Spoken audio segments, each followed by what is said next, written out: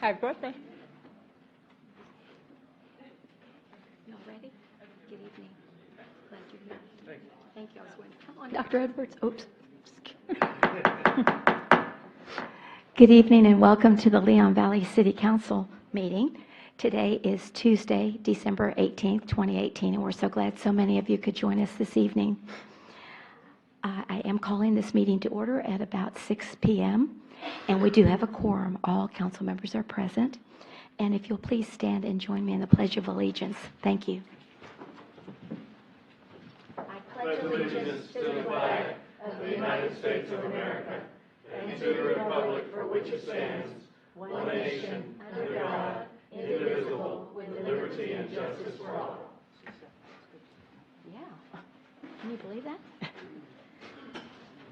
Thank you. Just a few housekeeping reminders before we begin our meeting this evening. Please turn off your cell phones.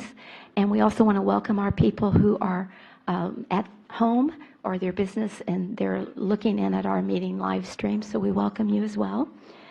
You can send an email to Sandra Pasale if you have a question, and we can address it at any of the agenda items.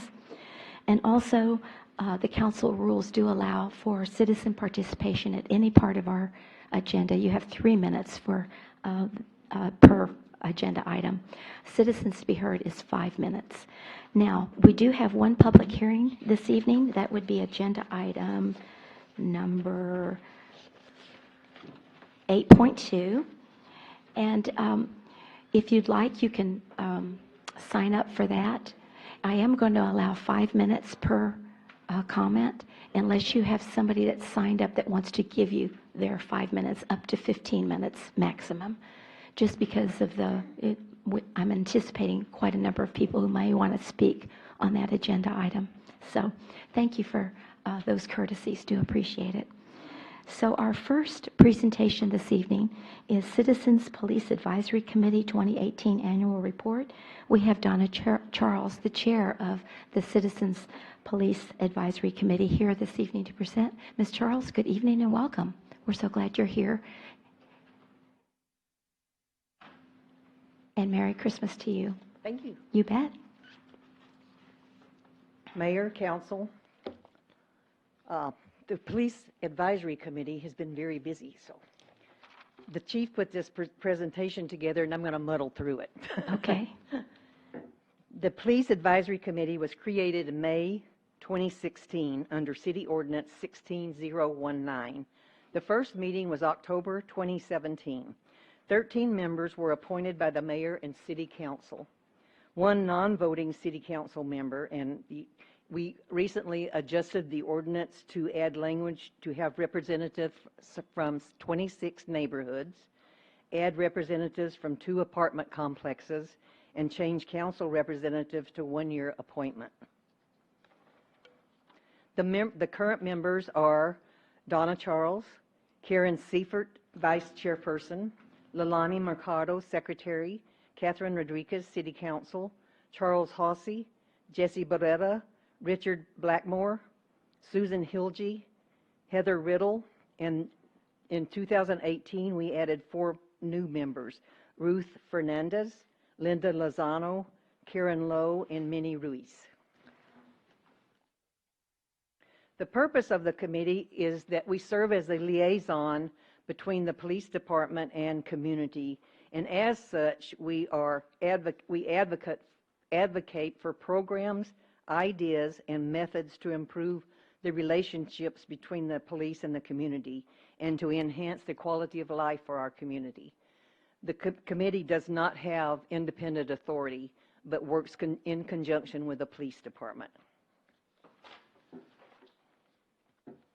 The committee's mission is to work in partnership with the Leon Valley Police Department to assure it maintains the highest standards of integrity. And furthermore, it is to assist in the quality of life through the delivery of professional, superior, and compassionate police services to the community. Finally, the committee should apply knowledge, skills, and resources to foster an environment where all people can live safely and without fear. Furthermore, it is designed to assist making recommendations that will enhance the quality of life through delivery of service. And our mission is accomplished by accountability, protection, prevention, commitment, compassion, and achievement.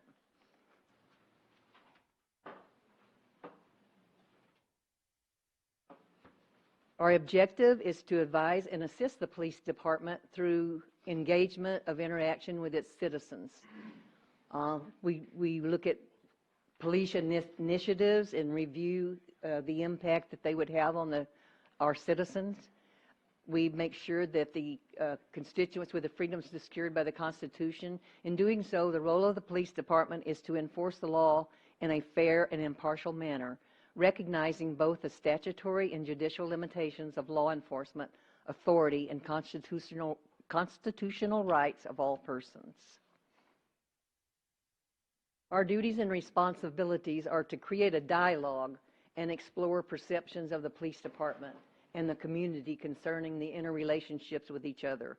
And then we receive information concerning police department's programs and operations and assist in developing new programs that will increase public safety activities of the police department and strengthen the bond. As the members are representative of several communities, and we come from varied backgrounds, retired police officers, retired federal employees, retired military, so we have a retired teachers, so we have a very varied background and look at things in all different angles and different ways. We assist the police department in assessing the effectiveness of department programs. We provide input to the police department regarding service needs. We assist the police department in assessing the effectiveness of department operations, and we identify gaps in service or communication. We enhance the community understanding of the capabilities of the police department in providing services to the community, and identify potential police community partnerships to address public safety related issues within the community. Identify community resources and support for public safety activities, and give input concern perceived effectiveness. Provide input on assisting community police initiatives to enhance awareness.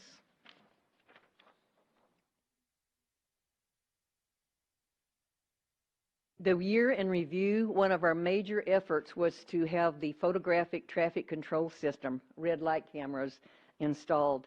So the process began in November 2016 with Citizens Police Advisory recommending to the City Council. And then July 1st, 2017, wrote a new ordinance to be approved by the Council. August 16, 2017, locations approved by the CPAC. So the initial locations of the red light cameras were Wurzbach and Bandera, Seneca and Bandera, El Verde and Bandera, Grissom and Bandera, Hebner and Bandera, and Timico and Bandera. On December, and that's December 2017 instead of 2018, the camera installation began. On January 21st, 2018, the warning period began. So they were not giving tickets. They were actually getting communication out and publicity out that the red light cameras would be in effect, letting the public know. In February 21st, the camera system became live. And then September 18, 2018, proposed 3 new cameras to council members. And the approved by council. The approved by a council were Hebner westbound at Evers, Hebner eastbound at Evers, and Wurzbach eastbound at Exchange Parkway.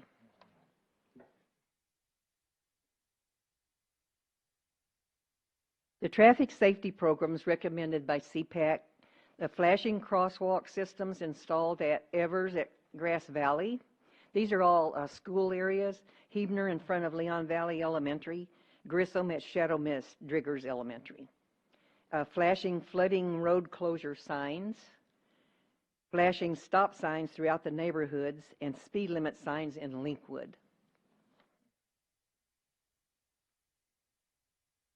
The Neighborhood Watch program was launched, and the neighborhoods that currently have an active program are El Verde, Hodges and Althea, Shadow Mist, Grass Valley, Linkwood, The Ridge, and Forest Oaks, and others are in the process of establishing them. Neighborhood officer assignments, I'm not going to go over these because they're also listed on the website. If you're really interested in finding out who you can see it up there, but if you're really interested in finding out if there's any changes in your neighborhood officer assignment, you can look on the Leon Valley website. The first Citizens Police Academy was held in 2018, and the people from the Police Advisory Committee were the first candidates, the first students. We thoroughly enjoyed it. We covered topics such as traffic law, traffic stops, vehicle operations, community policing, arson investigation, and then the San Antonio came in with their taser and SWAT teams and K9 unit and bomb squad. We just had a blast. Mm-hmm. It was really very, very informative and well done. The junior law enforcement competition, the police conducted this. They had 23 teams competing, and they covered all the topics listed there. So you see the students look like they're having a great time. It's well done, too. Also, this year, we implemented the Lock It and Lose It campaign and put signs, posted signs in all of the mall areas and the housing areas. So it's to bring awareness to property crimes, and created signage, and we developed literature and selected locations and installed signs in neighborhoods. So somebody in my neighborhood called me and said, "Are we having a trouble? I see the sign. There's a sign there that says lock it." I said, "No, so you won't have trouble." The traffic preemption system. This is out here at El Verde and Bandera when the fire trucks or ambulance or anything needed to get out onto Bandera. They had a difficult time doing that, so they installed a preemption system so the lights change and stop where people have to stop so that those emergency vehicles can get out onto Bandera.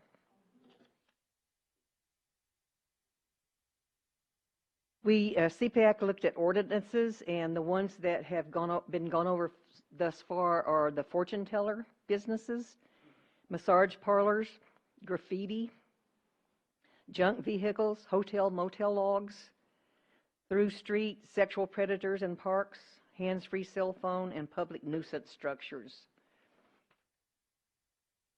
The ones that are in the flow are the trap, neuter, and release program that's still being looked at, the animal ordinances, sign ordinance, predator lending, the Airbnbs, group homes, and then the ones that we haven't looked at yet are boats and driveways and RVs and driveways and on the streets. The police have been very involved in the community, and they have been last year for Blue Santa, which is the police officer's Santa Claus. They provided a party and gifts for over 400 children. And they had a party at the Bandera Bowl. And school events, they were involved in school events such as bike rodeos and Red Ribbon, Special Olympic runs and events. Boots and Badges was an event held in the parking lot at Whataburger, and it was all of the law enforcement agencies around came with and the fire department came with their vehicles, and it was for the public to come and talk to them and look at the equipment. Tip a Cop at Texas Land and Cattle and Bubba's Seafood. Cop on Top fundraiser at Dunkin' Donuts. We should have known. We tease the chief, yeah, donuts. And Police Week. So they were very, very involved. Through the police advisory, citizens brought 121 issues forward. And some of them were junk vehicles, illegal dumping, criminal activity, neighborhood nuisance locations, business nuisance locations, and code compliance and animal control. Are there any questions? Thank you. That was very, very thorough. We do appreciate it. I just wanted to say I was at a function this past weekend. Are we the only city that has those flashing lights? Because somebody came up to me and said, "I love the flashing lights on the stop signs that y'all have in Leon Valley." And she was in San Antonio, and she wished that San Antonio would have them. And I said, "Well, okay, I'll ask." But anyway, I've that never was a seen them compliment. anywhere. I haven't either. So I guess we are the first, right? So they were very complimentary. Thought that it was a really positive improvement for safety. And but thank you so much. We appreciate all that the Citizen Police Advisory Committee does for us. And we look forward to continued partnership this next year. Are there any questions or comments from the council? All right, thank you for your leadership. We do appreciate it, Donna. All right. Oh, yes, please. Tommy Bransom from Pavona Place. There we go. Yes, I remembered. If you'll state your name and any question or comment that you have on this topic. I'm Tommy Branson, and I live Yes. in Pavona Place. Mm-hmm. Okay, in September of this year, I was broken into. Okay. Guy broke through my back door. Mm-hmm. Picked up the phone, called 911. It took them almost, and I've had the police check on it, at least 3.5 minutes before anybody picked up on the phone. I want to know what they're doing about the 911 system where we pick up the phone and call them, and there's nobody there. Okay. In 3.5 minutes, if my wife had had a heart attack, she'd been dead. Okay. Okay? Thank you. I appreciate it. And maybe our chief could either address it later, or if you'd like to make a comment this evening that's factually based, that would be good. I don't have the numbers directly in front of me, Yes, sir. but when we asked them, Mayor, they show they picked up in 11 seconds. And there's a dispute in that. They have a computer system that tracks every single, when they pick up, when they hang up, everything in between. They're showing something different. I'm not saying that he's wrong, but I'm saying that we listened to it. We arrested the guy, and there was some confusion, but that's not what they show. I think we got there in relatively like 3 or 4 minutes. So I'm not sure. So I don't know what to say. We did look into it. We've listened to the tapes, and from everything we've seen, everything went smoothly. But I can't say that he's wrong, or I just look at what Bexar County says that their system showed that they picked up. Right. Okay. I understand that. Mr. Ranson, did you have another follow-up? Yes, sir. Tommy Branson from Mm-hmm. Yes, sir. Forgive me, Chief, and I'm not saying that you're wrong or whatever, but I sat and listened with your lieutenant in his office, and he said it was 3.5 minutes, sir, until they picked up. Okay. Once you come in and see me, Mhm. we'll go over the tape and listen. Okay, I have no problems with that, sir, but like I said, Yeah, it's not just that's me. good. Yeah, because we can't have it back and forth, but if you'll make an appointment, that would be great. And Mr. Branson, I've gotten a few other concerns, and so it's something that that the chief is aware of about the 911 not being picked up real quick. So I thank you for bringing it to our attention. We do appreciate it. Thank you. Yes, Ms. Joseph, good evening and welcome. Hi, everybody. Merry Christmas. I've had the same problem. Well, let's see, is this on this police advisory committee presentation? So that was following that. So I think that's very appropriate. So, yes, ma'am. Yes, I've had the same problem. It takes them a long time to pick up, and I've gotten prompt to other areas, Okay. and it's a long time. It's a long wait, and it's not worth it. We will so note it. And if you'd, again, like to make an appointment with Chief so he could look into it, that would be good Yeah, as well. times and dates, we'll go ahead and pull the tapes. Okay. That's right. Thank you. I appreciate it. Anyone else like to comment on the Citizens Police Advisory Committee report? And thank you for that feedback. Do appreciate it. All right, then we move to agenda item number 2.2, monthly financial report, November 2018. We have Ashley Wayman, our Assistant Finance Director, here to present this evening. Good evening and Mayor, welcome, Council. Ashley. Thank you. All right, so yes, tonight I'll be going over the November monthly financial report.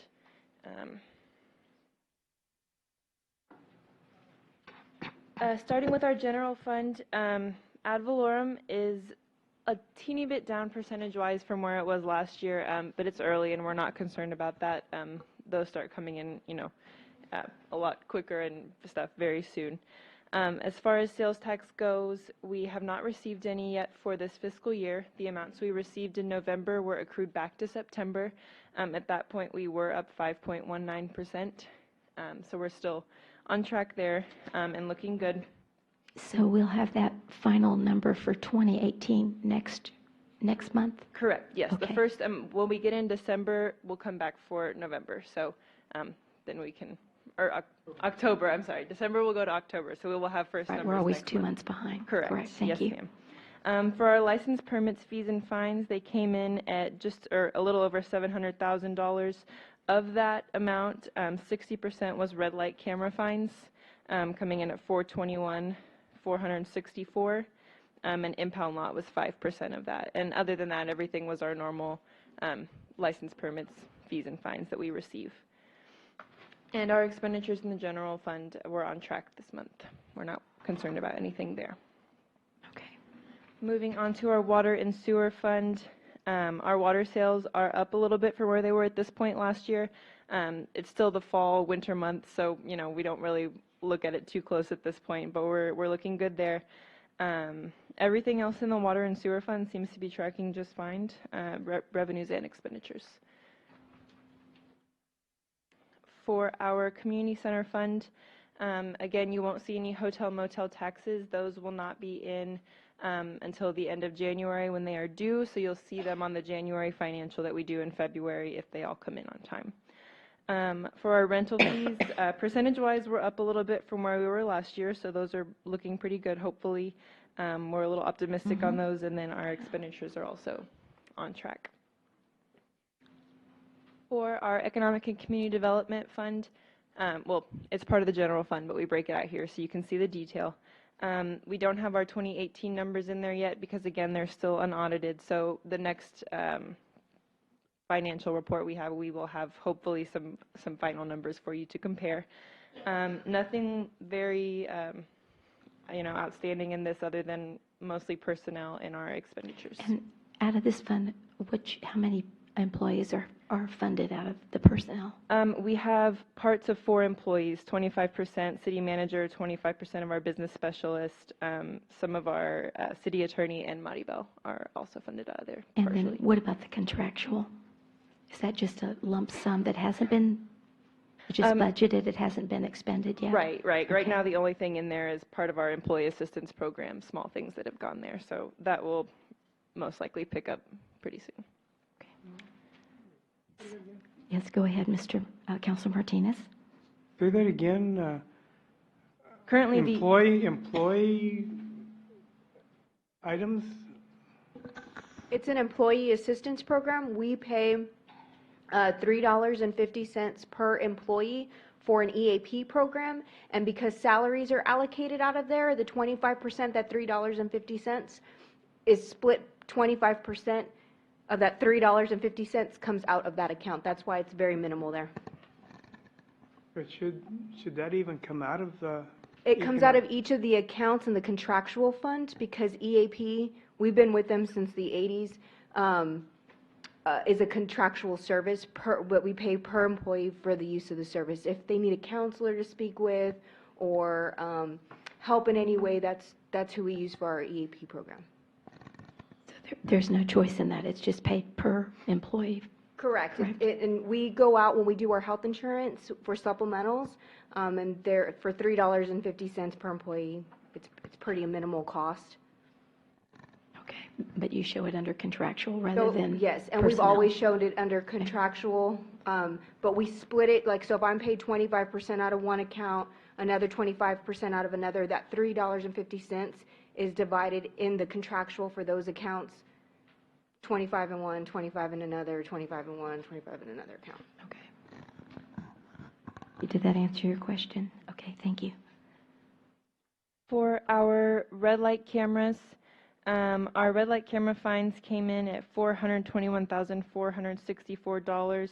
We're at 23% of our budgeted revenues for fines, so we're looking good there. And again, our late fees and court costs are also already exceeding budgeted. As far as Tier 1, which is what we account for and report to the state, everything there is mostly personnel costs, and the same with Tier 2. Generally personnel other than some capital projects that they've already started, or capital items they've already begun ordering.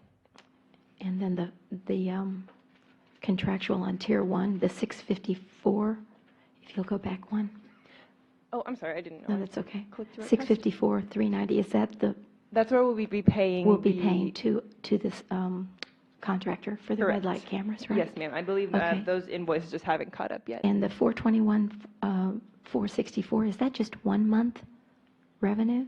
That's October and November. October, November, 2 months, great. I Yes, just ma'am. wanted to clarify that. Thank you. Finally, our impound lot, not a whole lot to note here, $32,665 in impound lot fees, and then again, mostly personnel and supplies for our expenditures. Okay.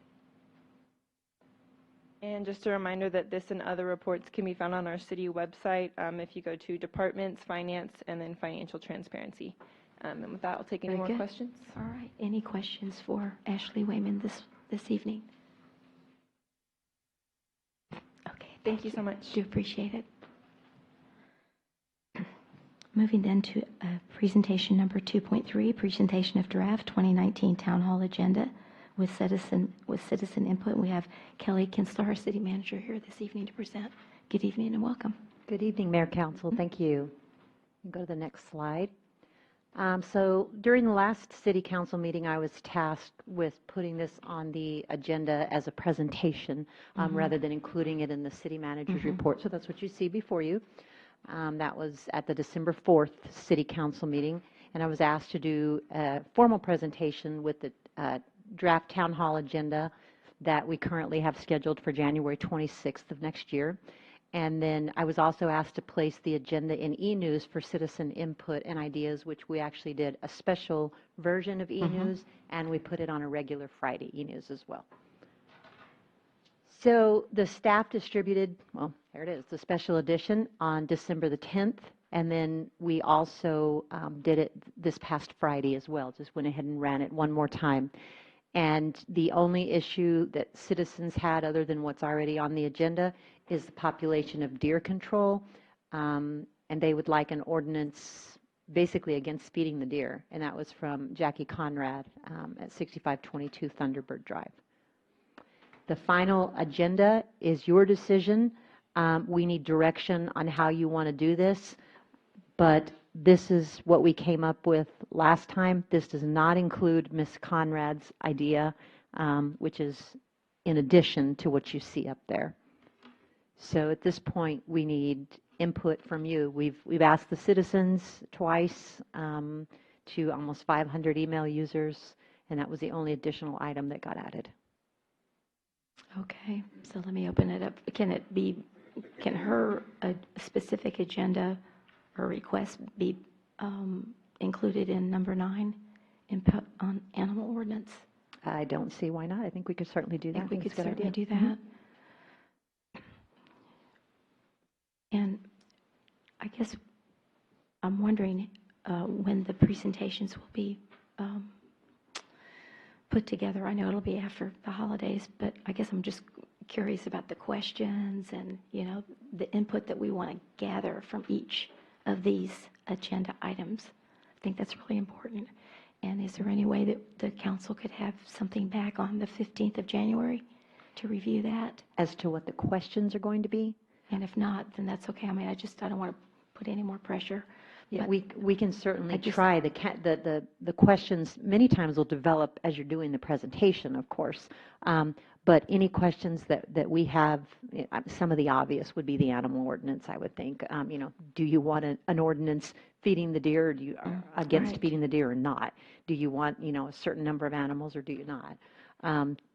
And so I think some of them are pretty, in fact, most of them are pretty obvious questions. But yeah, we can actually, I can ask staff to try to have those questions to me, and then I can do a presentation similar to this one, if that's what you all desire, at the first scheduled meeting in January. And if that's possible, and if not, then you can always just email us. You know, I just would like to kind of see where these topics are going to go. Mayor, I thought Yes. we were putting the animal ordinance on the coffee in April. Is that That's what we what we had decided? discussed last meeting, Okay, I I thought. wasn't sure if that's what the council would like to do on that one. I thought we were going to maybe give the results of the last coffee at the town hall and then maybe put off the chickens and the cats to the coffee. That's what I thought, but please. those are the please, areas of concern, really, yes, are the and chickens the- and the cats. Chickens and the cats, exactly. Those are the, And the deer. and the deer. Chicken and cat. So let me hear from everybody, but that's what you understood. And- I thought we were going to allow the chief to work on the parts of the ordinance that were not, Controversial. well, no, that were not legal. Oh, And not get legal. those straightened out, and then we could work on the controversial. Okay. That was my understanding. All right. And Councilor Martinez, what do you remember? I agree on holding off on the animal ordinance because this will probably be a very controversial issue with the state legislature.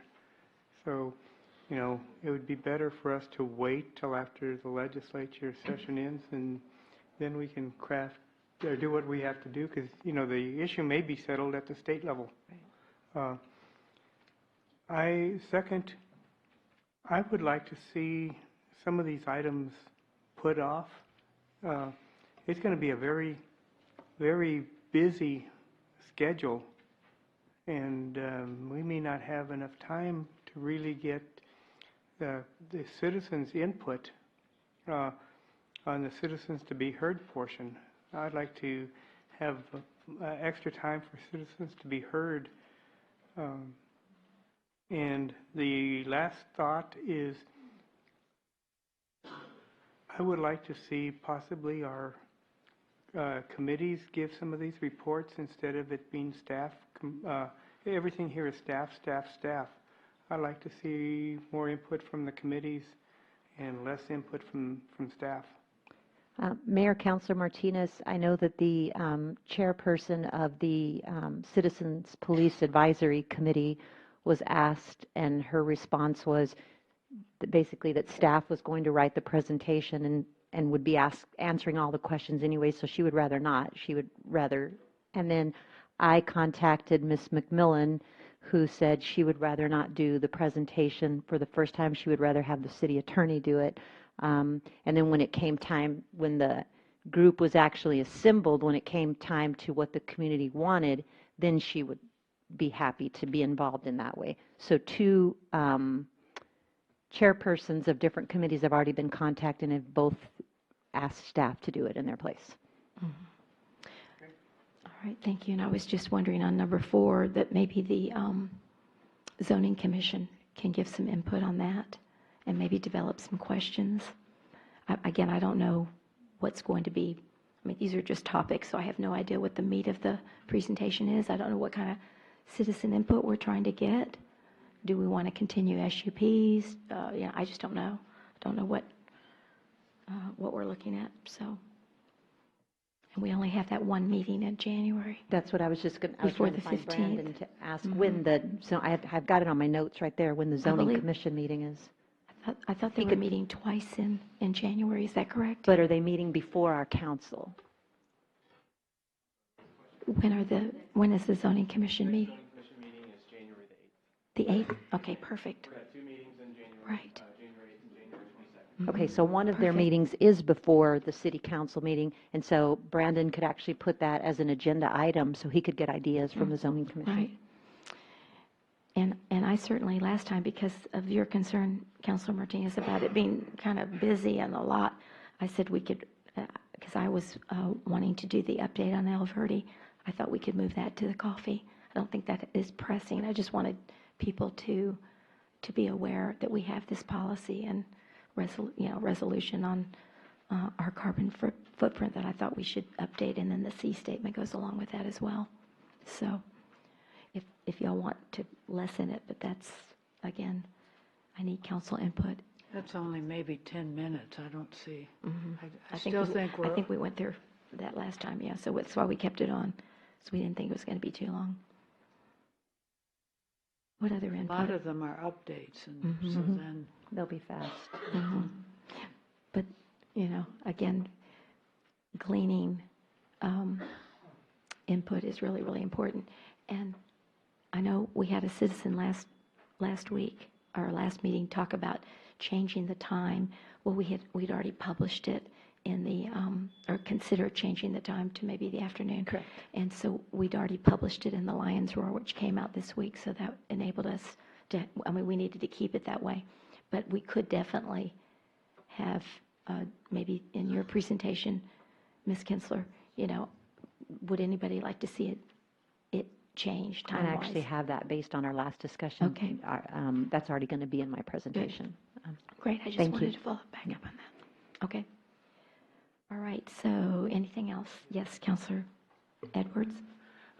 Yeah, I had raised the issue, maybe it's falling, I think I'd ask this question again, and there's not enough information here to know for sure under business development. I'd raised the issue of trying to get citizen feedback about what the citizens want the Leon Valley Economic Development Advisory Committee to be, to either evolve or stay the same or whatever, to get feedback from citizens. So I think last time when I asked, it was going to be under business development. Is that still accurate? Mayor, Dr. Edwards, that's exactly correct, and it's under there. Okay, all right, thank you. You're welcome. All right, so how about the animal ordinance? Is the consensus to leave it, move it? My understanding from last meeting was that we're going to move it to a separate meeting because it's going to be lengthy in Okay. discussion and probably take that- longer than allocated. Is that the consensus then of the council? Okay, so we'll move that one off then to, it'll be the April 2019 coffee. Or we even had talked just about a separate, its own meeting. Okay, well, we can certainly look at that too. Okay. All right. Any other input from our residents that are here this evening on the proposed town hall agenda? Okay. Mark your calendars. We'd love to see you. All right. Anything else, Ms. Kinsler? Yes, Mayor, Council, if I could, I'd just like to, this is just like to make certain that I'm on the same page that you're on. Yes, ma'am. You would like, as best as staff can, for me to present the questions that will be asked of the citizens to the council at the January 15th City Council meeting. You would like to hold off on item number 2.9, the animal ordinance, either to April coffee or possibly its own meeting. And then regarding item 2.4, you would like Mr. Milland to gather some ideas from the Zoning Commission at his January 8th meeting, so that some of those questions can go into the presentation on 2.4. That'd be great. Thank you. I believe so. I think you've got it all right. That was I think that's the feedback that I heard as well. Okay, we will Thank proceed you. accordingly. Thank you. Really appreciate that. Did you want to stay there, Ms. Kinsler, or did you want to go to your place for the city manager's report? Whatever. All of a sudden, I looked down at my, so it's agenda item number 3, our city manager's report. And again, thank you for being here. Appreciate your update. Sure. Thank you, Mayor, Council. First and foremost, I want to thank the citizens, because the Citizens Police Advisory Committee and the citizens in general for their help with Blue Santa, for their help with gathering funds for this program. That fire station training room Saturday was full of toys. Amazing the support that people find during this time of the year. So to everybody that's assisted, thank you so much. Reminder that the January 1st regular City Council meeting has been canceled, so that means the next regularly scheduled City Council meeting will be Tuesday, January 15th at 6 o'clock in the evening. The library, there will be the annual reading with Rudolph on December 19th at 10:30 in the morning, and the annual Polar Express reading with hot chocolate and a special visitor on December 20th at 6:30. The annual town hall meeting we were just discussing will take place Saturday, January 26th from 8:30 in the morning until 12:30 in the afternoon at the Conference Center. May 4th, 2019, the general election filing period is from January 16th through February 15th, 2019. Wow, that's already almost upon us. Committee meetings. The Board of Adjustment met last night right here at 6 o'clock, and I think we're out of here about 9. The Park Commission meeting is January 10th at the Leon Valley Conference Center at 6:30. Zoning Commission meeting is scheduled for January 8th at 6:30, where Brandon will attempt to solicit some input for the town hall meeting for you. And the Library Board of Trustees meeting is Thursday, January 10th at 5:30 in the evening. The actual city manager's report is available not only on the website but on the table out here. And so this is just anything that has been added or upcoming events since then. So with that, I would stand for questions. Okay. Thank you very much. Anyone have a question up here on the dais for the manager? And in our chambers, any follow-up questions for our city manager as well? Okay. Thank you very much. Thank you so much. Appreciate it. Agenda item number 4, citizens to be heard. Is there anyone in our chambers that would like to address the council? Please come forward and state your name and where you live. Oh, you're not finished. Oh, okay. Excuse us. We have a birthday. Oh, yes. How can I forget? We have an upcoming birthday for Dr. Edwards, and this is where we try to sing happy birthday. I'm sorry. And is it Christmas or Christmas Eve? Christmas Eve. Christmas Eve, Christmas December Eve. 24th. That's right. I knew it was around Christmas. Almost Jesus' birthday. So, Dr. Edwards, happy birthday. If you'll join me in singing happy birthday. Happy birthday to you. Happy birthday to you. Happy birthday, Counselor Edwards. Happy birthday to you. And Thank many you. more. What would you like to say? Thanks to everyone. Another year has gone by, And you're 39 and holding. 39 Right. again. Jack Benny's like age. Jack Benny. Yeah. That's right. Good. Thank you. Have a wonderful day. And year ahead. Okay, so now we'll go to citizens to be heard. Yes, sir. Good evening and welcome. Yes.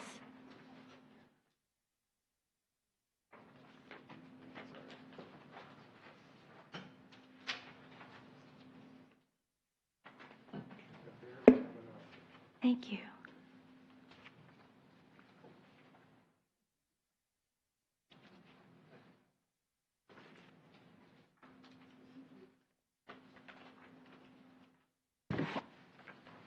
My name is Jeremy Diller. I'm with HCDT Insurance Agency in Castle Hills, and thank you for the opportunity to speak. Sure. I provide, let me start at the start. And the first page is just an introduction. I've got 16 years of working with or for public entities. I was a former county commissioner for 2 terms, and then a former risk management director for a risk pool here in Texas. If you go to the second page, what we do is we offer competitive alternatives to TML IRP, which is who I believe you all are currently with. I work with a number of other cities, and I've saved one city about $60,000 this past year and provided better coverages for them. You're not required to do a formal bid. You can use an interlocal, which is how you probably currently renew every year and how you're set up. We're able to offer multiple options, and this is for property liability, workers' compensation coverage. If you go to the third slide, if you have a good claims history, a lot of cities do, you could be overpaying and subsidizing for other cities with poor claims history. And if you haven't looked at it in a while, you might be overpaying. And our goal as an agency is to provide higher limits, and we do that with an umbrella coverage, and then we try to provide broader coverage like workplace violence, failure to supply, things like that. And we can provide a free coverage analysis of your existing program, no obligation, no cost. And then the fourth slide is just my contact information. Love to have the opportunity. Appreciate your time and attention, and thank you for letting me come and present. Okay, thank you. So we'll note this for when we begin our budget process as well. Thank you, Mr. Diller. Do appreciate it. Anyone else like to address the council at this time? Please come forward.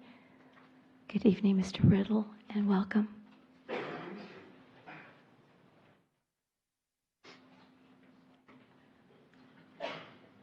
Yes, my name is Philip Riddle, and I live on Rusophie Street. Just wanted to make a request. We had a board meeting last night, and I parked over at the city parking lot, and it's very dark over there. We could, you've probably had this suggestion before, but is it possible to put some lights out there that would not annoy the neighbors, so to speak? And then I had an observation about QT on Seneca. I've been really surprised that none of that traffic going into QT makes it up Seneca towards Rusophie, where I live. It just right back to stops Bandera right Road. there at the plaza and goes back out to Bandera. So very little traffic congestion I've noticed, which I thought was really, I was expecting the worst, but it's really the best. I still can't believe their gas prices. Yeah. I mean, every day I go by, it's lower. My gosh, how are they making money? I guess it's on all the soda waters, right, that they're selling. But yeah, and I agree. But if it hadn't been suggested before, I'd like to see if maybe somebody look at putting some lighting, maybe at the back of the lot. I will so note that. Thank you. That's a great suggestion. Thank you very much. Yes, sir. Mr. Branson.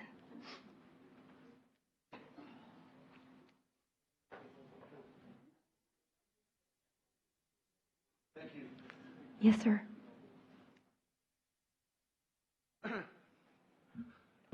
I'm Tommy Branson from Pomona Place. Yes, sir.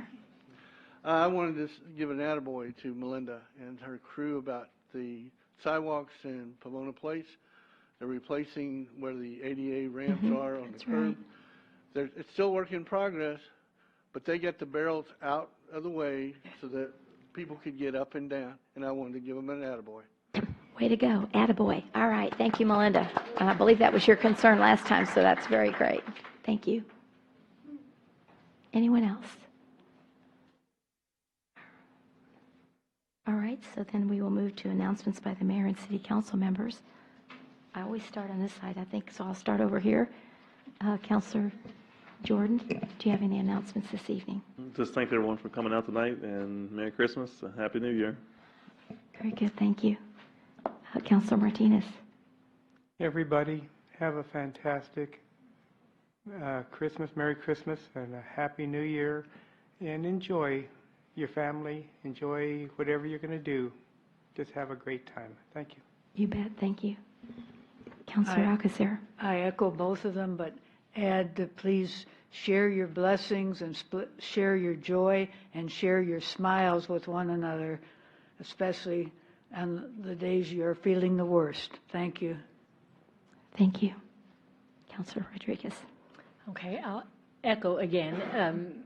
Wish everybody a great holidays, and I just want to tell our police chief, thanks for letting me partake of the Blue Santa program. It's if you haven't done it before, it's a very humbling experience. It makes you be reminded that there are others less fortunate who deserve to have a blessing and something open on Christmas. So, thank you. You're welcome. Counselor Edwards. Just want to also agree with everyone.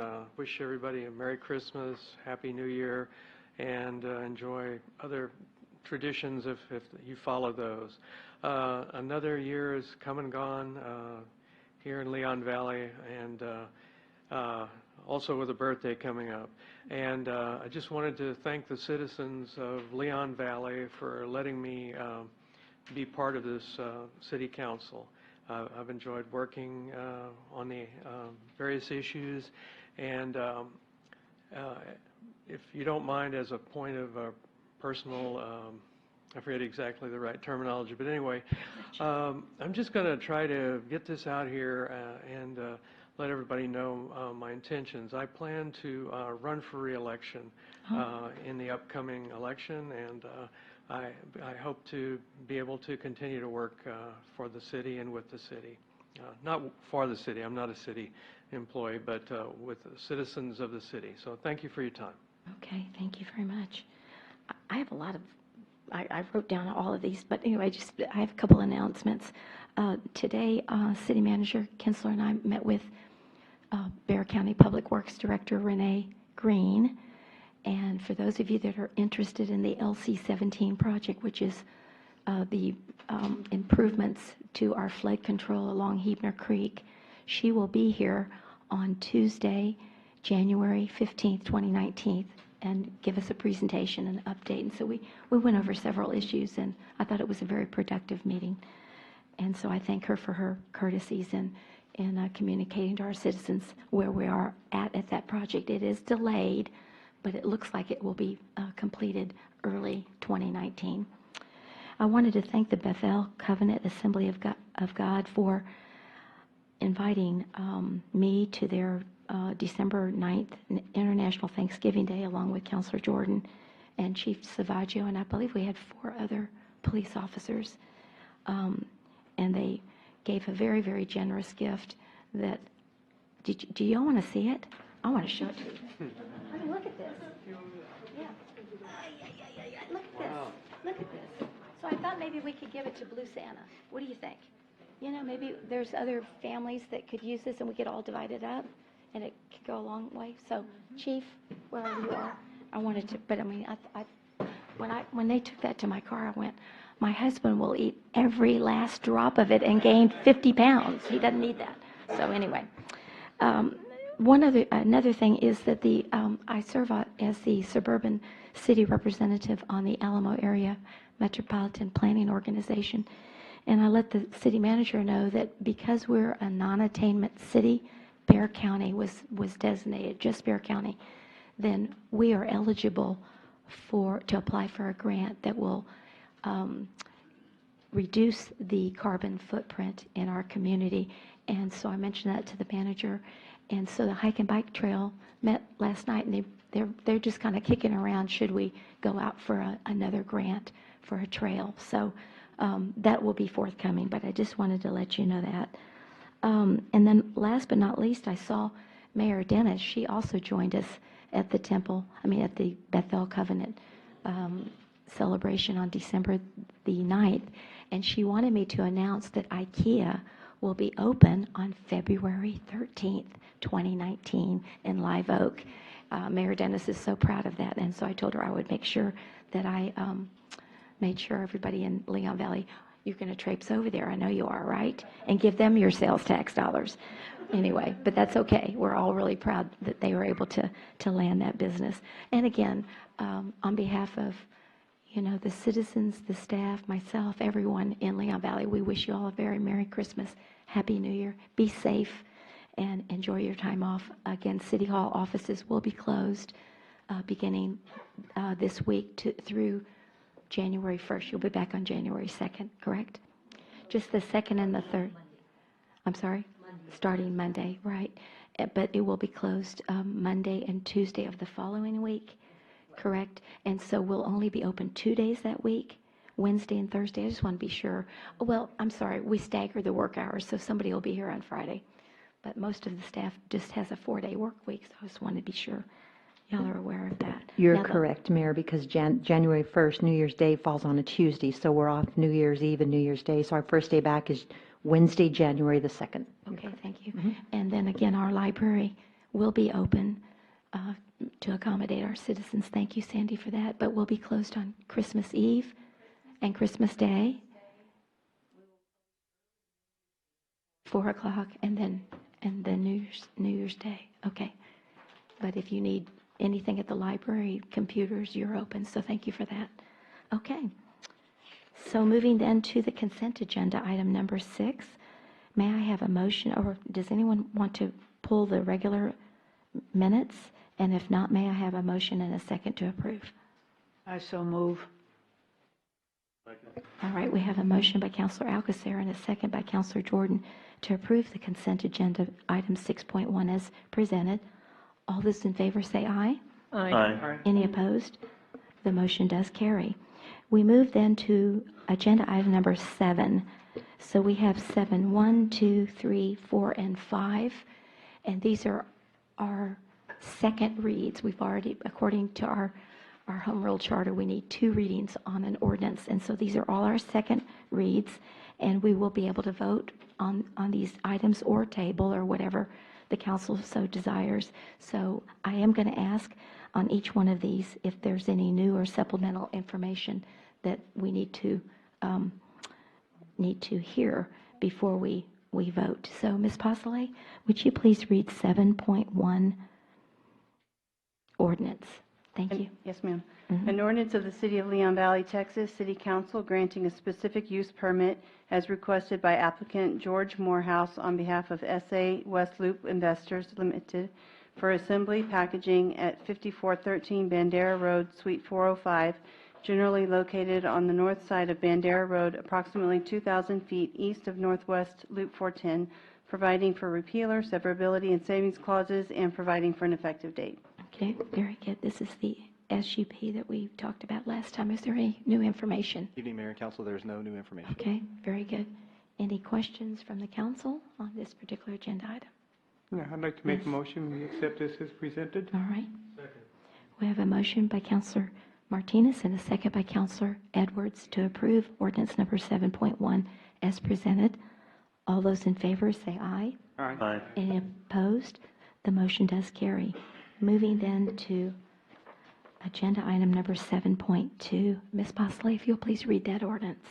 An ordinance of the City of Leon Valley, Texas, City Council granting a specific use permit for an indoor entertainment facility as requested by applicant Jonah Abbasi at Lot 3, We Care Shopping Center Subdivision, Leon Valley, Bexar County, Texas, generally located on the west side of Bandera Road, approximately 350 feet south of Eckert Road, providing for repealer, severability, and savings clauses, and providing for an effective date. Okay, thank you. Any updated information? No, ma'am. Thank you. And welcome to the neighborhood, Mr. Morehouse, as he's leaving. So I wanted to say that too, because each one of these will be a new business in Leon Valley. So we welcome you. Any updated information on Mr. Obasi's case? No, ma'am. No new information. All right. And so what's the pleasure of the council? I move that we approve 7.2 as presented. Second. All right. We have a motion by Councilor Alcacer and a second by Councilor Jordan to approve Ordinance number 7.2 as presented. All those in favor say aye. Aye. Any opposed? The motion does carry. Mr. and Mrs. Obasi, I know you're back there, so we thank you very much. Yes, yes, and welcome to Leon Valley, and we look forward to your business. Been here. Huh? They've been here. They've been here, yes. All right. Ordinance number 7.3. Ms. Posley, if you'll please read that ordinance. An ordinance of the City of Leon Valley, Texas, City Council granting a specific use permit for a kennel at Lot 69, Glass Service Subdivision, Leon Valley, Bexar County, Texas, as requested by applicant Sylvia Smith, generally located on the south side of Post Road, approximately 900 feet west of Bandera Road, providing for repealer, severability, and savings clauses, and providing for an effective date. Okay, thank you. Mr. Milan, this is your show this evening, 1, 2, and 3. Any updates? No, ma'am, no new Okay, information, thank no you. And updates. we have our applicants here, and we thank you for being here this evening. What is the pleasure of the council? I move that we accept 7.3 as presented. I'll second. All right, we have a motion by Councilor Alcacer and a second by Councilor Rodriguez to approve ordinance number 7.3 as presented.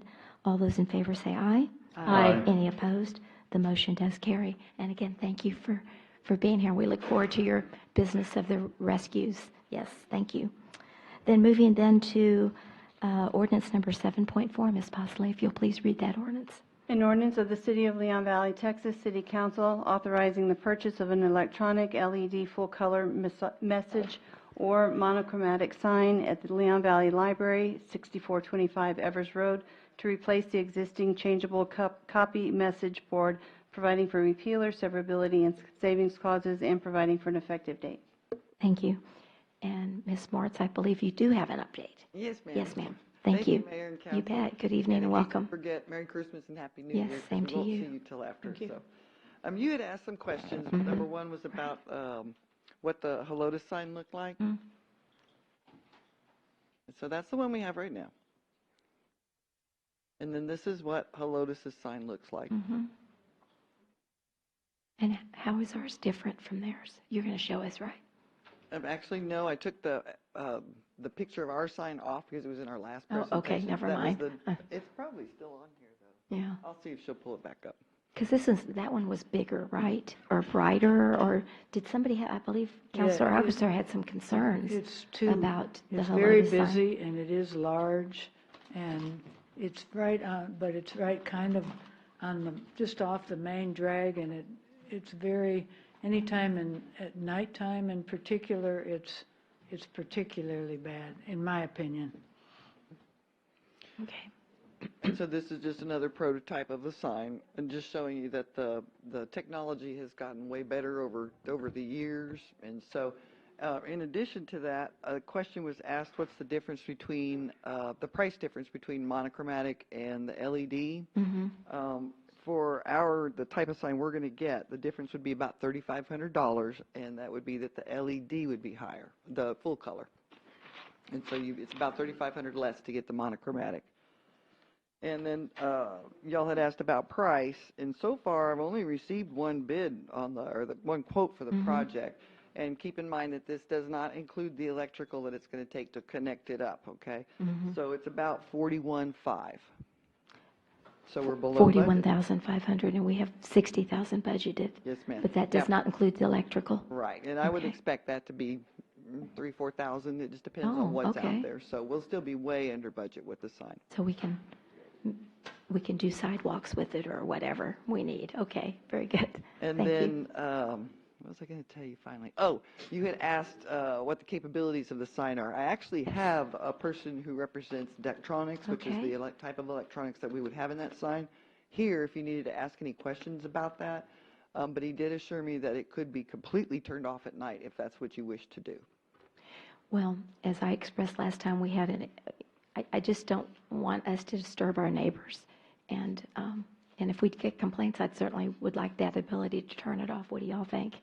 I mean, yes, Councilor Martinez. I can see when it gets dark, dim it, and then possibly 10 o'clock or whatever, turn it off for the night and have it turn on at 7 o'clock in the morning. Save us electricity too, wouldn't it? Well, those don't use that much Oh, they don't? electricity, so That's how much I it know. wouldn't be that big of a savings. But Yeah. the technology is there where we could, where we won't be a nuisance to any residents that have problems. Just look at what happened at the church. You know, the neighbors across the street complained, and the church was very gracious and worked with the residents, and they came to an agreement, and it's worked for, what, 3 years now? So we can... Maybe not that long, but yeah. Or it's been a two or couple 3 years. Yeah. So everything is doable. So we'll just monitor it. Yes, Councilor Jordan. Exactly. We have the capability to turn the lighting, the lumen down at nighttime. I think it's kind of counterproductive to turn it off at nighttime because that's a highly traveled road. So perhaps somebody can see the message while they're driving through. So if we could just turn the lighting down and adjust it accordingly to the neighbors' wishes, I think it'd be fine working 24 hours a day. And the really neat part about the electronics is that it's so on the go ready. You can program it with your phone. So like in this case where we're going to be closed from December 21st to January the 2nd, we could program in there 1 week's worth of messages, 2 weeks worth of messages, I mean all the way through, and no one has to mess with the sign till you come back. Or if you had a special request during that time, someone wouldn't have to come into City Hall. You can sit at home and change the message. If you wanted to program it to dim down at 10 o'clock at night or 11 o'clock at night, that's all programmable into the system. You don't have to even touch anything once you've set it up. But how much information can we put on that sign versus the static sign? Obviously, the message board sign has more lines on it, definitely. Right. This one, we brought a prototype of the sign, but it's out in the parking lot. And so I don't know if y'all had a chance to go see it, but the top portion is the actual size that ours would be. And so it gives you like 2 or 3 lines, I think it does. If you wanted more lines, you'd have to go a little bit bigger. So it's 2 or 3 lines is what you're saying, 2 or 3 lines? Grab the contractor real quick. Yes, thank you. And you can, I guess, Melinda, we could change it out every day if we wanted to, right? Yes, sir. Hi. Hello. How are you? And what is your name? Tony Thomas with Dactronics is the name of Okay. the company. So we are Thank a you. manufacturer of LED signs. Mhm. So the sign that we proposed, it's capable of doing 4 lines of about 5.5-inch letters, which is pretty small, or 3 lines of about 8-inch letters, 2 lines of 12. So then as far as the dimming, that's an automatic dimmer. It's equipped with a photo cell, so it'll automatically dim down and brighten accordingly, kind of depending on the ambient light in the area. So, you know, that's the biggest complaint, you know, on LED signs is the brightness, right? And most of them, you know, a lot of them don't have the photo cell, so, you know, it's bright, you know, at night they're way too bright and things like that. But if they have a photo cell, it'll be automatic. So. And does it scroll across? Is it go slow? Is Capable, it slow? yeah, Can you slow it and speed it? Yeah, You know it what I'm has saying? actually 3 different speeds of the Oh, okay. scrolling. Some cities don't allow scrolling. Okay. So there is a feature in the software to not allow scrolling or flashing. Okay. That's another you know, thing that the most complaints is the brightness and the Yeah, flashing. right. So there is settings in the software where, you know, you So, I can mean, turn that function you off. could just basically. have one message stationary, Yeah, exactly. right? Yeah. Didn't have to be several, it could just be one. Yeah, if you want. So you can have it for Okay. however many seconds you want. Most common is to have, you know, maybe a half dozen messages for about 4 or 5 seconds apiece. So, but it's completely, you know, you control however many seconds each message is up for, the amount of messages, all that. So. Very good. Okay. Yes, Councilor Alcacer. That's a relatively small, narrow street, so it's got the 4 lanes. 5, 8, can you read 5 well?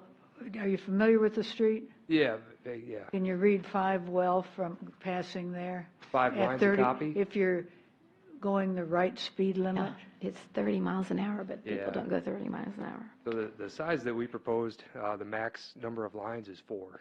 So 4 lines of about 5-inch letters. Are they readable from that? Because you're even fairly close to, Yeah. would the 5 be readable, or would you need the 8? I would recommend no more than 3 lines. You'll have 3 lines of 8-inch letters, so it's, you'll have a pretty good viewing distance. On that back end of that viewing distance, 5 inches isn't going to be readable. If you're up close to it, 5 inches would be readable. So what I'd recommend if you have a message with a lot of text is just to break that into 2 different slides.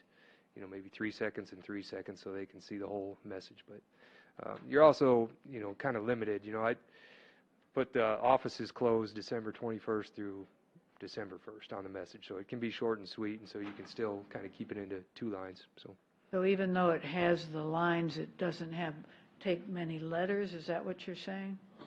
How many letters on a line at 8 inches? Well, it's 8 feet wide, so it depends on the font style too. But I did program some messages out there, so offices closed is all on 1 line. The dates are all on 1 line, so you can put some very readable messages on 2 lines of copy. Okay, I'm sorry I didn't see it. Of course, it was still light, but if I'm missing it already, are we going to miss it? Depends which door you came in, I guess. But when we go out this evening, it's still going to be up there, right? It's in the It's overflow across parking lot. from the main entrance over there. So. Right, I always look it over there. It's in the parking lot. They're asking if you're going to leave right after this and take the sign with you. No, I brought it for y'all to see it, so I'm not planning on leaving until y'all see it. Okay, very good. So it might be after, says I know Councilor Edwards came in late and he didn't get to see it, and you didn't get to see it, so.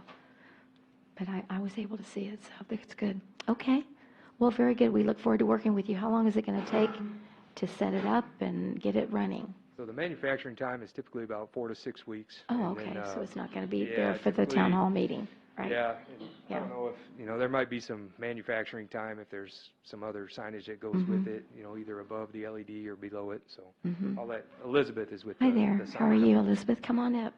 What would you like to say? I'm Elizabeth Williams, and I'm Yes, ma'am. the Go sign on. manufacturer. Okay.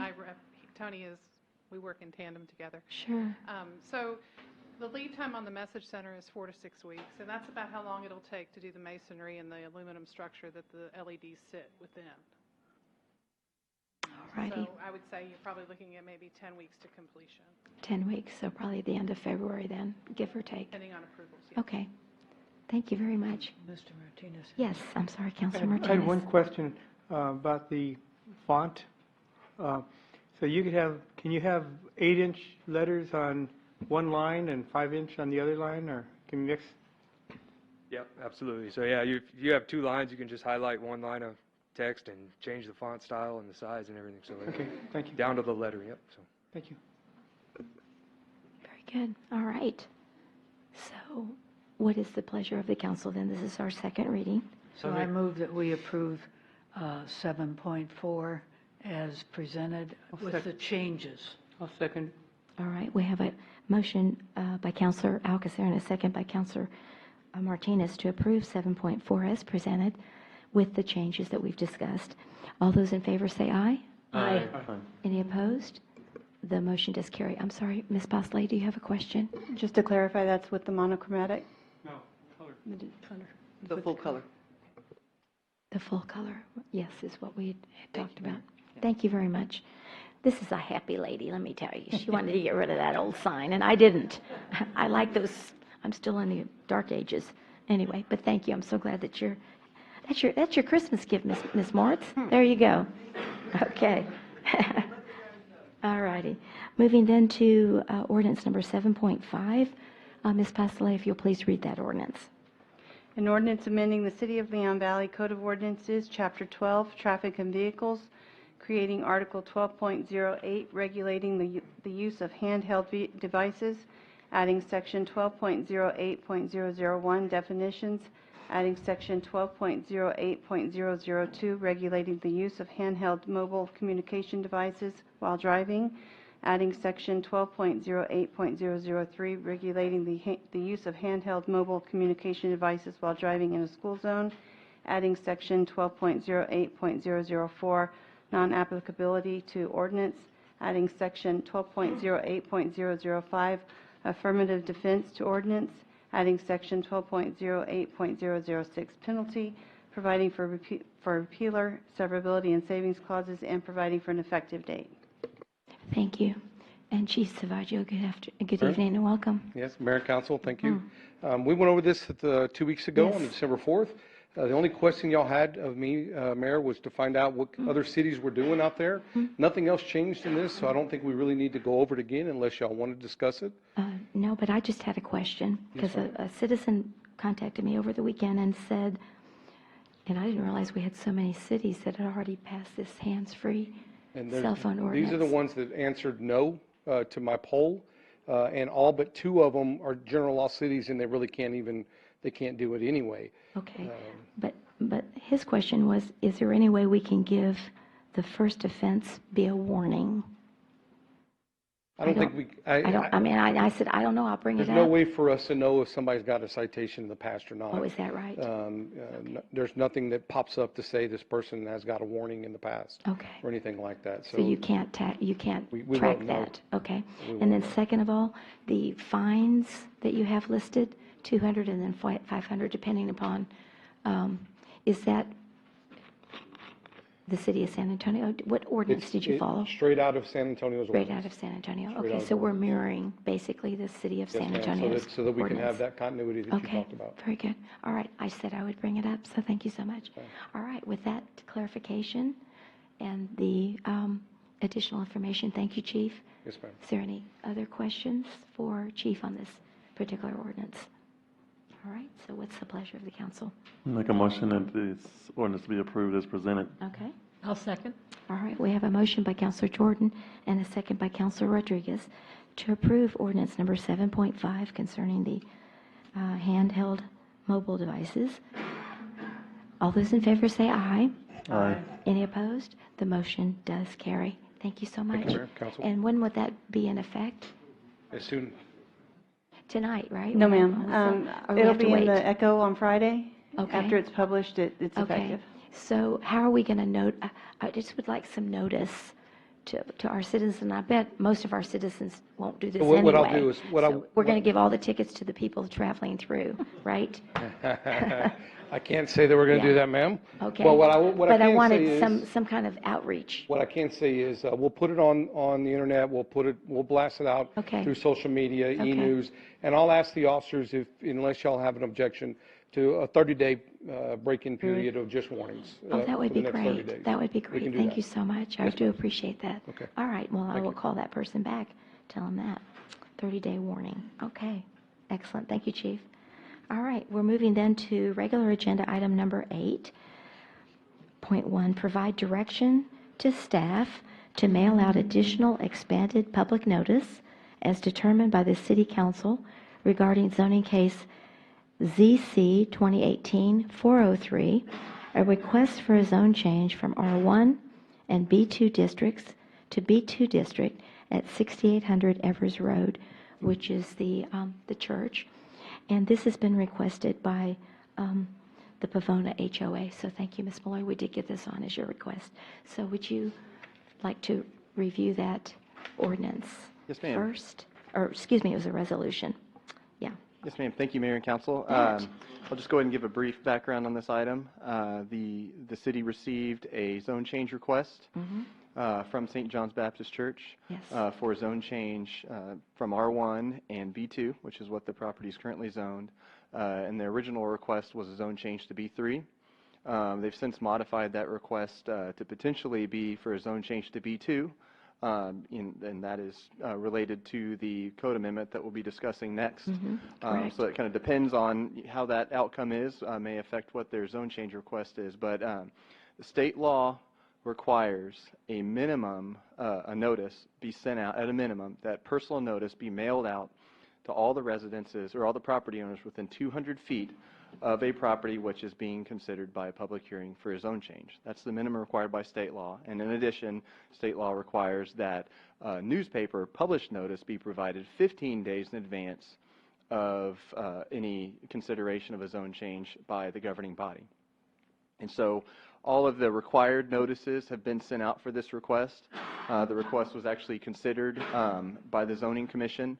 at the last zoning commission meeting last Tuesday. And so that item is not being considered here at this meeting tonight. That'll be considered tentatively at a later date on January 15th. However, the City Council passed a resolution in 2006, which created a process for addressing situations where potentially affected neighborhoods can come forward, and anybody, really, for that matter, that wishes to petition the council to request additional notice.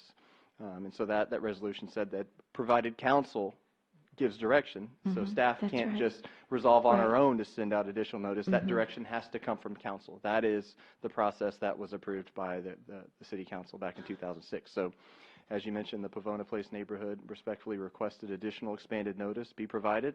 So that's why we're taking this step this evening to carry out that process that the council created back in 2006. And so that's what we're discussing this evening. And so, you know, Can I ask you a question? What would be the 200 feet? It's not going to be, it won't, do you have that on the map? I mean, I can generally, I mean, it's not going to, the 200 feet will not encompass the entire Pavona neighborhood, correct? That's correct. Right, and I think that's what they wanted. Generally, the notice is, you know, it's a buffer, kind of a 200-foot offset from the property line. So the notices went, it clipped all the properties immediately abutting the property, and it also clipped the properties on the other side of that first street in Pavona Place that I'm forgetting the name of. So notice was sent to all these properties here, and then the properties on the north side of that first little street there.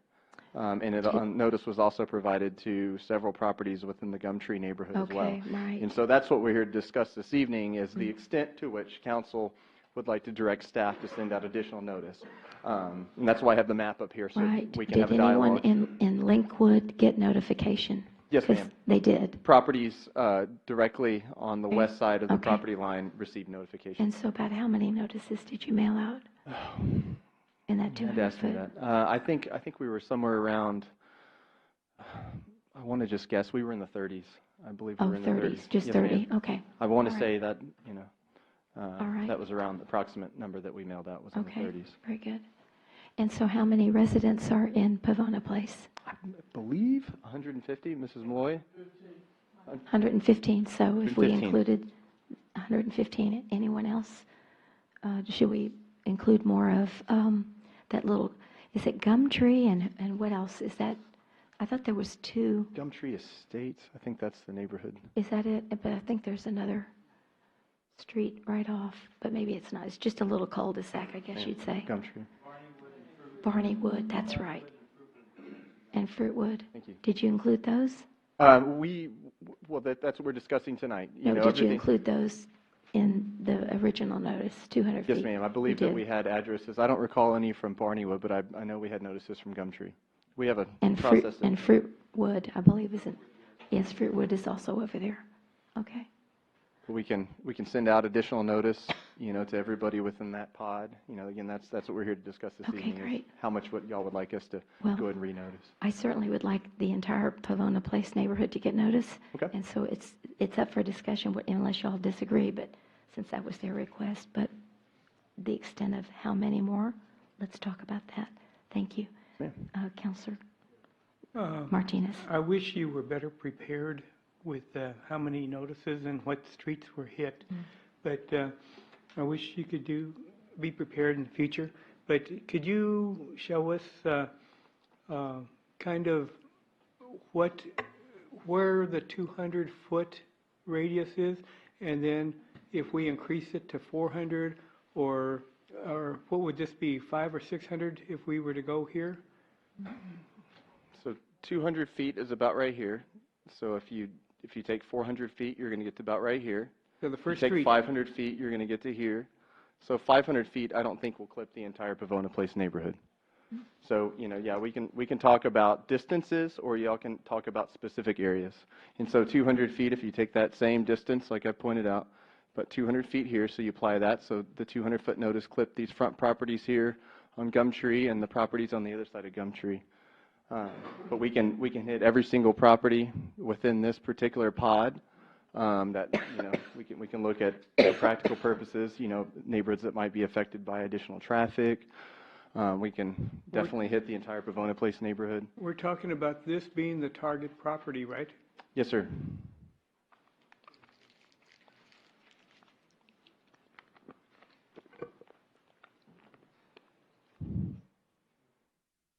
Thank you. Councilor Jordan.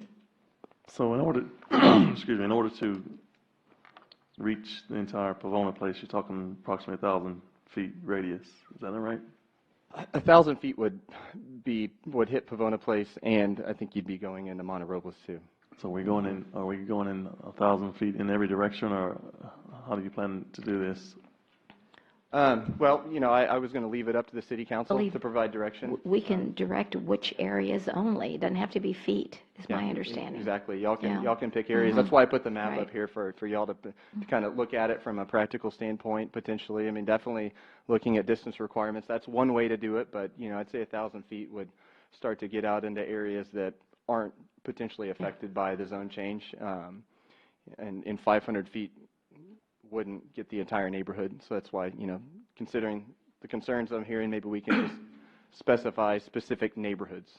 That might Or be streets. or streets. Wait, Oh, I'm sorry. follow-on Go ahead. question. Yes. So out of the 115, or how many responses did you receive back from the mailers that you sent out? I've received 3 individual responses, but we have also received letters of objection from numerous properties within the neighborhood. Sandra, the number, do we have a count on the letters of objection, the actual letters that were signed by individuals? Remember the actual, because we received, based on the notices that were sent out, we received 3 letters back specifically from people that received notice. However, we received actual letters that stated numerous individuals from within the Pavona Place, many of which were not within the original 200 feet. So I hope that answers your question. So, it's kind of hard to, in terms of the number of responses, we have received a number of responses from Pavona Place so far. I was going to say it's about 80. 80. So, so that's an indication that all the Pavona Place has already been notified of. Somebody say something? Is that an indication? I believe that I all- heard a no, but I'm not sure from where. Has all of Pavona Place been notified? If 80 out of 150 homes have already responded, have they already not been notified of the situation? I have no way to answer yes. I'm not sure if they've been notified. I mean, I think it's fair to say that a number of residences that didn't receive notice directly from staff have been notified. But I don't have any way to confirm that everybody in Pavona Place has been notified. So it would have been more of if people were notified and had objection, it would have been more of an informal process as opposed to receiving a letter. Word of mouth. Word of mouth, Exactly. right. Councilor Jordan. Was they given a anything certain, else? was they given a certain time period? What did the letter say? The letter typically says, you're being notified because you live within 200 feet. Please, you're being notified, so you have the opportunity to respond whether or not you're in favor or opposed to the zone change or not, and to please provide that to the staff, at the soonest, preferably before the zoning commission meeting. That way, the zoning commission has the ability to take that into consideration. And of course, our zoning code specifically states, the purpose of that notification is so staff can continually add up the number of notices that we received. And in the event that staff receives notice from property owners within the 200 feet that adds up to more than 20% of the area within that notification area, then that requires a supermajority vote from the City Council in order to approve that request. So were they given sufficient amount of time to respond to the city before the next meeting? Yes, I would say they had sufficient time to respond because the 3 letters that I received before the zoning commission meeting that we considered this at last Tuesday. And of course, we haven't considered the request by City Council yet, so there's still time. And as I think I mentioned it in the Zoning Commission meeting, the question was asked, how long do individuals have to submit those letters? And I said literally up to the point where the vote is taken. We're constantly tabulating that. In my experience, I've had to run back to my office to run a count on it before a council can take a vote. So we tally that right up into the minute y'all take a vote. Okay. That's all I Thank you have, very ma'am. Thank much. you. I appreciate it. Councilor Alcacer. I think that my neighborhood, not me, but my neighborhood triggered this thing in Mhm. You sure did. 2006. And the problem that arose was the 200 feet, it affects a lot more people than those in the 200 feet. And so at the time, we began to get, say, the people outside the 200 feet that didn't get notice, which were many, that it affected, or it would affect, the 200 feet was very small.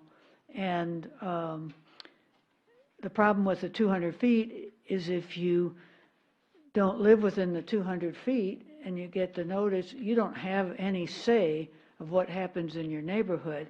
Because of the experience that I had in our neighborhood, and we had to go through a whole lot of rigmarole to have more people have a say. And looking at Pavona Place the way you're contemplating it, to me, the only fair way to do it is to calculate what distance Pavona Place actually is. Say if it's 700 feet, that you do the 700 feet all around, otherwise you're being selective in the way you're going to do it, and this gives everybody a more fair chance. And just as a point that I believe I learned from Ms. Moritz was that what the ordinance actually says is not 20% of the people that are notified, but 20% of the owners of, say, if somebody has 3 acres and that percentage is 10% of the area, then their vote counts actually for more. That's why it makes it more fair to give it equally around, like in a circle, rather than selecting a neighborhood. Okay. But I do want to clarify that this expanded notice does not change the 200-foot area calculation. This expanded notice is purely for the City Council to direct staff to give an additional courtesy notification. There are no legal, changes or legal effects in terms of expanding that notice. So through this action, this won't take that 200-foot calculation area and bump it out to 700, bringing in more properties that could potentially object and increase that land area, which would have an effect on the requirement for a 3/4 vote. That doesn't change. This just purely is an action for the City Council to direct staff to give out an additional courtesy. At the end of the day, if we receive 200 letters or 200 letters back from individuals, or 115 from Pavona Place saying I strongly object, at the end of the day, for legal purposes, for the requirement for council to have a 3/4 vote, we're still only looking at the total land area within that original 200 feet. The opinion we were given in 2006 was not that, and so I would like to see that difference. Well, that's from our zoning code. Our zoning code specifically states if 20% or more of the land area within that 200-foot buffer area opposes, then that requires a 3/4 vote. So it doesn't allow us to change that 200 feet to 800 feet. This is purely just for an expanded notification to make sure people are informed and they have the ability to come out and express their concern to the council. Right, but the problem with the 200 feet and the landowners, you're also talking about street. That's land there. Well, it doesn't include streets. No, ma'am. When you calculate that 200 with that 20%, you remove any sort of public right-of-way. So did you calculate and serve 200 people on the other side of Huebner, 200 feet on the other side? I only, the way that we determine which properties is you take that property and you offset basically a 200-foot buffer. Like if you were going to draw it, you would take and measure 200 feet that way, 200 feet north, 200 feet east. And if there's even a tiny little portion of a property within that ring, if you will, then you have to send a letter to that property. But so you didn't calculate for the streets like you're saying? Well, so you include the streets in that buffer. I mean, when you send out the original buffer, or when you send out the notices, obviously streets are going to be within that area. But we have not calculated the total yet. Okay. We will subtract the streets from that when we do the final calculation, final to the consideration by the City Council. Okay, but I see your point. Let me So ask. I'll read it. Thank you. Thank you. So I'll read the section of the code that we're talking about here. This is under protest. And it says, in the event a protest to an application is filed with the zoning officer duly signed and acknowledged by the property or by the owners of either two, or one is 20% or more of the area of the lots or land covered by the proposed change, or by 20% or more of the area of the lots or land immediately adjoining the area covered by the proposed change and extending 200 feet from such area. Such application shall not become effective except by affirmative vote of the 3/4 of the members of the City Council. So I think if I understand your question correctly, Councilor Alcocer, roads were included within that 200-foot area. You don't bump out the 200 foot a little bit more because there's a road in there. If that's, you do a 200-foot offset, and every property that's within that 200-foot offset receives a notice. You don't adjust it for roads. But where the calculation of roads comes into play is when you're actually calculating the land area once you receive all the oppositions, right up until the point that we... Well, you know, you're reading a matter of fact, but I disagree that just because that's what you have in, if you extend the notice, it also extends, this doesn't preclude extension of the 20% of the, say you go 700 feet, then 20% has to be 20.5%. If you get that notice, and it takes the 3/4. Just because you have this, you're changing the notice, and I think that notice, that it requires that same 20%, but that's my interpretation. Okay, thank you. Councilor Edwards? It sounds like what you were saying, though, is there's a mandate that you look at the 200 square feet or whatever it is, but you're going to extend it as a courtesy to tell other people about it, but their opinions really wouldn't count?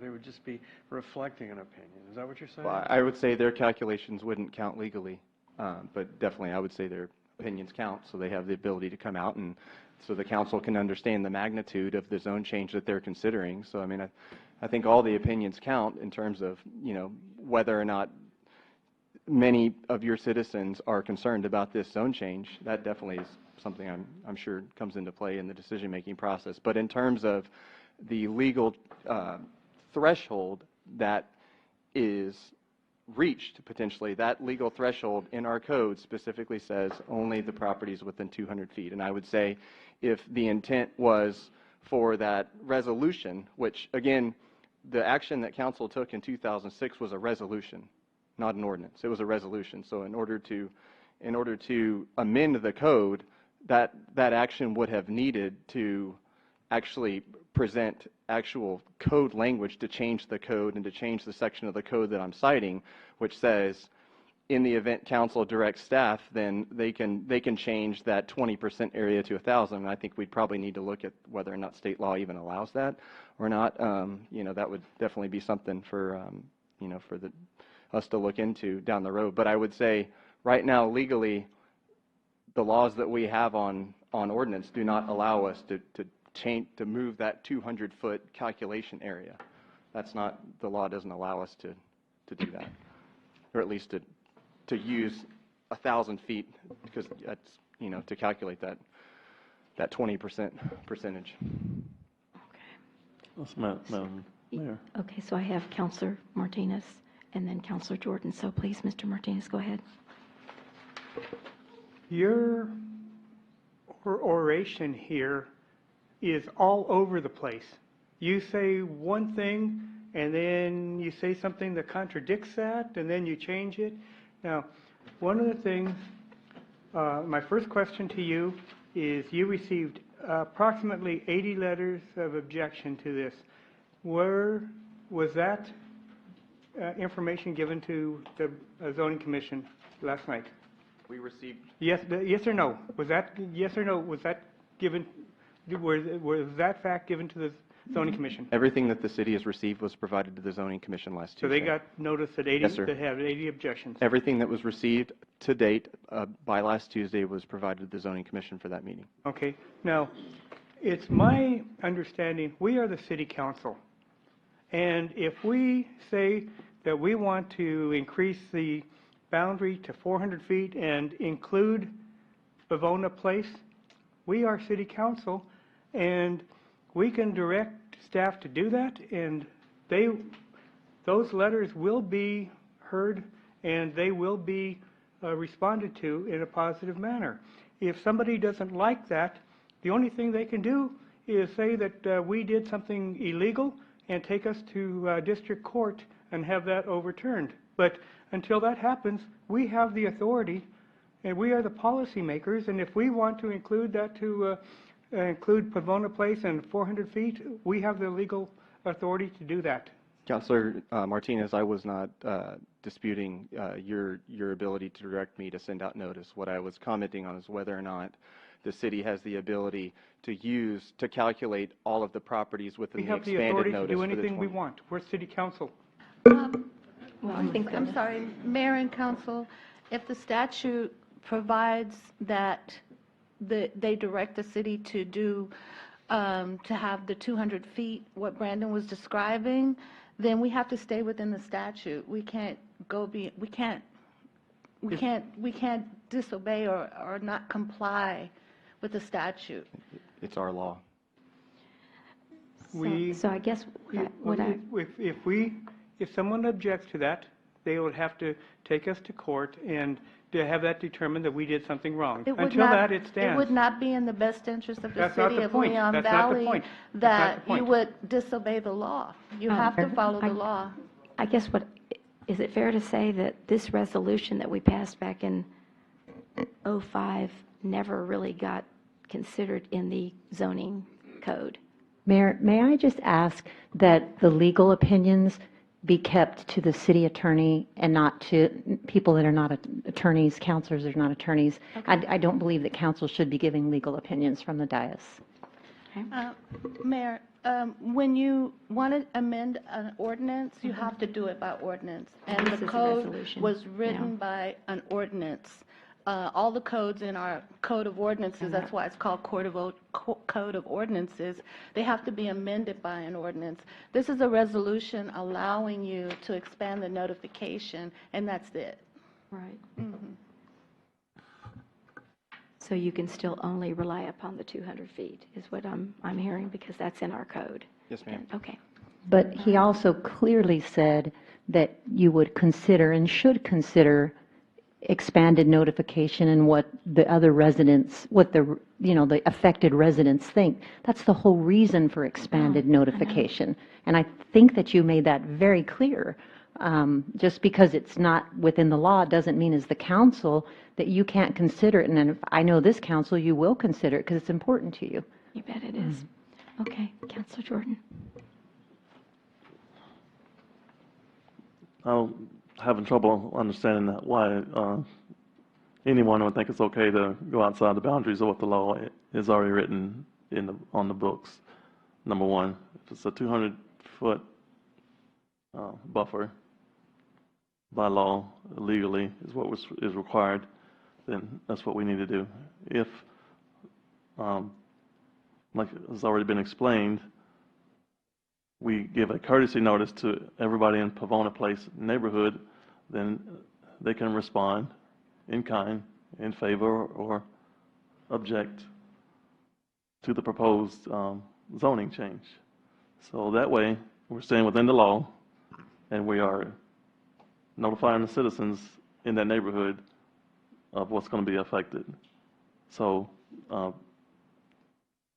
don't understand why we would even consider changing the law or do anything other than what's already on the books, number one. Number two is, how did you do the measurements from, because it seemed like there's two different explanations. How do you, when y'all determined the 200-foot buffer, how did you do the measurements from the location outward? We use BCAD for that.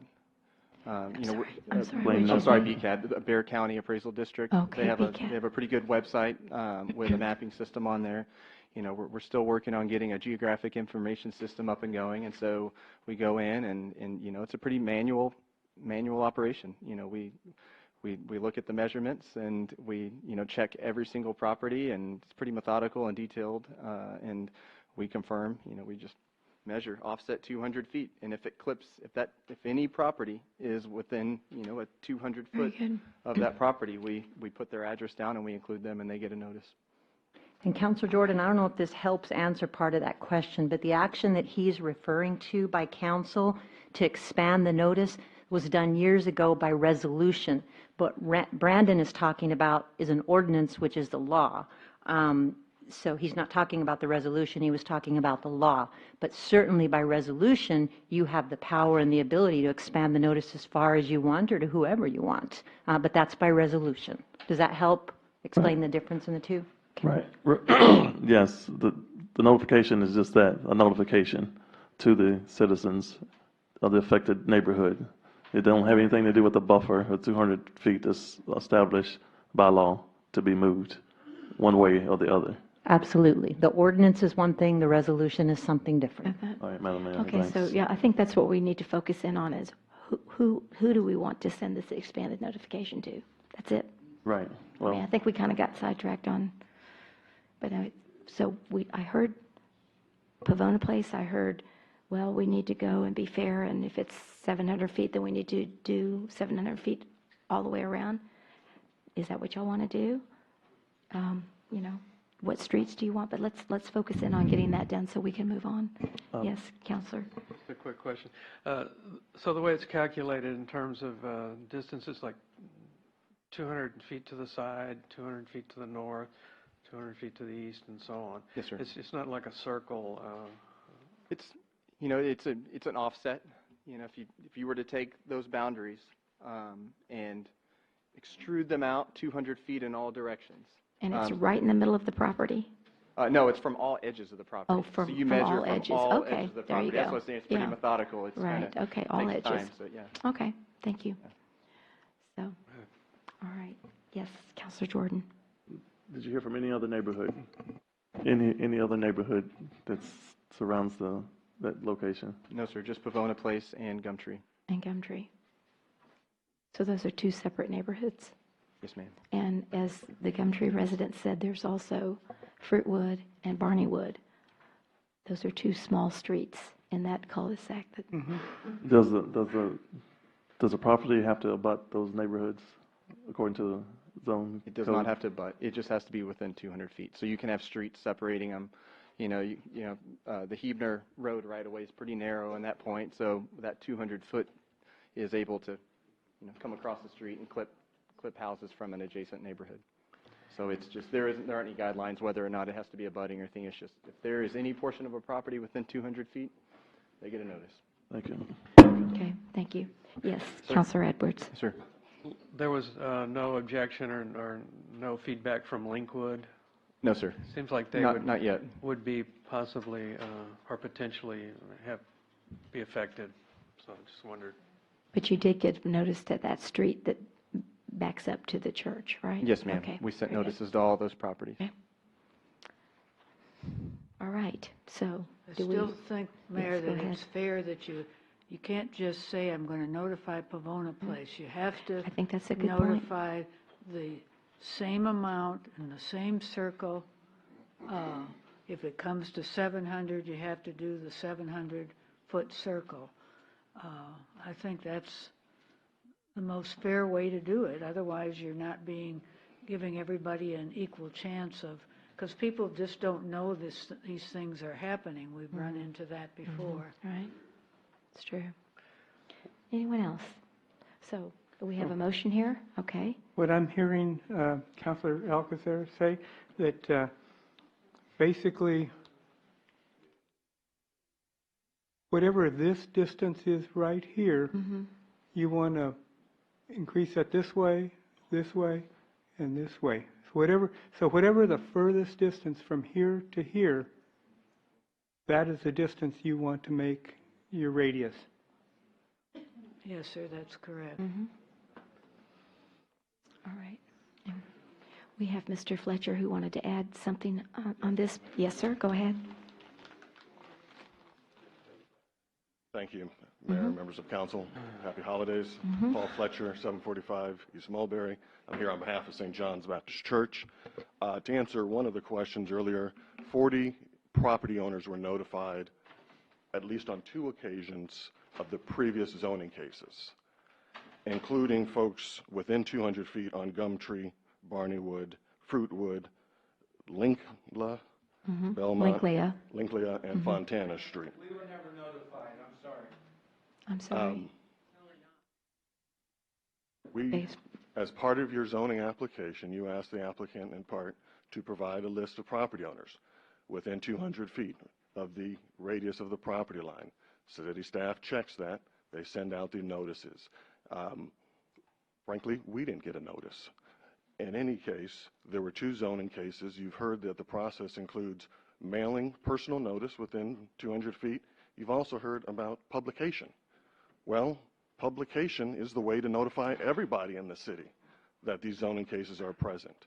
And with 2 publications and 2 mail-outs, you've received 3 responses from folks within 200 feet.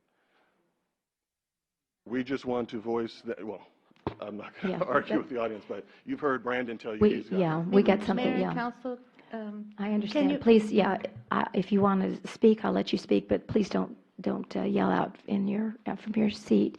I think what they're saying is there was some, I call it a petition. So we got people to sign that they were opposed to it in Fruitwood or whatever, letter of opposition. So I think that's what they're contending, is that there was more than just 3. So just for that clarification. And what I'm referencing is what we've From been your- talking about under from state your law for folks notification. around 200, within 200 feet. I just want to go on record saying that the church opposes the expanded notification. Your code talks about a process to do a zoning case and an SUP. We believe we followed that. This expanded notification is not part of that process. You have expanded notification through the publication, and you've published this twice, and you've received the comments that you've received. And we would ask, if you're going to send out the notice, also send it to the property owner and the 3 lots that they All right, thank you. Thank you for those points. I do appreciate it. Again, this is on the expanded notification. Anyone else have a comment on that? We'll move on to the public hearing on the, yes, Ms. Malloy. Good evening. And I was going to say, this was at your request that we put this on our agenda, so we did that. Yes, this was at the request of the residents of Pavona Place. That's correct. If you recall, when we had the DPS situation that went on, we did that. That was where the resolution was born, because we had something coming into the area that was going to affect a large area of people in the area. And as we have seen over the years, it definitely has impacted everything. That's when the council came up with the resolution to give the citizens a way to say, hey, wait a minute, we know we're not in the 200 feet, but this is really going to affect our lives big time. And so at that time, which I had hoped that they would have tonight, because I remember it being done, they had the map that showed the actual street names, and this council said, this street, we want notices going, and I'm sure, I know that you recall that, Mayor. Do remember We that. want to include this street, we want to include that street. That's what should be up there or a way to expand it, because that then looked at and everybody agreed, yes, these are the streets that probably we should choose to notice, because it's not a legal type of thing.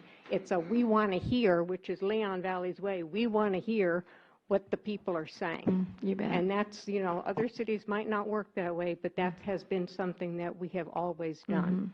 And so the notices did go out in the 200 feet. As far as Pavona, it affected one side of one street.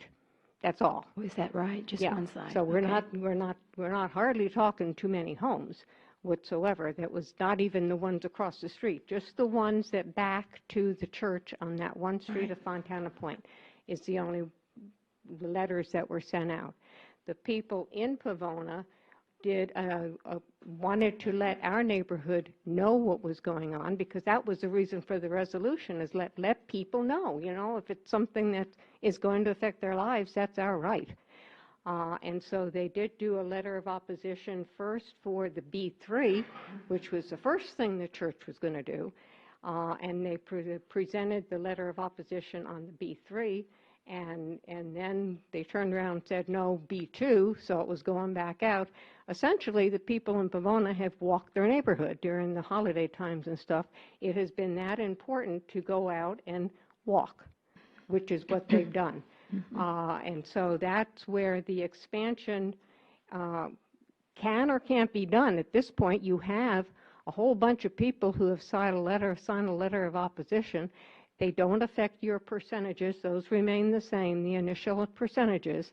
But it does let the council, who they've elected, know how they feel about what's going on. So that's essentially where we're coming from.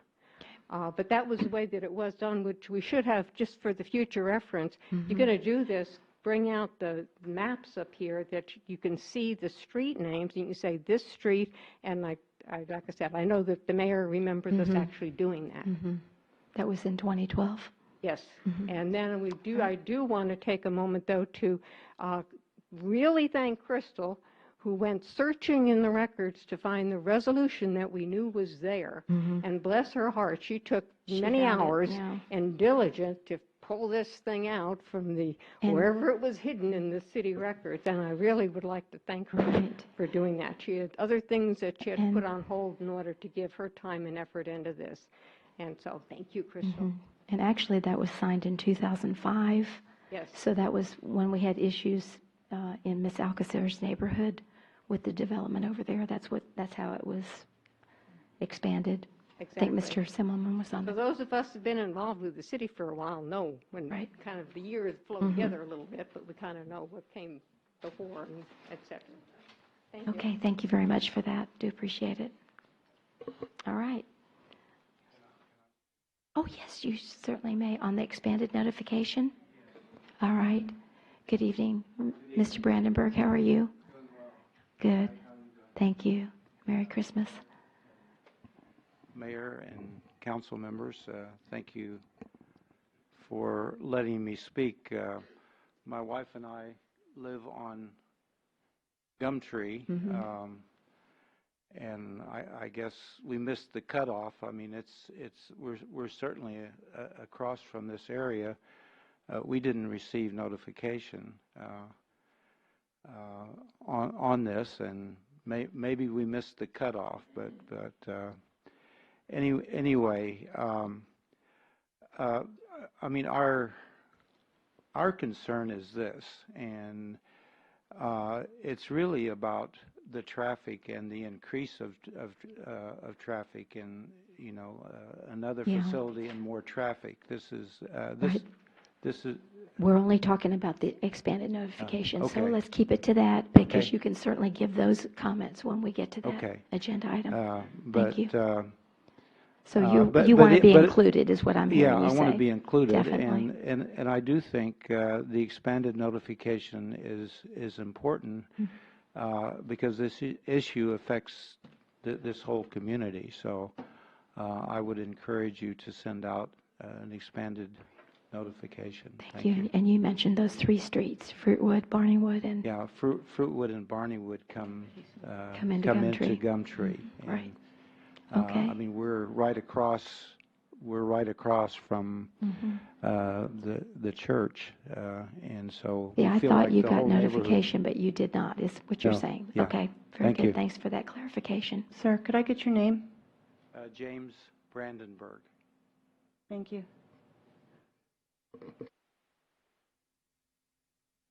Okay, anyone else want to speak about the expanded notification before we decide what we're going to do up here on the dais? Okay, thank you. Does anyone have a motion of how you would like these streets to be identified? I would like to just have it go by the distance, and then you can identify them. But if you include Pavona Place and it is the 700 feet, then you notify Linkwood and the other neighborhoods within that. If it's 600, That's going to be Grass Valley, and maybe even, that's Gumtree is Grass Valley, that street. Radius of 700. Radius of 700 well, feet. whatever it comes out, I didn't Whatever want to it put is. 700. Whatever it happens to be for the Pavona Place, and then put the rest of it, the circle. I don't think it's that hard to do, and if you need to name the streets, then that's fine, within that 700, well, whatever, I'm not going to put 700. The furthest distance from Pavona Place and then draw a circle. The problem is you have, the property's wider too, so I just want to, they're using Pavona Place, use that same circle. It's easy to do, really. Oh, there he is. Okay. Yes, sir. With all due respect, I really just, I don't want to interrupt with the process that y'all are talking about. I just do feel it important to mention that Linkwood, if you extend into Linkwood 750 feet, that's going to be sending notice to a lot of properties that really aren't potentially affected by this development in terms of traffic impact. Again, when we look at notice and you look at the things that serves to do is to provide a development with or property owners with notification about traffic, changes in traffic flows, intensity of that development. And so I think in terms of Pavona Place, you can definitely see that impact a lot more clearly in terms of, the connectivity into Pavona Place from Evers Road. But when I think the relationship changes a little bit when you start looking at Linkview, because there's no connectivity into Linkwood from this site in terms of traffic impact or anything like that. Definitely, I think there's maybe an architectural type of impact on the properties immediately abutting, which the 200-foot notification serves. But if we start looking at sending out notice to all the properties within Linkwood within 700 feet, there are going to be a lot of property owners receiving notice that, quite frankly, maybe aren't going to understand why they're getting notice for a development that's so far away and that has no connection to their neighborhood. So again, definitely I totally respect whatever direction y'all go with, and staff will absolutely jump on this immediately. I just, as the planner, I just wanted to offer that additional guidance and expertise. Thank you, and I know Yes, ma'am. Councilor Jordan wanted to say something. No, he answered my question, ma'am. Thank you. He answered my question. Thank you. Okay, are you going to reconsider that now, based on? I haven't made a motion. No, Well, but I mean, if I as far did, I as didn't. his comment on. Well, see, So- if you see, go we- by his comment, in which I accept, but we can't it sell would the streets. affect a lot more of the Grass Valley neighborhood, Mhm. because the people coming out just from that area hit the corners of Evers and Hebner and go start cutting through the streets of Grass Valley, which would affect more than Pavona Place. You really don't go into there too much unless you're going. It's just exiting. So I don't know. Well, I don't have the answer. Yeah, but I was going to say, just so we can get this decided so we can move on, Pavona Place, Pavona Place, Gumtree, Fruitwood, Barneywood, and all of, or Link Leia, from Pavona Place, maybe, right past it or something. Maybe just those streets. What do you think? Well, and the properties right next to it. Oh, and of course, the properties on the... Up to the yes, school. Up to the school, that would be the POS properties. Yeah. exactly. Those on the left need to be notified as well. And then we don't have to worry about distances. What do y'all think? Does that sound reasonable? Just, That makes sense. All right, I so move, Mayor. all right. Do I have a second? I'll second that. All right, we have a motion by Counselor. Mayor, the city secretary is going to need that motion restated. I'll restate it. I'll restate it. I think I know what I said. Okay, so we have a motion by Counselor Aguirre and a second by Counselor Edwards to include in the expanded notification for the zoning issue at 6800 Evers Road. Will include all of the homes in Pavona Place. Will include the homes that buttress from at the top. Mr. Martinez, let me have your what do you call it? There you go. I think that's easier. Okay, so all of Pavona Place, and then from Linklea, like up here through, maybe right here, all of Linklea, and then She can't put right here on a motion. Oh, So can we just say all of well, Linklea? let's say all of Linklea. Let's just do it that way. Okay. All of Linklea, and then the properties to the left of the church to the school, to Leon Valley. I think there's 3 big lots there. And then we have this little neighborhood right here that's got What is this little Gumtree, neighborhood right here? Gumtree, Barney Wood, and Fruitwood, those 3 streets. Is there anyone else that feels that we need to include on the council? Any other? Does that help you any? I made mine bigger. Oh. Yeah, I think that's. I would include timber leaf on the left side. The odd side, let's say the odd streets. And I would include Peachtree up to Grass Valley. The motion? Okay, so we'll include Timberleaf, which is on the odd side of Timberleaf only, and then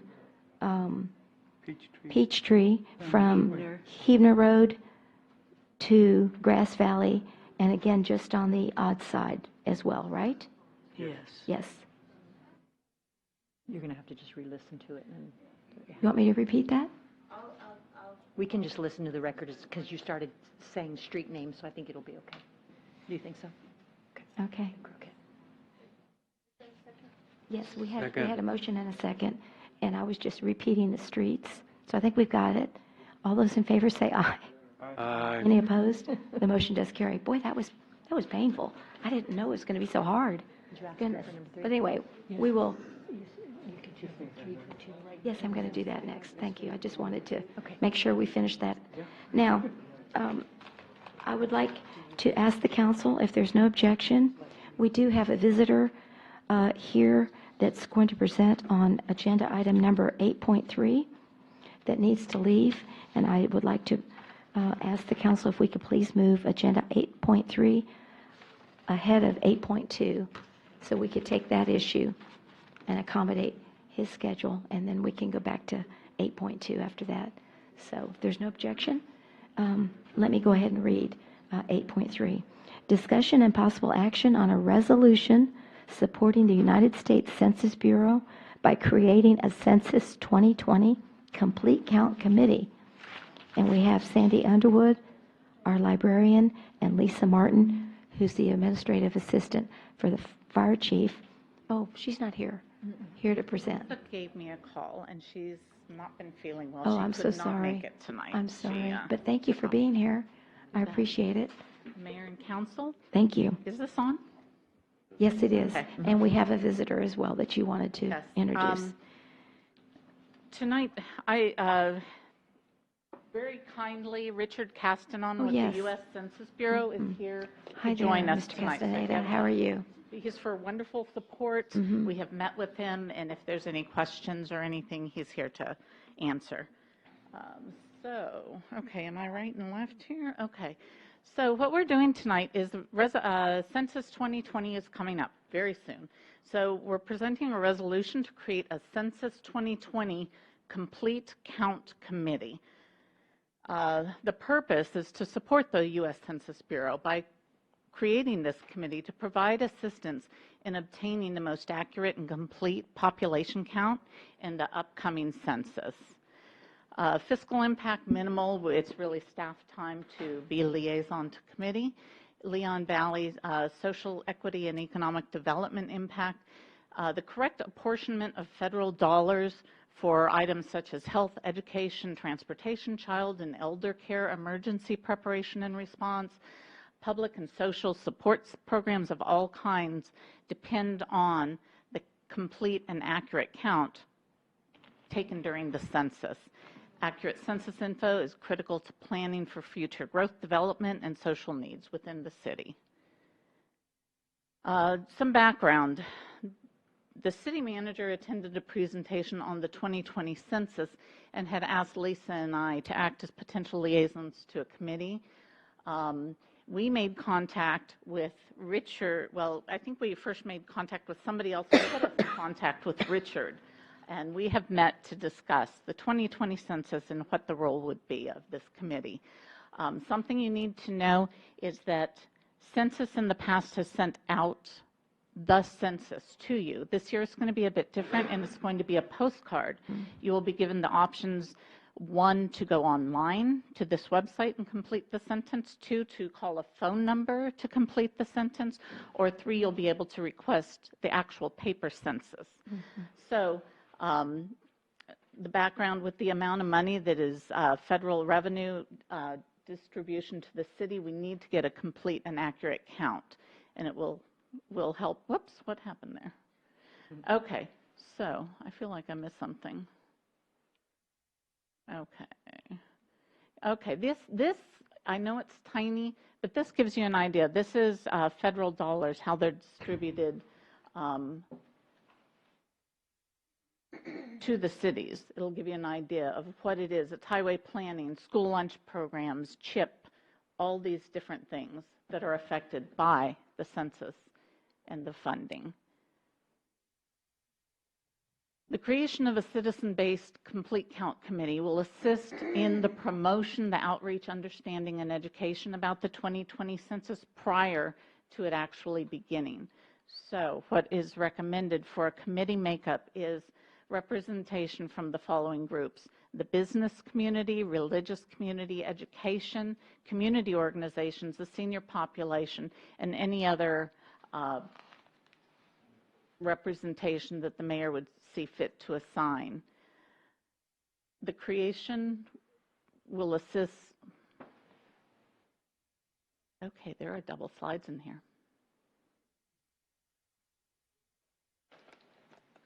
Okay, I'm not sure what this is.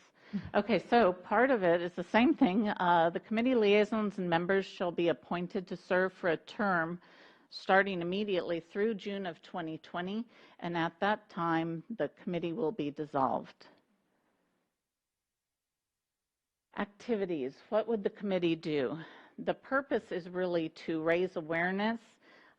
We want people to be able to self-report before they have to come knocking on your door. So we want to make sure people realize how important it is to self-report. Perhaps it will be the creation and printing and distribution of posters, flyers, handout printed materials. It may be things like attending the Chamber of Commerce meeting, different meetings and organizations to talk about how important it is to please fill out the census. Create census messages to be used in utility bills. This is kind of the purpose of the committee, is to brainstorm and decide what these things are going to be. 2 things that Lisa and I and Kelly had spoken of is the library and the fire department. Let's have a dedicated computer. People have troubles. We know a number of our citizens come in and use the computers and need some help. Well, let's dedicate computers in those locations and help them to be able to fill out their census, perhaps going out to Christian Village or places where people are, or there's an event, we'll have a computer set up. So this is all the kind of thing we're looking at, hoping the committee will create, talk about, let's do this, and that's the whole purpose of the committee, is to do this and raise the awareness and get people to fill out and self-report so that it gets an accurate count and there is less knocking on doors. So just the staff recommends the approval of a resolution to create a Census 2020 Complete Count Committee. CCC is much easier. Very good. Any questions? I was going to ask Richard, did you have anything to add, Castan, on this? Yes, Castan. Happy holidays to you all. Yeah, happy holidays to you. The Complete Count Committee is basically what we're doing all over the country. Sure. It is the basic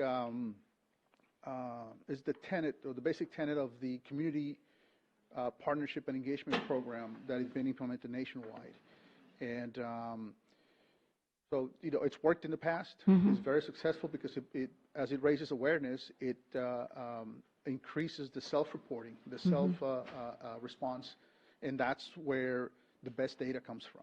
When you self-respond, it's more accurate, and it's just basically better data, and it minimizes eventually the knocking on doors, as Sandy was saying. Right. We didn't have a committee in 2010, so that's why I was wondering. And then when does this committee need to be completely filled, and so that they can start serving? I understand you go till June of 2020, I believe is what you said. Yes, but are you putting together the committees right now in Bexar County and the city of San Antonio? No, So when you pass this resolution, I think that you will be the first in the county to do it. Oh, okay, So very good. you are leading the pack here. Okay, great. The city of San Antonio, together with the county, is doing a joint CCC. That's right. That's what I heard. And they're getting ready to nominate members, but they're not there yet. Okay. So the resolution in support of the census, it's a great start. Then the creation of in support of the census and the creation of the CCC, it's a great start. And then the next step that happens after that is a training. The training that we do for all these members of the committee that you designate. And that's basically it. And then after that is just follow up. And we hope that many more smaller cities here in the county do the same thing, and they coordinate with the big one, with the city county CCC.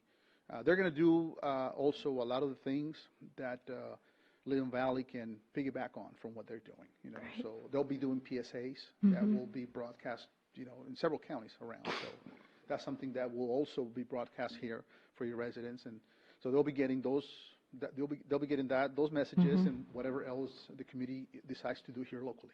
Right. We didn't have any of those online or phone options 10 years ago, right? No, ma'am, it was this is all the just first you time got this it in year. your mailbox. So that's very different this time. And I'm so glad that Sandy, our librarian, is involved, because I think the library is a hub to educate people and help them with the online census. But I love the idea to put a computer at the fire station too, to kind of broaden where people can go. So thank you. Really appreciate it. All right. Any other questions? It's not intended to be partisan in any way, is that correct? Absolutely not, ma'am. Okay. No, we just need those numbers. Yes, Councilor Martinez. Printing and some of the handouts, is there any federal funds for that, or do we have to fund that ourselves? No, sir. The Complete Count Committee is totally voluntary, and we do encourage that within the Complete Count Committee be a fundraising subcommittee, for example, where you can request the assistance of some corporate citizens or anybody else that would like to donate to this effort, because we realize that there will be printing costs and things like that. The Census Bureau will have materials ready to print, but they will not be issuing them out to all the cities in the country. You can download all that art ready to be printed, but the CCCs are expected to cover that cost. Okay.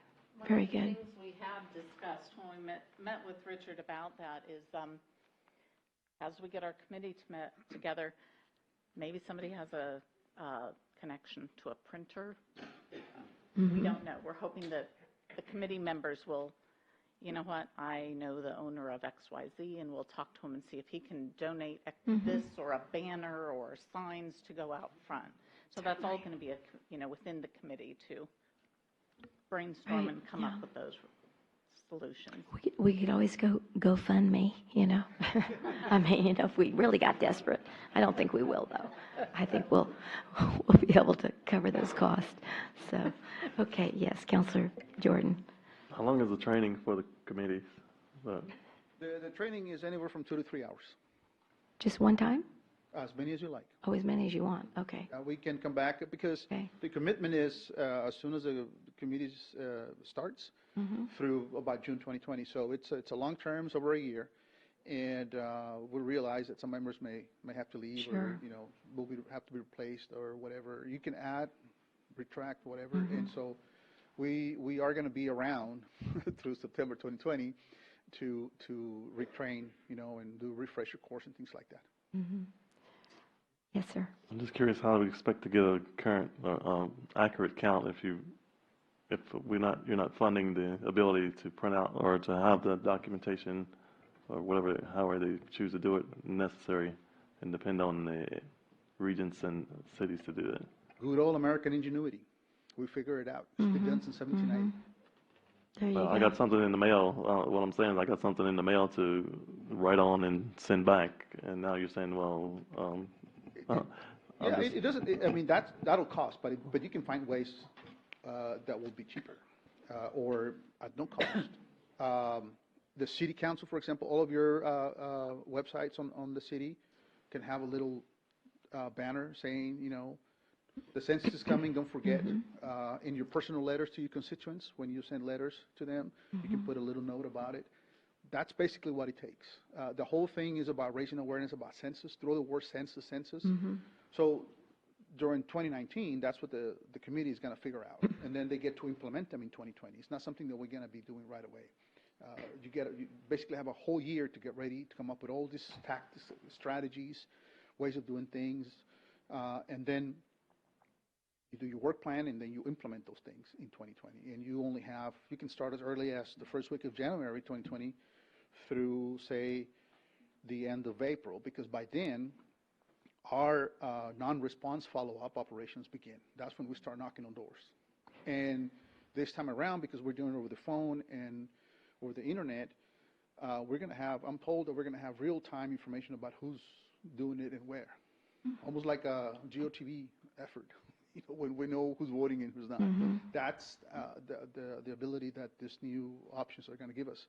So we're going to be able to know, working in conjunction with the committees, okay, this area is not responding. What is it? Is it a nursing home or why? And so then, we can refocus there or. Mayor, Councilor Jordan, I think it's also important, you are going to get something in the mail. You're just not going to get what you got before, the packet that you got before that you were describing that you filled out. This time you're going to get a postcard, and it's going to say you can fill it out online, you can do, you can request one be mailed to you, you can do it over the phone, so it's going to give you different options. So you're still going to get something in the mail from the United States Census Bureau. It's just not going to be that thick packet that you're used to getting with all the questions on it. Okay. Yeah, the long form and the short form, and gosh, yeah. Short form. This is the short form. Everybody's going to get the short form? We don't use the long form anymore. No more. Okay, well, good. I'm glad I That's brought that up. the American Community Survey now. Okay, American Community Survey. 10 questions. Only 10 questions. That's the census. Oh, gosh, that should be very easy If then. the question is there, then it'll be 11. But we don't know yet. It's still in litigation. Right. But it's still just the postcard everybody's getting, right? I've heard postcard and I've heard a letter. Okay, we were presented postcard. We'll get a letter in the mail. Okay. Okay. Well, thank you. We look forward to working with you, and thank you for helping us. Is there anybody else that had a question or a comment on this before we make a motion? Okay, thank you so much, and have a happy holiday. Thank you so much for being here. All right. And Sandy, thank you for your presentation as well. I move that we support the United States Census Bureau by creating a Census 2020 Complete Count Committee as presented. Okay. All right. We have a motion by Councilor Alcacer and a second by Councilor Edwards to support to finalize this resolution supporting the census. I wanted to make sure we use the word resolution. for the 2020 Complete Count Committee. Any further discussion? All those in favor say aye. Aye. Aye. Any opposed? The motion does carry. Thank you. Then moving back to agenda item number 8.2, Ms. Posley, if you'll please read that. And we do have a public hearing on this one. An ordinance of the City of Leon Valley, Texas City Council amending Section 15.02.314 Residential Use Table and Section 15.02.381 Permitted Use Table of the City of Leon Valley City Code of Ordinances regarding institutional uses in B1 and B2 zoning districts, providing for repeal or severability and savings clauses, and providing for an effective date. Thank you. Mr. Milan, good evening. Welcome back. Thank you again, Mayor and Council. Yes, sir. The item that we're considering this evening is in follow-up to direction that staff was given by the council at the previous city council meeting. And the specific direction was to take a potential zoning code amendment back to the zoning commission for consideration, and that specific code amendment would be to amend the zoning code to potentially allow for institutional uses to be allowed by right in the B2 zoning district. And as you recall, that conversation was a part of the council's consideration to amend the zoning code to allow for institutional uses in the R3, the R3A, the R5, and the R5 zoning districts. And so that code amendment was made. So we had a lot of dialogue on that, and out of that dialogue, again, the council's direction was to also go back to zoning commission and specifically consider amending the B2 district. So that's so per that direction, that's exactly what staff did.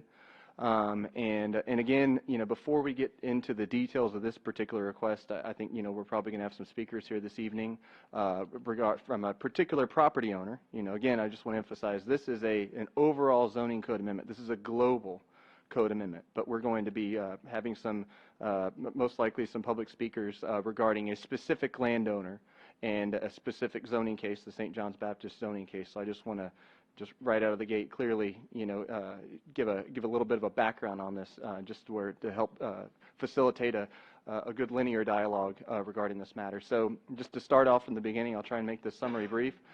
We received a zone change request from the St. John's Baptist Church in April. And their specific request was to change the zoning of their property to B3. And so at that point in time, the only option was new staff going in and looking at the code, and their property is currently zoned R1, B2. So new staff going and looking at the code and seeing, okay, yes, they're asking for B3, which in staff's opinion is not a compatible zoning district, but that's the only zoning district that institutions are allowed in. And so with new staff, there's always new options to take a fresh set of eyes and look at things from a planning perspective and see, make sure that we're affording the flexible opportunities for all zoning districts, and also make sure that we're consistent with our comprehensive master plan. So at that point in time, we an effort to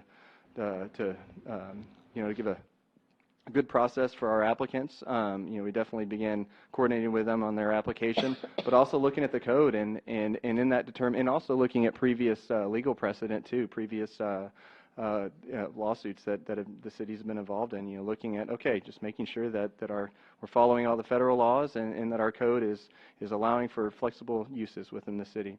And so at that point in time, staff determined that it would be good measure to look at potentially amending the code outside of any particular request, any particular zone change request, or any particular landowner's intents or desires. With staff and thought it would be good measure and good planning to go and look at potentially amending the code to allow for institutional uses in a greater range of zoning districts.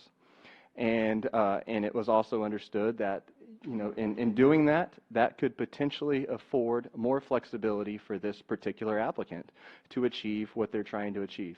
In doing that, that could potentially, potentially accommodate this particular applicant. So that's the process that we embarked upon. We went to the Zoning Commission in September 25th. With a potential code amendment to allow for institutional uses in the R1 zoning district and to allow for institutional uses in the B2 district. Purpose of those two being, right now, there's a lot of R1 throughout this city. And in doing, in looking at, throughout San Antonio, throughout all areas, you typically have more neighborhood-oriented churches in our neighborhoods. So at that point in time, that was the staff recommendation to amend the code to allow for institutional uses in the R1. That would have potentially accommodated the church as they're currently zoned.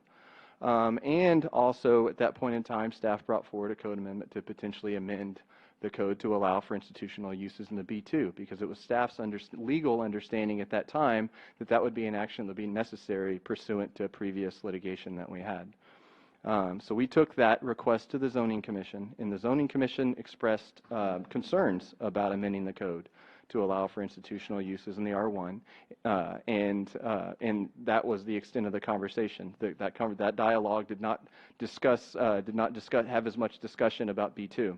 It was more specifically directed at R1. So staff, or the Zoning Commission directed staff, they tabled it and directed staff to come back with some potential changes.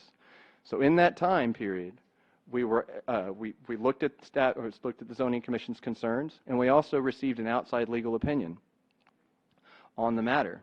And the outside legal opinion determined that there was no infirmity in our code with regard to B2.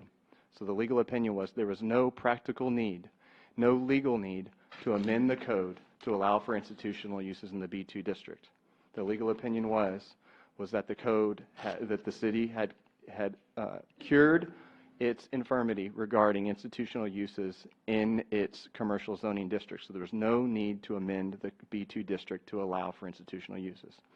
In addition, part of that legal opinion would determine that there were currently allowances in our code for institutional use, or for private lodges and private clubs in the R3, the R3A, and the R4 and the R5 zoning districts. So that was why when staff returned to the Zoning Commission, staff recommended we amend the code to allow for institutional uses in R3, R3A, R4, and R5 zoning districts. And staff further recommended not to make any changes to the B2 district to allow institutional uses. That is why there was no continued dialogue regarding amending the code for B2. That was no longer staff's recommendation, because the only purpose for potentially amending the code was for legal purposes. And so that was considered by the Zoning Commission. The Zoning Commission only recommended changing the code to allow for institutional uses in the R3, R3A, the R4, and the R5 zoning districts. And that is exactly what the Zoning Commission, or what the City Council approved on second reading at the last meeting. However, at the meeting there was additional dialogue on B2. And so that's why we're back here today. So I know that was a long-winded, but I just want to make sure everybody here understands the path that the trek that we've been on regarding code amendments to allow for institutional uses. And that's why we're back here today. So now I'll go ahead and begin my presentation specifically about amending the code to allow for institutional uses in the B2 zoning district. And before I get into that, I also want to make sure to inform the council that the Zoning Commission considered this request at their meeting last week, and they voted not to recommend approval to amend the code. So the Zoning Commission recommended not to the council to not amend the code to allow for institutional uses in the B2 zoning district. And so, part of staff's presentation, that's part of our role for the Zoning Commission and the council, is to do a thorough review of requests like this and provide you with feedback based on looking at the comprehensive master plan, analyzing the intent of our zoning districts, and also reviewing, providing expertise in terms of planning and viable, sustainable city growth. And so that's what I'm about to talk about now. And again, lastly, there's a second purpose to this code amendment, which was to fix small little inconsistencies in the code as well. And so I'll go ahead and talk about that last. I'll go get into the meat of the request here. So the primary purpose of this code amendment is to amend the city zoning ordinance to allow churches, schools, libraries, post office, museums, and private clubs and lodges within the B2 retail zoning district. As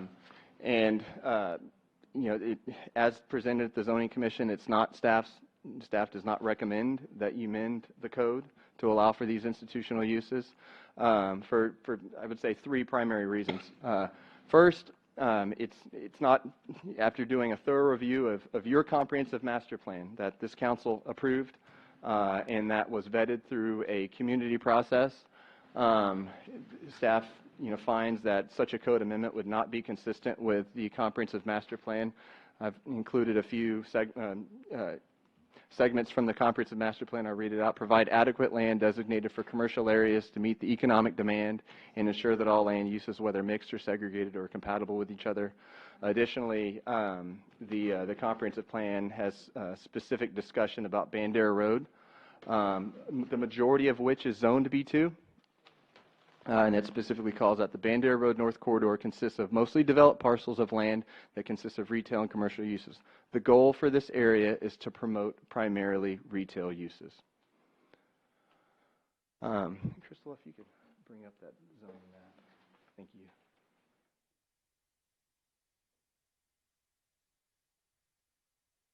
So again, here's the city zoning map. So as I mentioned, this is a global change. This isn't a change that would affect just one property. This is a global change throughout our city. So you can see, pursuant to the comprehensive plan goal that I just mentioned about promoting primarily retail uses along Bandera Road, as you can see, Bandera Road is primarily zoned B2. And from an economic perspective and from a sales tax perspective, it could be considered an economic artery, an economic lifeline of the city. So potentially changing the code to allow for institutional uses in the B2 would affect every single property in red on this map. Every single property in red that is developed or undeveloped would potentially be able to be used for institutional uses, for non-sales tax, non-ad valorem generating uses. So the majority of the land along this corridor is zoned B2. So this would affect everything you see in red.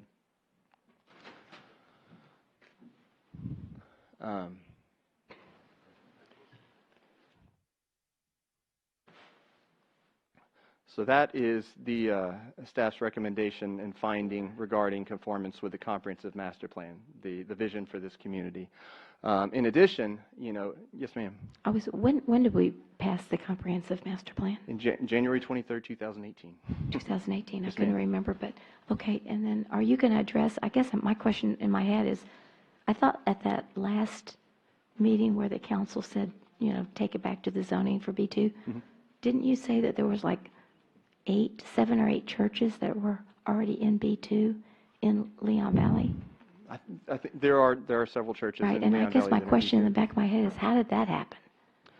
Well, we've changed the code over time. There was But a there was time no when restrictions at Yes, that ma'am. time? Okay. Exactly. Just so I can wrap my head around where we're coming from. Okay. Yes, ma'am. And just like many other Okay. uses, there are numerous uses throughout this city that don't comply with the zoning district that they're in.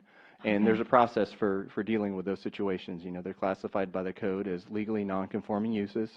There's requirements regarding how much they can expand or how much they can't expand. But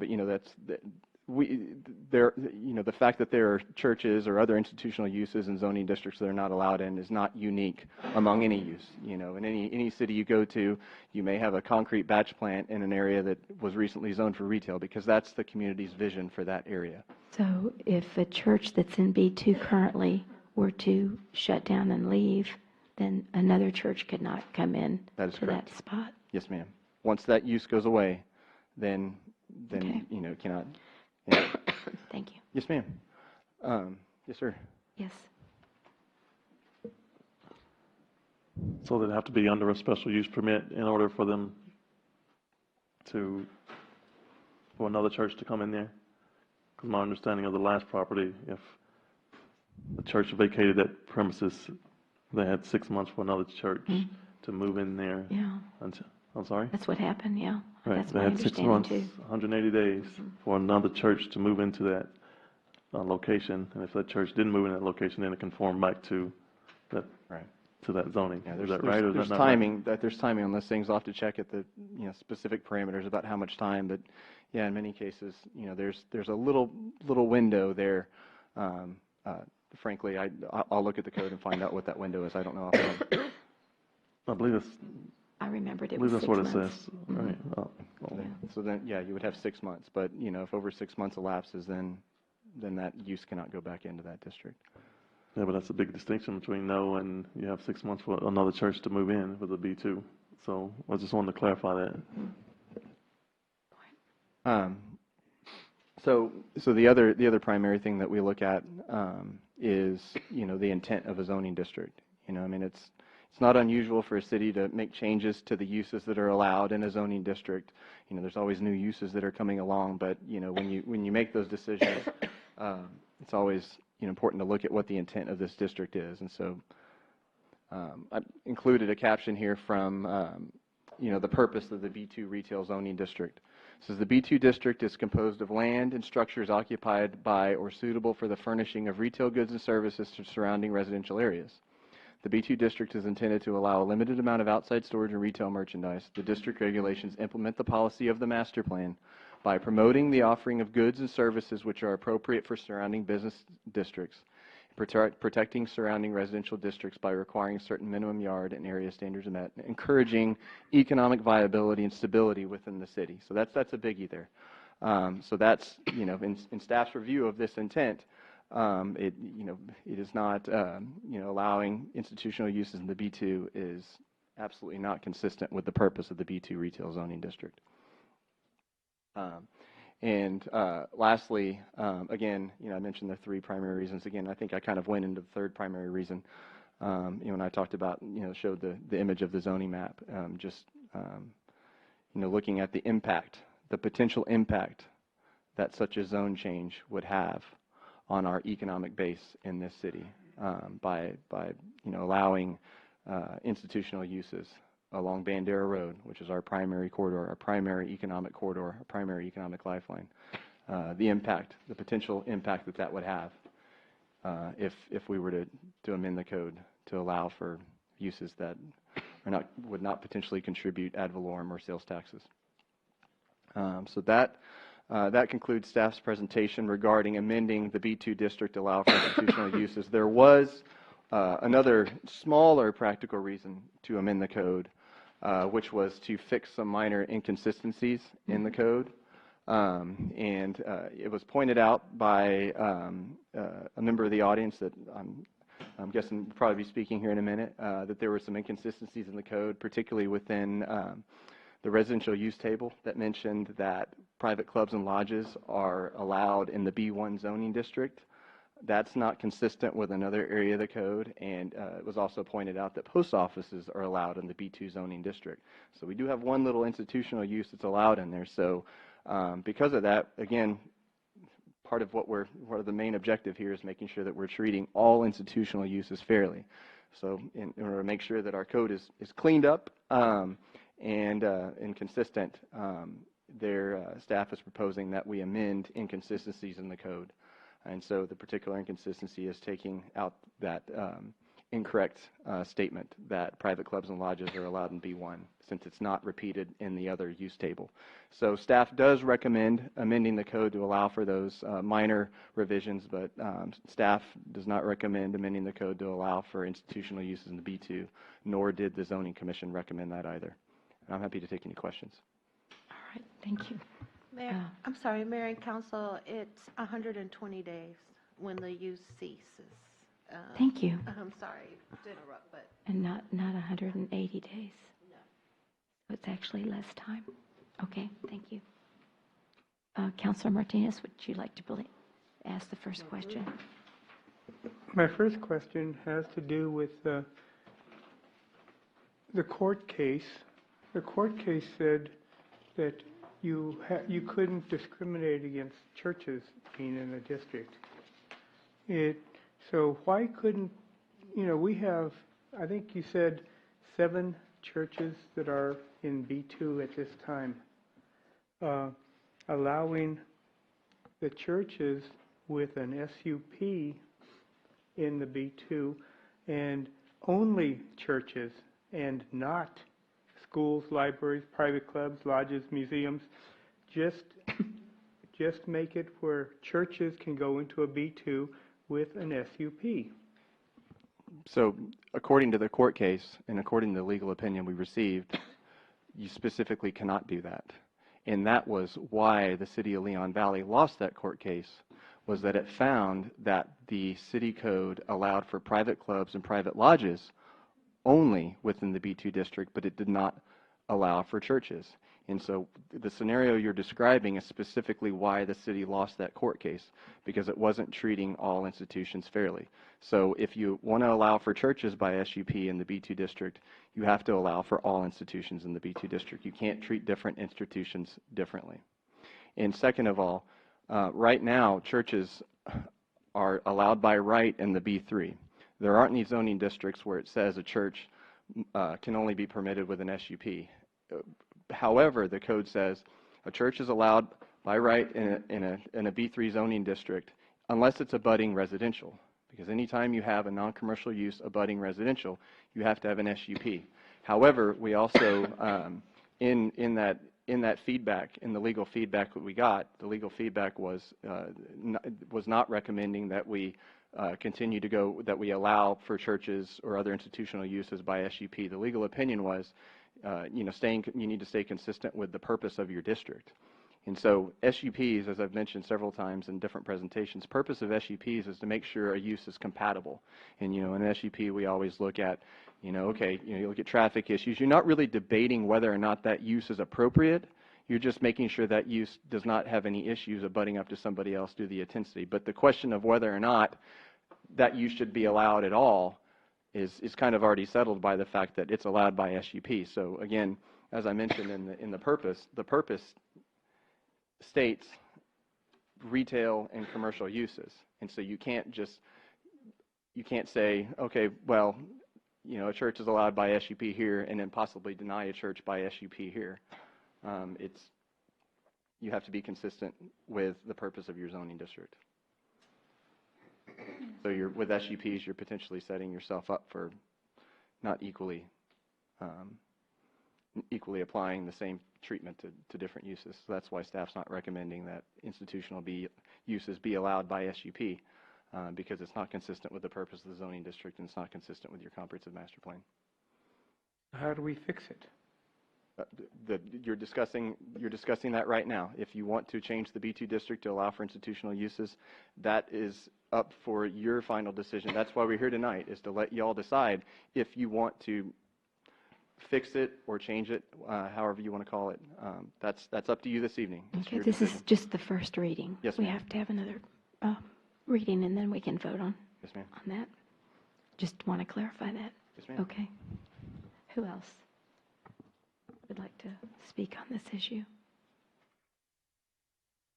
Okay. And again, I'll also clarify too, aside from the St. John's Church, staff has not received any requests from any other property owners, any requests or concerns from any other churches in the city regarding concerns they have over this amendment. So in terms of any kind of practical purposes, based on feedback that we've received from the community, except for the church, I'm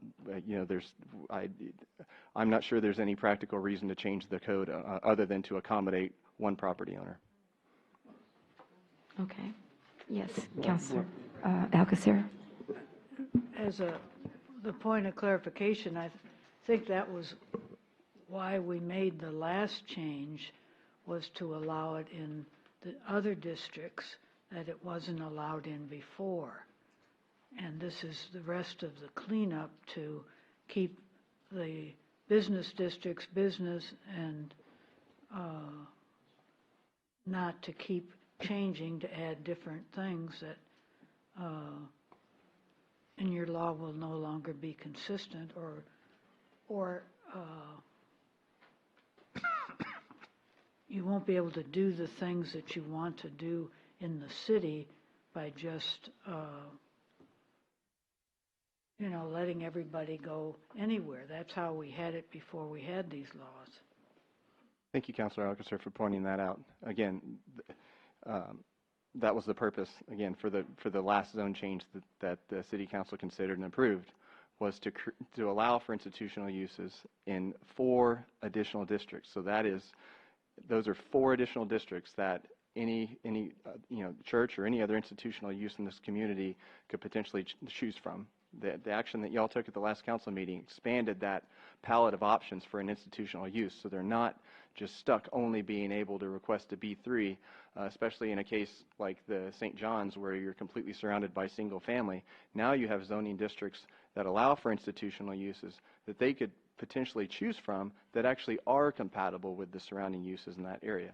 So the zone change that we made provided more flexibility for institutional uses and provided more flexibility for the St. John's Baptist Church without compromising your economic base.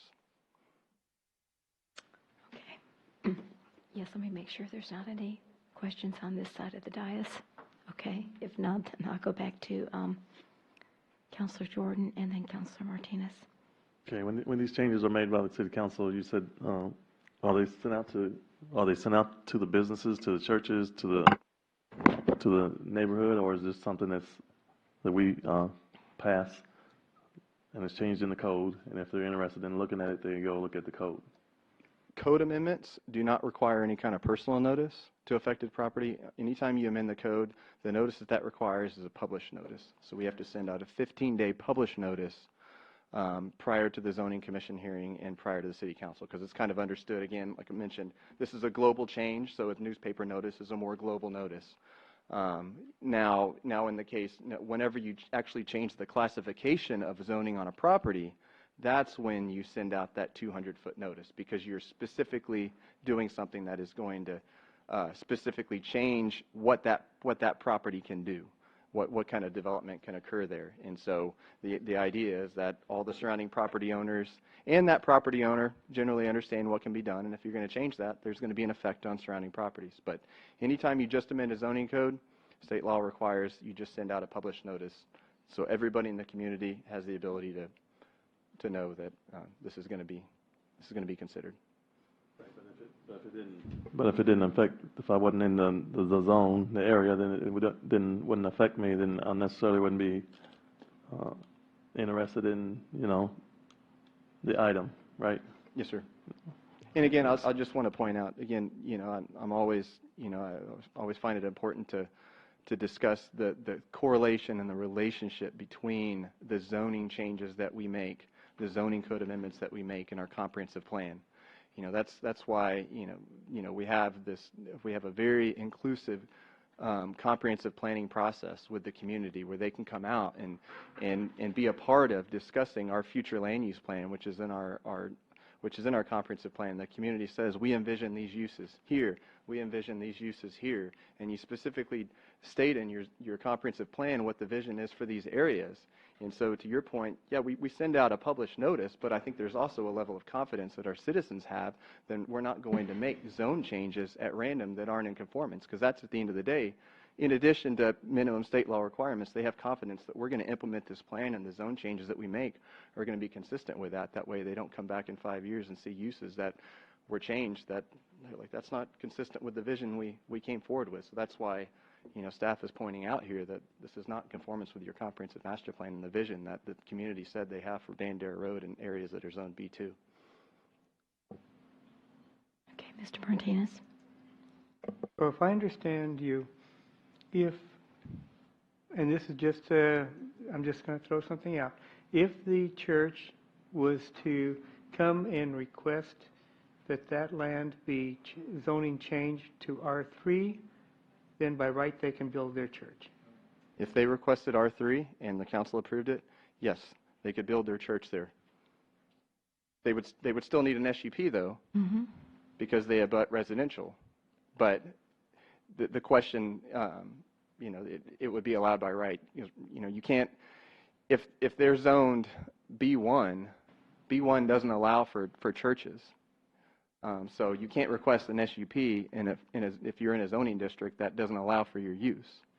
An SUP is, again, typically intended to be a supplemental zoning mechanism that ensures that traffic impact, buffering, those things are addressed.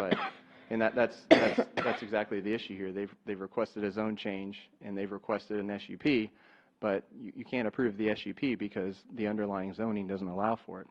So yes, they could request an R3, they could request an R4, zoning district, R4's townhouse, that they could request that, and then they also have an SUP application in, which was tabled at the zoning commission. They could, the council or the zoning commission could, potentially approve those items. And R4 in particular, I will say R4 in particular would be a compatible zoning district with the adjacent R6 and single-family zoning. It's a good transition from a B2. Again, these are all kind of comprehensive things that staff had in mind when we were looking at how to best handle this situation. But currently, there is an option available for them. I'm sorry to interrupt you, sir. I'm sorry to interrupt you. Go ahead. Oh, I'm finished. Yes. No, just, but there's restrictions with those different zoning, right? As far as, there's restrictions with those different zoning changes, right? As far as structure, sizes, so forth, and so on, right? It would be that zone change, or that development of that property would be subject to the standard regulations applicable in that zoning district, and it would also be subject to the sustainability overlay district, because this property is located in the sustainability overlay district. And the sustainability overlay district has specific standards that apply to retail buildings, mixed-use buildings, townhome buildings, and multifamily developments. So there are a number of design regulations that would be applicable there to ensure that the development was compatible and was meeting the intent of our plans and codes. So you said the 6,800 Evers is under the sustainability overlay? Yes, ma'am. I always thought it was just the Bandera Road corridor. No, ma'am. The sustainability overlay extends up to this property. There's actually a small area includes the Triangle property and the property across the street, and it actually goes down into the Grissom Road area, all the way down to the very southwest tip of the city. Okay. Very good. Anyone else? I will open up the public hearing then, if there's no further questions from our council. Is that all right? Thank you. So, yes, sir. Thank you. So at approximately 8:52, I will open up the public hearing. And Mr. Fletcher, I wanted to limit it to 5 minutes just because of the hour, but if you have other people that we're going to speak that want to give you some additional time, let me know that. Okay? Yes, sir. Okay. Well, let's see if we can get your comments within 15 minutes. Is that reasonable? Okay, thank you. And I appreciate it. to expedite my comments, Yes, sir. I have a PowerPoint. I provided the city secretary with a Okay. copy of that PowerPoint. Okay. So it's in the record. I have a handout if you all would like it. If you're not, Yeah, I always like if you'd to, like a I copy, like I can paper. provide it to you. Mm-hmm. Is there a red light? There it is. Mm-hmm.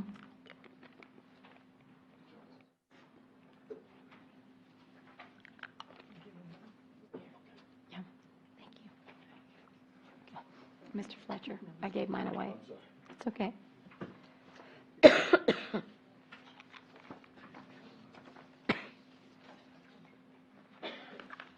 Okay.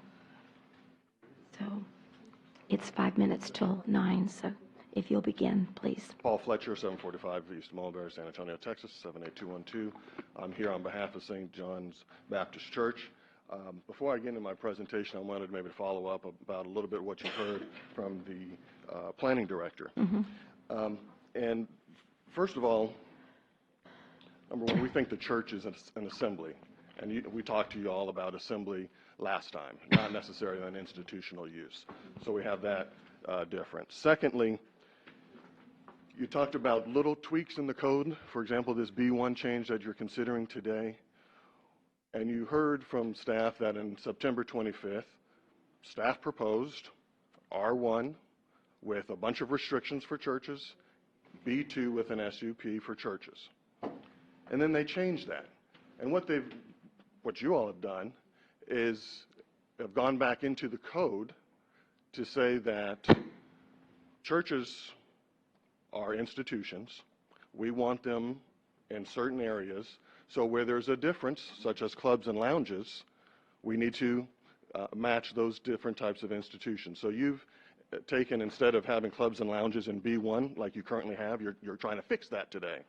And you're removing that. Clubs and lounges were allowed in the R3, the multifamily retirement, the townhome, garden home, and manufactured home.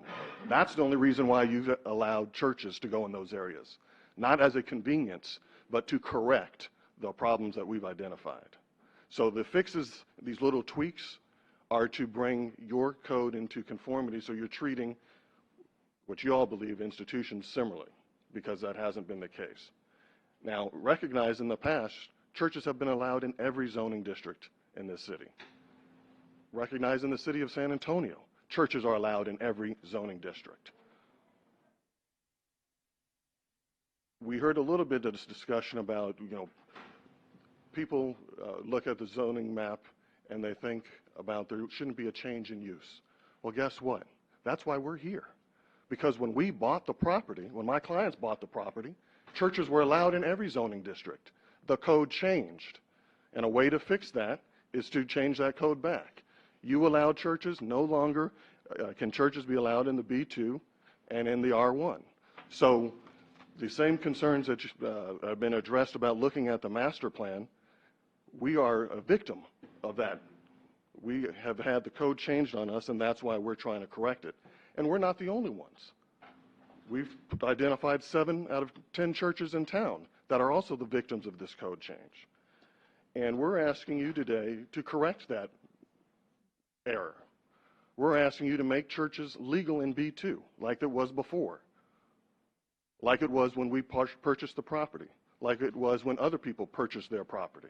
They expected to have a certain ability to build what they want and do what they want per the zoning code. You heard a little bit about a non-conforming use. Now, you have churches, 70% of the churches in town are non-conforming uses. And it seems that staff is arguing that, well, we want them to remain non-conforming because they do not contribute to the economic development of this city. But they do. They develop property. You'll see the only place you mention churches in your master plan, your vision of the city, first of all, you don't mention institutions. So when we hear that you're looking to the master plan for guidance on institutions, it's not there. You hear about churches in 3 instances in your master plan, and it's plats.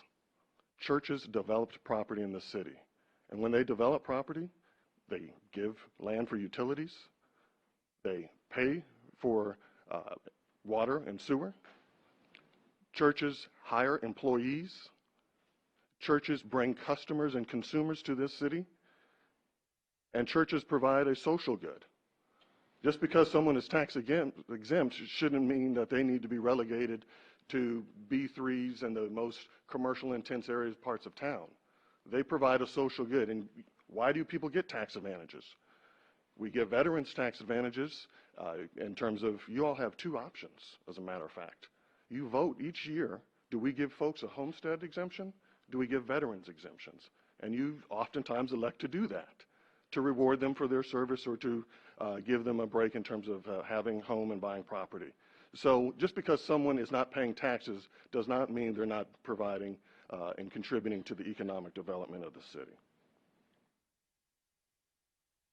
As I mentioned, you recommended previously B2 with an SUP. That recommendation, and you've heard from the planning director, that it was changed. It was not legally required. You need to ask yourself, was it legally prohibited? The lawyers didn't, and I've asked for the opinion, I think we probably disagree, but your lawyers did not tell you you cannot put churches or allow churches in B2. And that should have been the question to the law firm. Can we allow churches in B2? We have 7 out of 10 churches in B2. Can we allow this? I think the question was presented in the opposite way. How do we keep them out of B2? And I think that's the wrong question. B2, what is B2? This is your definition. B2 districts are composed of lands and structures suitable to provide services to surrounding residential areas.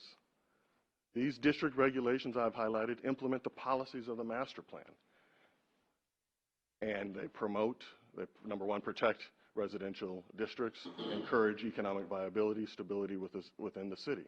And it goes on to say that if you meet one or more of the following, you're a B2 business. A service facility, the purpose of which is providing service to surrounding districts. Now, I inserted religious. Churches provide services. They provide religious services to the surrounding districts. So churches meet the definition of B2 uses. Now, this same definition is in B3, and when you look at the B3 definition, and I'll read an excerpt of it, B3 is composed of land and structures used to furnish commercial needs, wholesale services, some light assembly of goods, in addition to most of the uses found in B2 districts. Now, currently, churches are allowed in B3. You made that election, you made that decision. Does it really meet that definition? And if it does, it tells us that most uses found in B2 are also found in B3. So churches should then be allowed in a B2 district. Let me rephrase that if I misspoke. It says, in addition, most uses found in B2 are allowed in B3. So churches are allowed in B3, then they should be allowed in B2. Frankly, you allow them in residential districts. So they're certainly not incompatible with real people's homes and private property. And we talked a little bit about the specific use permits. If you allow churches in the B2 zoning, you all have the ability to protect the adjoining neighborhoods. You have the ability to require an SUP whenever there's any proposed new construction, and that abuts a residential zoning district. So you can look at the site plan, look at what people are doing, and determine, is this good or bad for the residential district? What changes need to be made so that it is compatible? And we know churches are compatible with residential areas because you allow them within residential areas. Land uses listed in the permitted use table as requiring an SUP. An example of that are your entertainment facilities. They require an SUP. You could have churches that require an SUP to determine whether or not they're appropriate in a particular area. We believe institutional uses should be allowed in B2 because your museums are in B2. Your post office is in B2, but now you've changed that. Nonetheless, it's still there. Your entertainment, indoor and outdoor, are allowed in B2. Your library is in B1. And let me tell you why B1 doesn't. It can work for churches, but your B1 district is limited in its size to about 3,000 GFA ground foot area. The current property that my client has is already 4,000 square foot, so that wouldn't work. And then we talked about existing churches in B2. And while I'm talking about some other zoning districts, when you look at the residential zoning districts, the multifamily, the garden home, townhomes, those have masonry requirements. 75% of the house has to be masonry. You don't have that same requirement in B2. There is no masonry requirement. So that's one difference why having B2 zoning for a church allows it to be more affordable to do your construction because you're not burdened with a 75% masonry requirement. Likewise, you have a landscaping requirement in these residential areas. I believe it goes from 40 to 45%. And in your commercial districts, your landscaping requirement is a lot less, about half of that, about 20%. And another thing that is an issue is that B2 zoning, the land is more valuable than if you have certain residential zoning. So when folks are going out to get loans for their property to do new construction, to pay the permitting fees and to do the connection to the water and sewer, they need to have and use their land to the highest and best use. I just want to go through some of the existing conditions, and I know my time is getting short, but again, here's your library. It's open 7 days a week, except for major holidays. It's surrounded by residential areas. It's serving the community. It's providing a service. And then here you can see it on the ground. And then you have a convention center, similarly situated. I think last time I couldn't find a museum, I found two. One is the Northside School Museum in B2. Your second one is the property owned by the Historical Society. This is the Huebner Onion Homestead. I'm considering it as a museum. People go there, they learn. It's an educational component. This is privately owned. It's owned by a nonprofit. It has plans to develop a master plan, and guess what? It's in B2. Now, clearly, I would argue that this does generate economic development. It attracts people to the city. It's there perhaps Monday through Friday. Maybe it's there on the weekend, maybe it's not. But by not allowing institutional uses, the Historical Society is non-conforming. and this museum is non-conforming. We talked about the future land use map, and we've identified where all the churches are. Now, and maybe Brandon can correct me, or perhaps maybe one of you all know, but I believe it was about 2011 when churches could no longer be in the B2 areas. They were limited. But prior to that, they were allowed everywhere. And you didn't have a rush of churches on Bandera. Right now, you have one church on Bandera, which is in the B3, and then you have another. You have one here in the B2. And then you have several churches on the side. You have the Church of Jesus Christ and Latter-day Saints over here. Then St. John's Church is over here, and you have some up here. So there's not, even though you allowed churches throughout the city, there was not a rush to have them on Bandera Avenue. So I think the fears of the lack of economic development and some type of oppression of the economic engine of the city are overblown. Here again are the churches, and what you'll see is you have maybe two churches in one strip center. Here's a little closer map. We've gone through this before. Here you can see clearly the ones that are on Bandera in B3 area. Here's the other B3 church. Otherwise, they're off Bandera. And then you have another one in the B2. When we talk about institutions and the zoning, public schools aren't subject to zoning. So this ordinance doesn't really affect public schools. I couldn't find a club or a lodge that this ordinance would affect. I've asked if you all have any, I'm waiting on open records requests to see if there's any C of O's issues for that. I couldn't find any private schools that would be affected by this. The only thing I could find were daycares. So really what we're talking about are churches and museums that are being affected by this ordinance. You talk about C. Leon Valley, social equity. Churches provide and improve the quality of life. Churches are stakeholders here in Leon Valley. There are 7 churches that are in B2 and 3 that are in B3. They need to be brought to the table, and they should be allowed to thrive and not be considered illegal and non-conforming. You talk about providing a diverse and versatile business environment.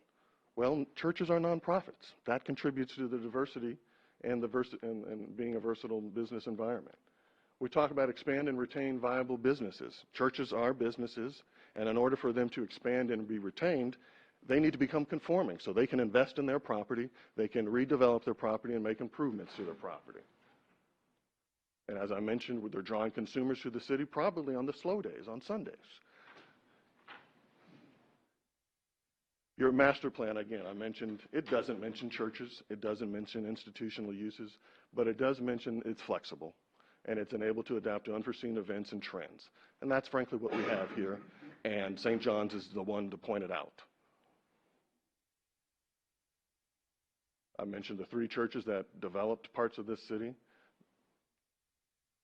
Compatibility, we know existing institutional uses demonstrate compatibility with B2 and with residential zoning because you have the library, the post office. You've heard, you haven't heard from any of them saying, oh, these churches are out of control, they need to be stopped. The Bandera Road corridor is only part of the city, and you only have 2 or 3 churches, 2 of which are in a properly zoned area. I read you the definition of institutional uses, and I'm going to wrap it up here. There was a You've taken your 15 minutes, but you had 4 people, so that's 20 minutes. So if you can wrap it up, yes, please, in the next couple of we minutes. We talked about their potentially taking developed land. I took your 2015 map of undeveloped land along Bandera. I think one of them was the SUP applicant today, but there's very few parcels on the Bandera corridor that are going to be threatened by your B2 potential zoning change to allow institutional uses. Your current zoning map shows, your current zoning map is identical to your future zoning map. So what it tells us is that the future planning decisions must recognize, and this is from your master plan, existing conditions. Existing conditions are that 70% of the churches are in B2 areas. And it's a trend, and it's helping shape the development of the city.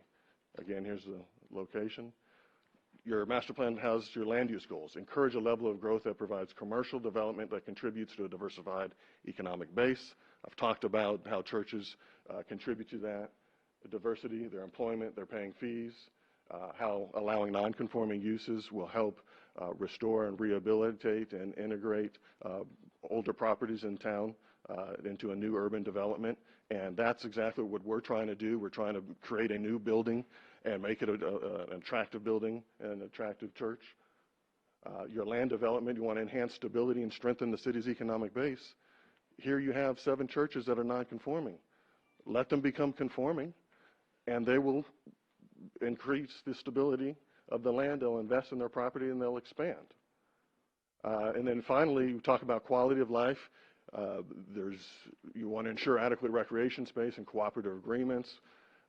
Certainly the institutional uses, and St. John's is a good example. They contribute to the recreation and the educational opportunities in the community. They provide services to the community above and beyond religious services. So in summary, we would ask that you all allow B2 to include institutional uses, which is really going to be churches and museums.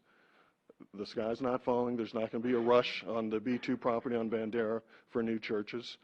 We believe that it will contribute to the economic development of the city, and it'll provide stability by allowing the existing churches to reinvest in their property. And I'll be happy to answer any questions. Okay. Thank you very much. Yes. Mr. Martinez, go ahead. By any chance, do you have a picture or rendering what the proposed future church, if built, would look like? Just happen to use that as my sample. There it is right there. Okay, good. Again, we're not in the specific, we're just the global for B2, Sure, for and I'll bring it institutional uses. around. And this is just an example of what people could do if they were legal. They could expand, and they could create more attractive buildings and other church-type uses. Okay, thank you very much, Mr. Fletcher. Do appreciate it. We still have other people that would like to comment on this issue. And who's next? Yes, Mayor, sir. I also just wanted to remind you that I think it's your resolution. I was looking it up right now, but there's a maximum of 30 minutes on each item. So I don't know how many minutes that took, but I just wanted to remind you of that. Well, I didn't know that, so I wouldn't have given him 20 minutes. Let's see how far it goes, because I don't want to. I'm Edward Alonzo. I'm the Vice Chair of the Zoning Commission. Yes, sir. How are And you? I'm a resident of Canterfield and a former minister myself. I think St. John's has done us a great service.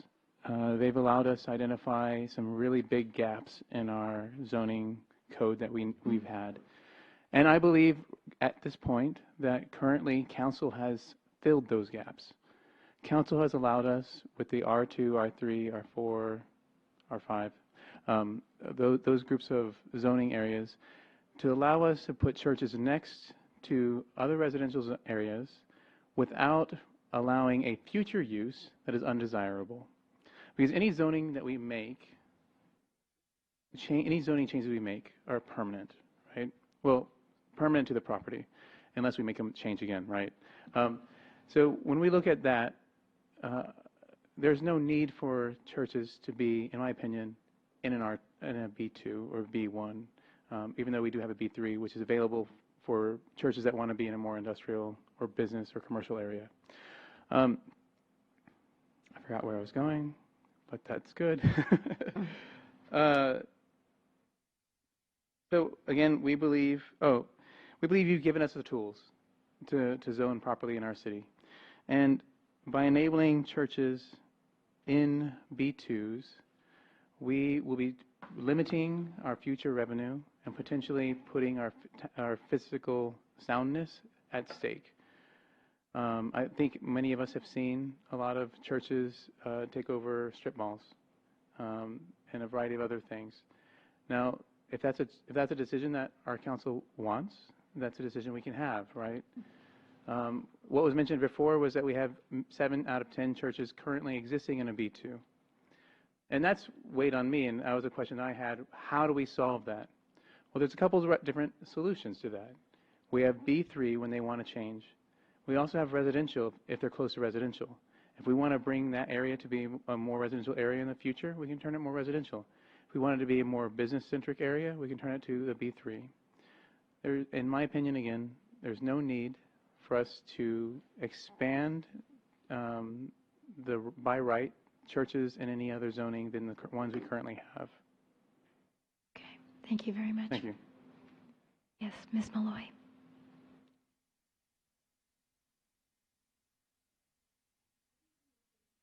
Okay. Late in the middle of the night here. Definitely, I have to commend the Planning and Zoning Commission for coming up with the institutional uses, and there are R3, R4.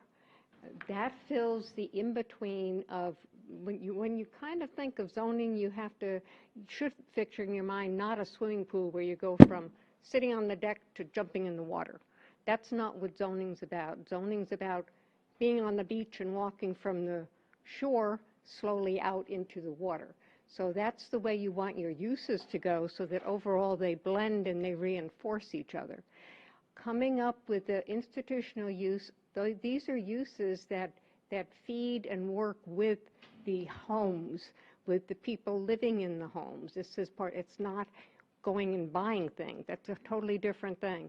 As far as the B2 allows for 107 uses in a B2 zone.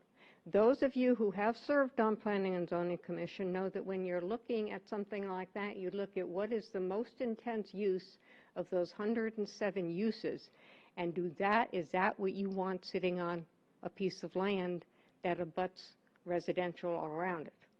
So if you picture for a minute that beautiful looking self-storage, we have two of them now on Hebner Road, that by Rose Cleaners, when you go past Babcock Road, you've seen this huge storage thing that's sitting up closer to the road. That caused the Rose Cleaners to say nobody can see us because you're up closer to the road. That would be an allowed use in a B2 district in Leon Valley. So maybe you can just picture two of those, maybe one have it on Heber and one on Evers. I mean, that's the kind of thing you have to look at, is what if B2 gets mixed in with residential. You separate them out. They don't help each other. They detract from each other when you start mixing unlike things together. You have to get the business area, has to be much more slowly. You've got to get the churches out of the business area. Bring in businesses that complement and draw customers for the other businesses that are in the shopping center area. The churches aren't helping with doing that. So I totally 100% applaud the decision made by the Planning and Zoning Commission and hope that you listen to them. Thank you. Thank you very much. Yes, Mr. Branson.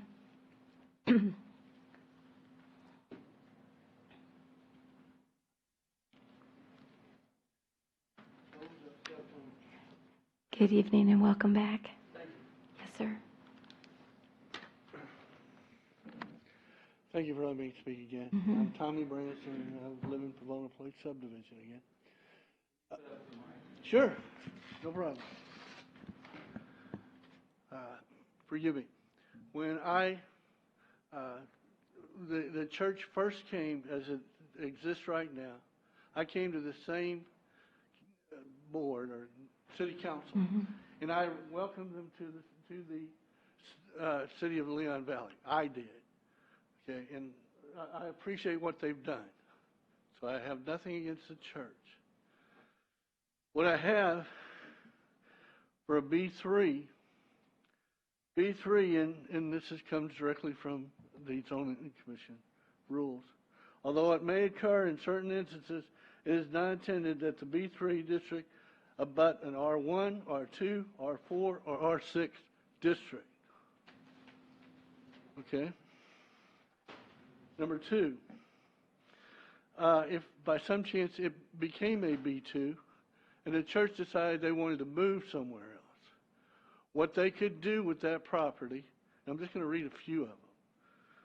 They could put an adult care facility, an air conditioning repair shop, an air conditioning sales repair, an alcohol beverage sales, an alteration or repair of apparel, ambulance service, animal clinic, appliance minor repair, and I could go on. There's 107 uses that they could do. Right. And that's all in my backyard. I live on Fontana Point, which backs right up into the church. And I'm sorry, it's not I don't like the church, because I welcome them into the community. I just don't want them to all at once pick up and walk away, and then that's zone B2, and they sell it to someone else. Okay. That's what'll happen. Yes, sir. I heard that. Thank you. Thank you. Okay, I tell you what, Mr. Fleischer, I need to hear from other people because I'm on a timeline. So let me just be sure there's not any other residents or people in the chambers that want to talk. Yeah, exactly. I just need to hear from a broad range. Yes, well, good evening. I'm Esther Pastor Price. how are I'm you? still in ministry.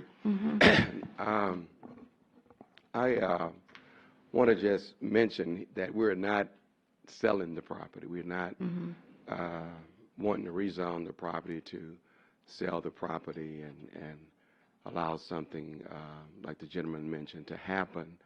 The church have been blessed. Yeah, as a preacher, I believe God adds to a church. Churches grow because of what God is doing in that church. And so we have grown. And what concerns me about decisions that are being made here in Leon Valley is the churches who are currently now on retail property doing the work of the Lord. You actually are handcuffing those churches. You're telling them they can't grow. If they grow, they have to sell their property. You're telling them if they own retail property, those churches have to lose value in their property and rezone to an R or something in order to do ministry.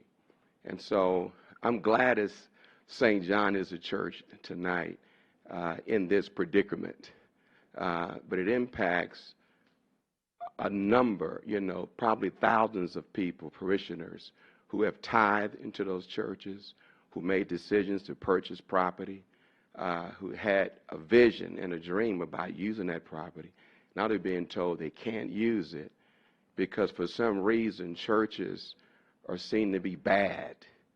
It's a negative connotation to be church in Leon Valley, because if God blessed that church to grow, it becomes a problem for the citizens around it.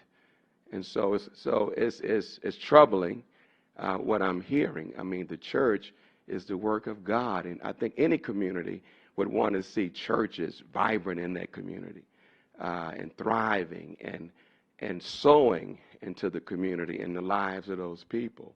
And so our situation is a unique one because we own retail property and residential property. And so as a pastor who have to be responsible for the stewardship of that property, we can't ask people to give, and they give, and then we got to go back and tell them, well, you know what? We can't utilize our property. In order to utilize all our property, we have to take a loss by rezoning our property to be residential property. And so that's troubling for me. And so my heart kind of cries out at what I'm hearing, even in this season, that we still, there's no place in the end for Jesus, even in this season, around this issue. Okay, thank you for those comments. Right. Anyone else who has not spoken, because I need to close this public hearing, who has not spoken yet that would like to add onto this issue?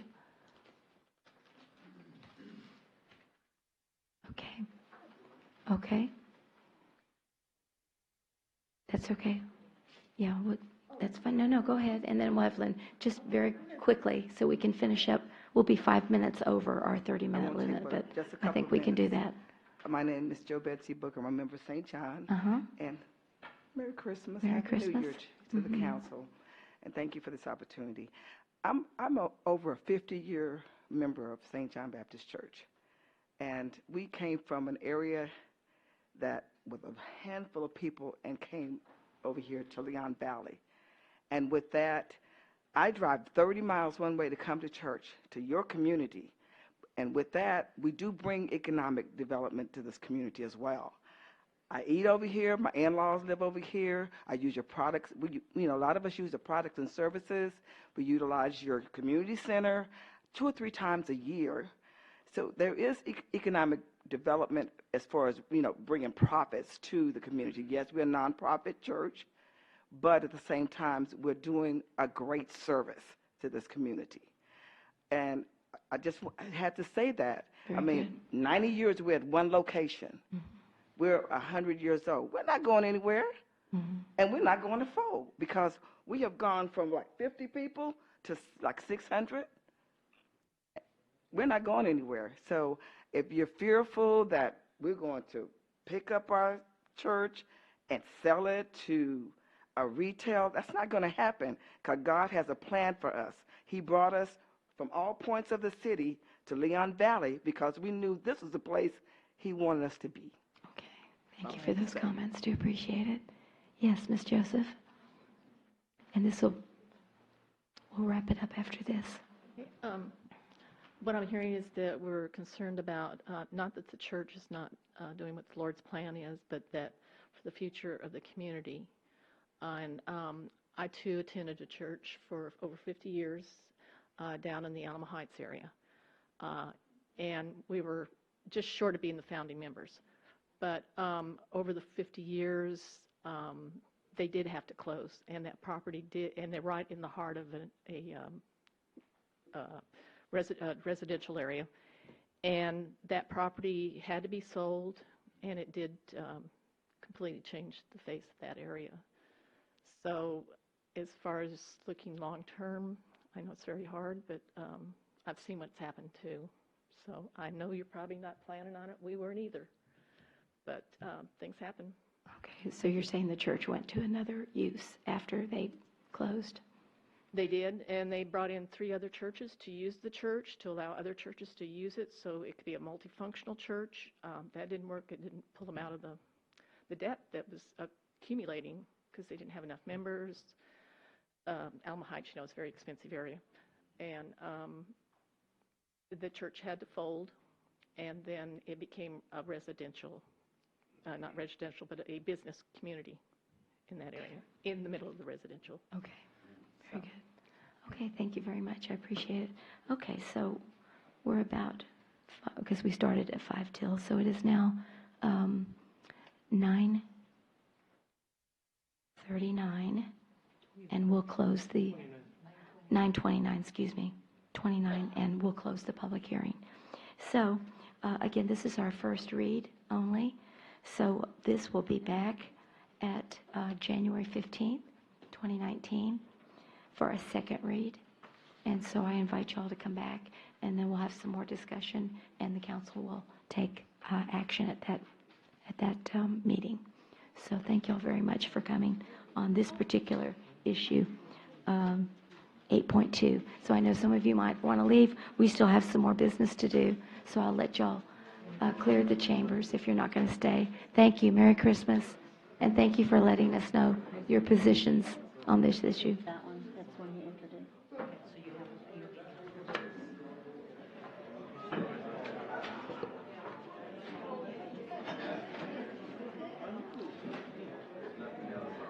In fact, why don't we just go ahead and take about a 5-minute break, because I think everybody's getting up. So let's do that. We'll break for 5 minutes till 9:35. Is that how far down is it?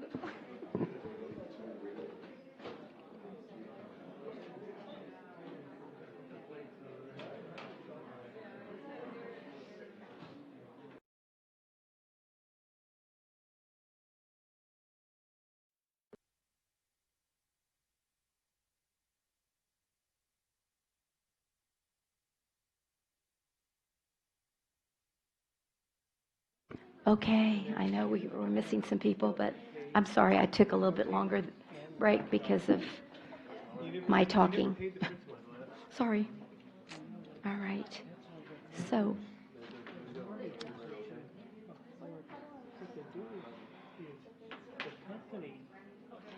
we're back at 9:40, and we will begin with agenda number 8.4. Regular agenda 8.4. Ms. Postley, if you'll please read that ordinance. An ordinance amending the City of Leon Valley Code of Ordinances, Article 4.01, General Provisions to Article 4.00, General Provisions, creating Article 4.01, Credit Access Businesses, setting forth registration requirements and credit extension guidelines, providing for a penalty, providing for a repealer, severability and savings clauses, and providing for an effective date. Thank you, and we have our City Attorney Denise Frederick here this evening to present. Thank you and welcome. Good evening, Mayor and Council. The purpose of this ordinance is to authorize the city to limit payday loans to 20% of the borrower's gross monthly income, limit auto title loans to the lesser of 3% of the borrower's gross annual income or 70% of the vehicle value, limit loans to no more than 4 installments or 3 rollovers or renewals, and require the proceeds from each installment or renewal to reduce the loan principal by 25%. The City of Leon Valley has currently 8 credit access businesses. That's the term that is used in the financial industry for payday and auto title loans. At least 7 are registered with the Texas Office of Consumer Credit Commissioner.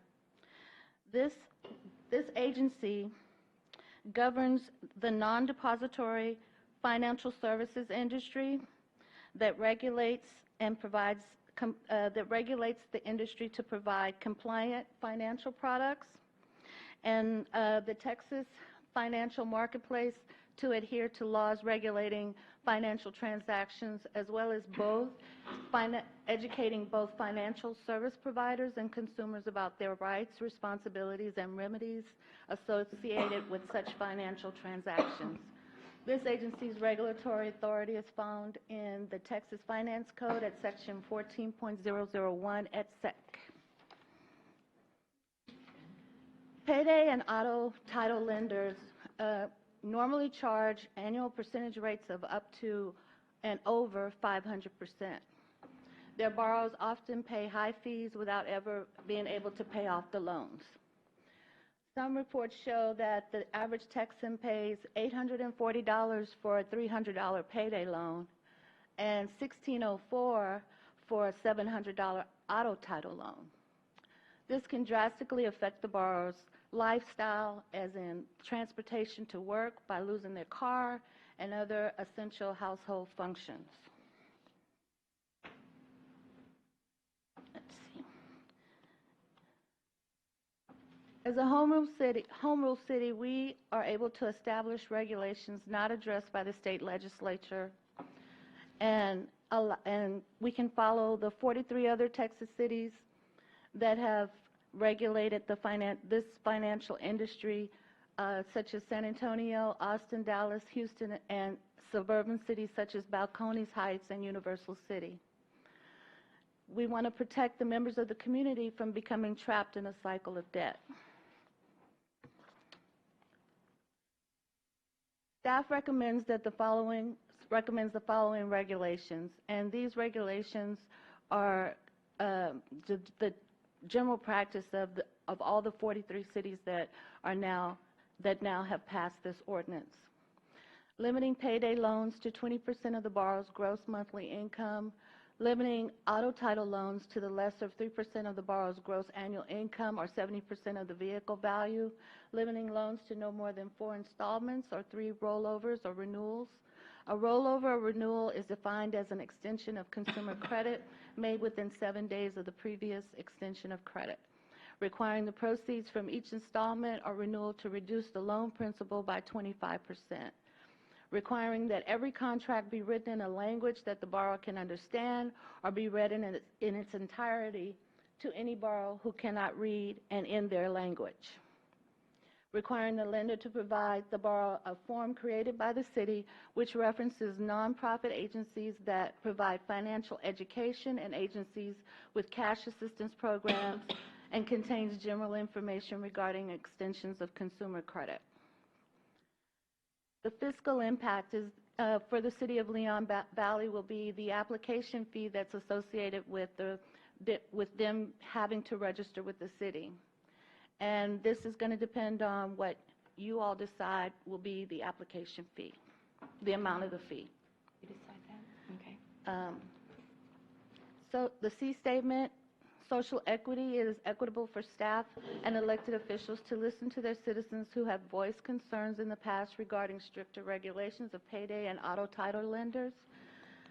And the proposal encourages responsible economic development in the city of Leon Valley. There is no environmental impact. Okay, thank you. Questions? Yes, ma'am.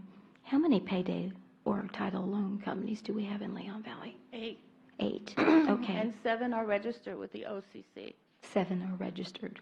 Mhm. All right, and then if this ordinance passes, then how is notification given to these 8 institutions? Well, we can't retroactively require them to register. This is So they're only, grandfathered? They're grandfathered in. Wow. This is only New ones. to be able to control any of these other agencies from when they come in. Mhm. And So just new it's kind of businesses. also a deterrent because there are so many rules, associated with the new ordinance and Okay, the I did not code. realize that, yeah. Okay, well, so it's only new businesses, and Yes, then we ma'am. have problems as to where they can go physically, and so. Right yeah. now, we also have land use regulations against, that regulate payday loans, as do San Antonio, Austin, Houston, and Dallas. And now we're bringing in financial regulations to make sure that those that do come in and comply with our land use regulations, that they will also have to comply with our financial regulations. So together. Yes, ma'am. Mhm. Okay, and And then- we're looking to make the land use restrictions even more strict. Okay. And that's Brandon's area. I got you. There was another question I was going to ask. Oh, what is the fee that Balcones and Universal City charge? I apologize, I did not check on that, but I Okay. will. I mean, I just would like to, if we have to set a fee, Mhm. I think it would be good to compare what other suburban cities charge. I'll check with that before we come back for the Sure. second reading. Okay. Put ours higher after we know. Well, I don't even have the ballpark. You have a ballpark figure of what they charge, no? San Antonio, I believe, charges $50. Oh, okay. But we could pass this ordinance, and due to these restrictions plus the land use restrictions, we may never get another payday lending company in this town, right? That's Okay. the goal. Right. Okay. Ms. Alcacer and then Mr. Martinez. Go ahead. And why can't we say, include a provision that after a year or 2 years or whatever minimum time is necessary, that the present ones have to conform? Because the state law doesn't allow us to do that. There's statutory, in 2011, the state legislature addressed some of the concerns regarding payday lenders and auto title lenders. And they require credit access businesses to provide consumer disclosures regarding their loan products, fees, interest charges, and percentage rates, as well as requires them to obtain a license with the OCC.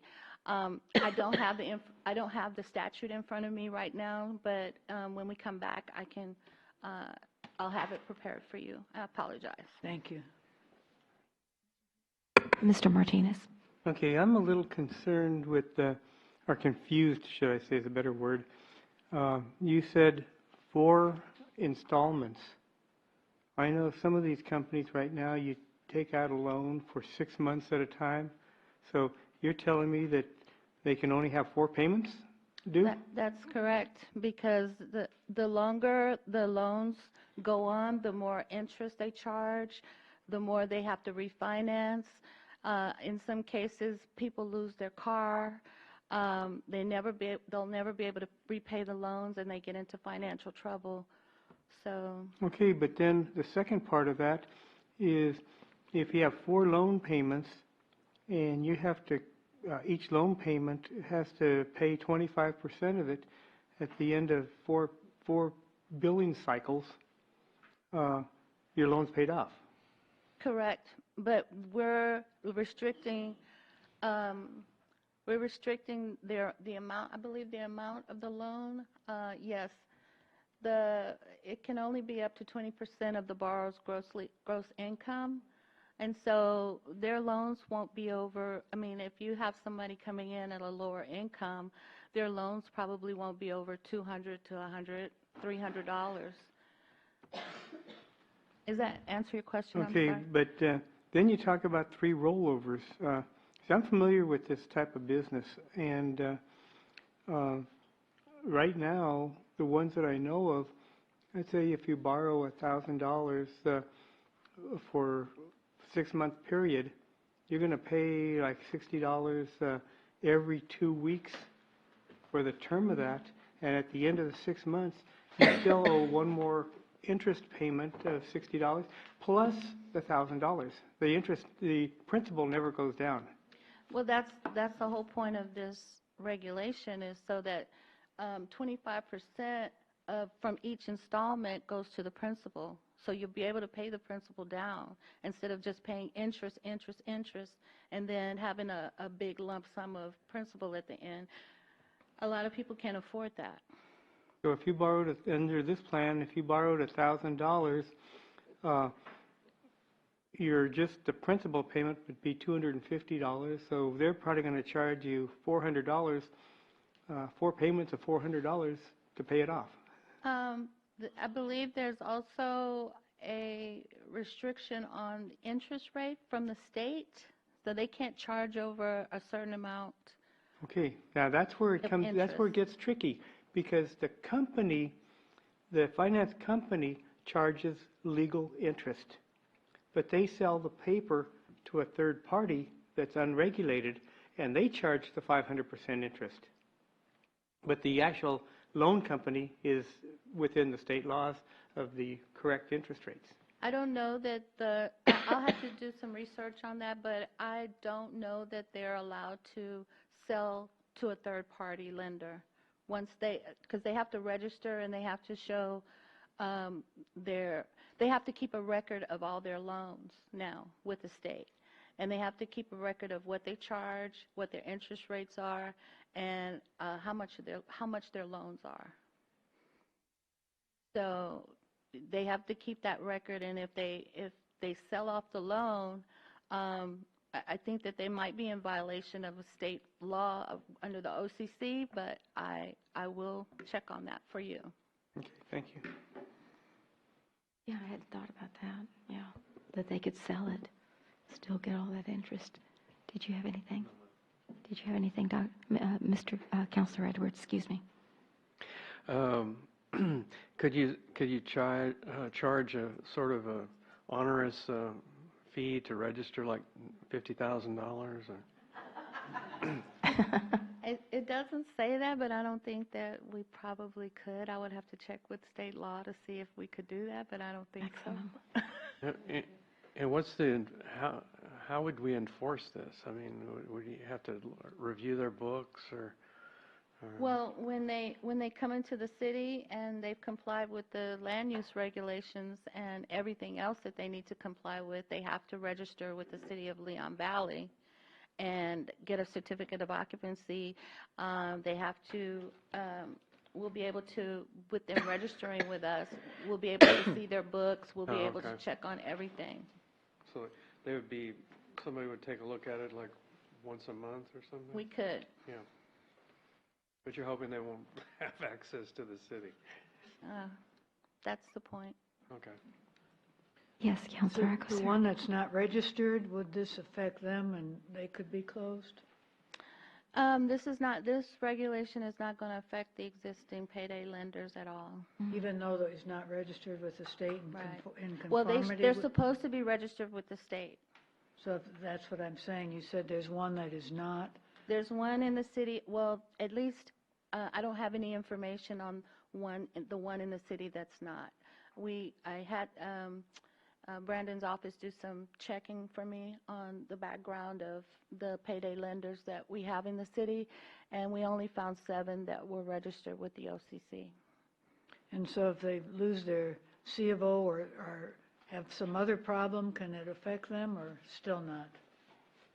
Well, I don't know. Can you rephrase your question? I'm just saying if they, some other standard of the city that has set up and they fail something, a code violation. Another violation. Can this then maybe kick in or not? If they have to apply for another C of O. Have we checked them all? Do they all have C of Os? I don't know. I will check with code compliance. You can do it after it's passed. Okay, if there's no other questions, are there questions from our citizens? Yes, Mr. Riddle, how are you again? You must be from the north because you're wearing shorts and it's cold. That's all I can say. Yeah. Yesterday, yeah. It's go ahead. Philip Riddle, and I Yes, live on sir. Resoka Street. I just wanted to let y'all know that I'm also on the Board of Adjustment, and we have had requests for new lenders to come in here, and I was certainly hoping one of the reasons we passed our home rule was to try to limit this type of business coming into Leon Valley, because they're just everywhere you look up and down our street. It looks like I don't believe it sets the tone for the city that this is the kind of business that we want attracted. The business that came up in front of our board did not meet the zoning qualifications for their type of business. They were passed in 2015, and they are very strict on where they can locate. I would definitely support this also to go with those zoning requirements as another way of enhancing our ability to control the locations of these payday loan lenders. That's it. Thank you. Thank you. Merry Christmas. Merry Christmas to you too. Okay. Well then, this is our first reading, no vote, so we'll move then to agenda item number 8.5. Ms. Pasolay, if you'll please read that ordinance. An ordinance amending the City of Leon Valley Code of Ordinances, Chapter 8, Offenses and Nuisances, creating Article 8.13, Hotel and Motel Guest Registration Requirements, adding Section 8.13.001, Definitions, adding Section 8.13.002, Requirement for Motel and Hotel Guest Registration, adding Section 8.13.003, Penalty, providing for repealer, severability, and savings clauses, and providing for an effective date. Thank you. Chief, good evening and welcome. Mayor and Council, I'm the presenter y'all been looking for, the last two. So we'll get started. This ordinance is ordinance that other cities have passed to keep from having problems in their cities. San Antonio passed theirs as far back as 2004, and we're just, because of the home rule, we're allowed now to get that going. So the purpose of the item is to amend Chapter 8 of our code and ordinances to require a registration of a log for our hotels and motels so that it deters illegal activity at the hotels and motels, and to provide information in case of an emergency happens so that we know who the occupants in the room. The City of Leon Valley was given the authorization under the Home Rule Charter in November 2017, and told you the city's already acted theirs in 2004. This is what the city, basically, City of San Antonio says. It's Article 4, Section 15-83, guest registration. Duty of hotel, motel to keep a log. Registrant must present a valid identification. They must document the registrant's credit card. Must detail their estimated length of stay. The records are maintained for 2 years, and it's available for any police officer to view at any time, and it's a Class C misdemeanor punishable by up to $500. So we're looking at doing something very, very similar. The vast majority of the stuff is the same as what San Antonio's, with a few things that I'll point out, a little bit of a difference and why we made those changes. So the first is the definitions consideration is basically the cost of the room, and such hotel and motel not to include the food or personal services rendered to the occupant of such room not related to cleaning and the readying of such room for occupancy. A hotel and motel is defined as any building or buildings, trailer, or other facility which the public may, for consideration, obtain sleeping accommodations.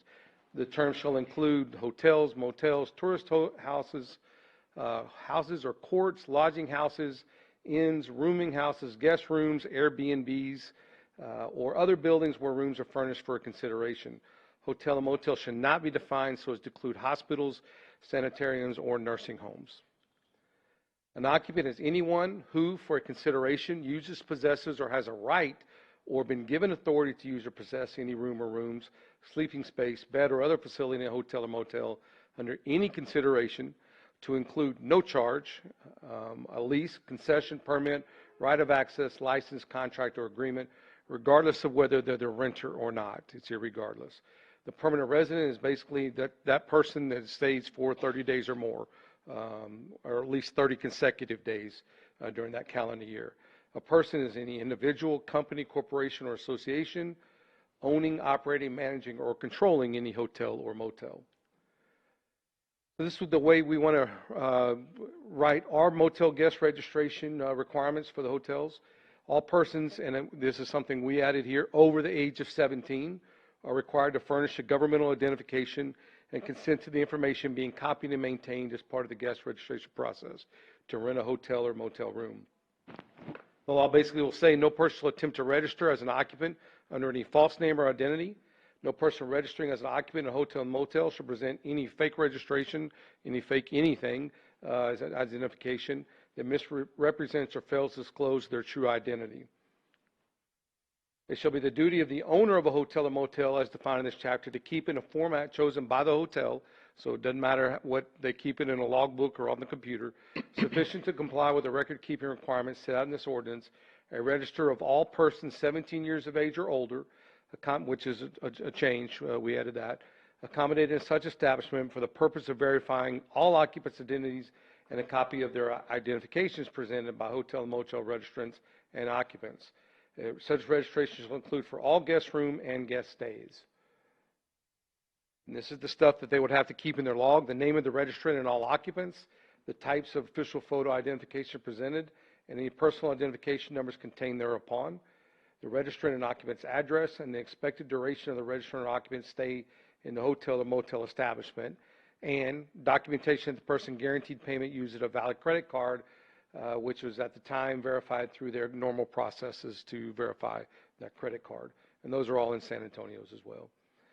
No such owner or operator or his or her employee, agent, or representative shall knowingly write, cause, or to be written or permit to be written any register in any such hotel or motel other than the true name of the registrant that's verified on their official government document as presented. And this next one is our addition. All registrants and occupants must re-register every 28 days, regardless of whether or not they're considered a permanent registrant or not. And the reason for that is people go in and will rent a room for somebody else. They get paid in drugs. They leave, and then that person's there can be in that place for months. And this would cause them to have to, they probably will never see that person again. They have to go back and re-register and identify everybody that's supposed to be in the room in case we have issues in the future. Such record of all registrants and occupants shall be kept on site at the hotel and motel and shall be available at all times for inspection by any officer of the police department of the city, and shall be maintained for a period of 2 years from the date of each registration of a room. Now, I will tell you that after discussing some things with San Antonio and some other agencies since and this is all in San Antonio's as well, I think we need to go in here, and I'll add it before the next time and get it to everybody, and detail that there is a process that if they do not want to give it to us, they have to maintain it. Then there's a administrative process that we can go in front of a magistrate, including ours, and bring the hotel or motel in for a hearing to decide that if they want to release it or not, and whether the judge says we have a reason that we need to see it. So very few, San Antonio hasn't put theirs in place yet. In discussing that with them, it's not in their ordinance, but they're about to as well, in other places I've looked at because of a recent ruling. And so nothing in there has changed except that I just want to add some additional stuff to this one so it actually covers the things that we're foreseeing in the future of having a magistrate being able to say, okay, if you don't want to give it to us willingly, then fine, we'll go in front of the magistrate, we'll have the discussion with the magistrate, and then the magistrate will make that decision in an administrative review. So we'll get you that before the next one, and I will brief that, the additional language. Person commits an offense, the person violates any provision in this section. This includes the registrant providing any consideration for a room, all occupants in the room over the age of 17, and the owner, operator, or employee, agent, or representative. So no matter who, if they're in the room, they're not supposed to be in the room, they've given a fake ID, they didn't capture the ID, everybody can be issued a citation if they're not who's supposed to be in the room. If they're not renting the room properly, if they're renting the room out wrong, everybody can get it. And it's a Class C misdemeanor. I know that says $5,000 up there, but it was actually corrected, and then somehow it didn't correct that. But it's a $500 per day for each violation. And so this proposal consists with the City Council goal ensuring all citizens throughout Leon Valley are safe and they're protected. Helps ensure the safety of the residents, visitors, and business owners in our community. And everybody's going to see a positive safety benefit, which could help further spur the economic growth and stability in the community that we're already seeing. Environmental stewardship, less criminal activity around the hotel and motels also help keep the area clean and provide a better image for our city. If we give citations, hopefully not, it will have a positive impact on the budget.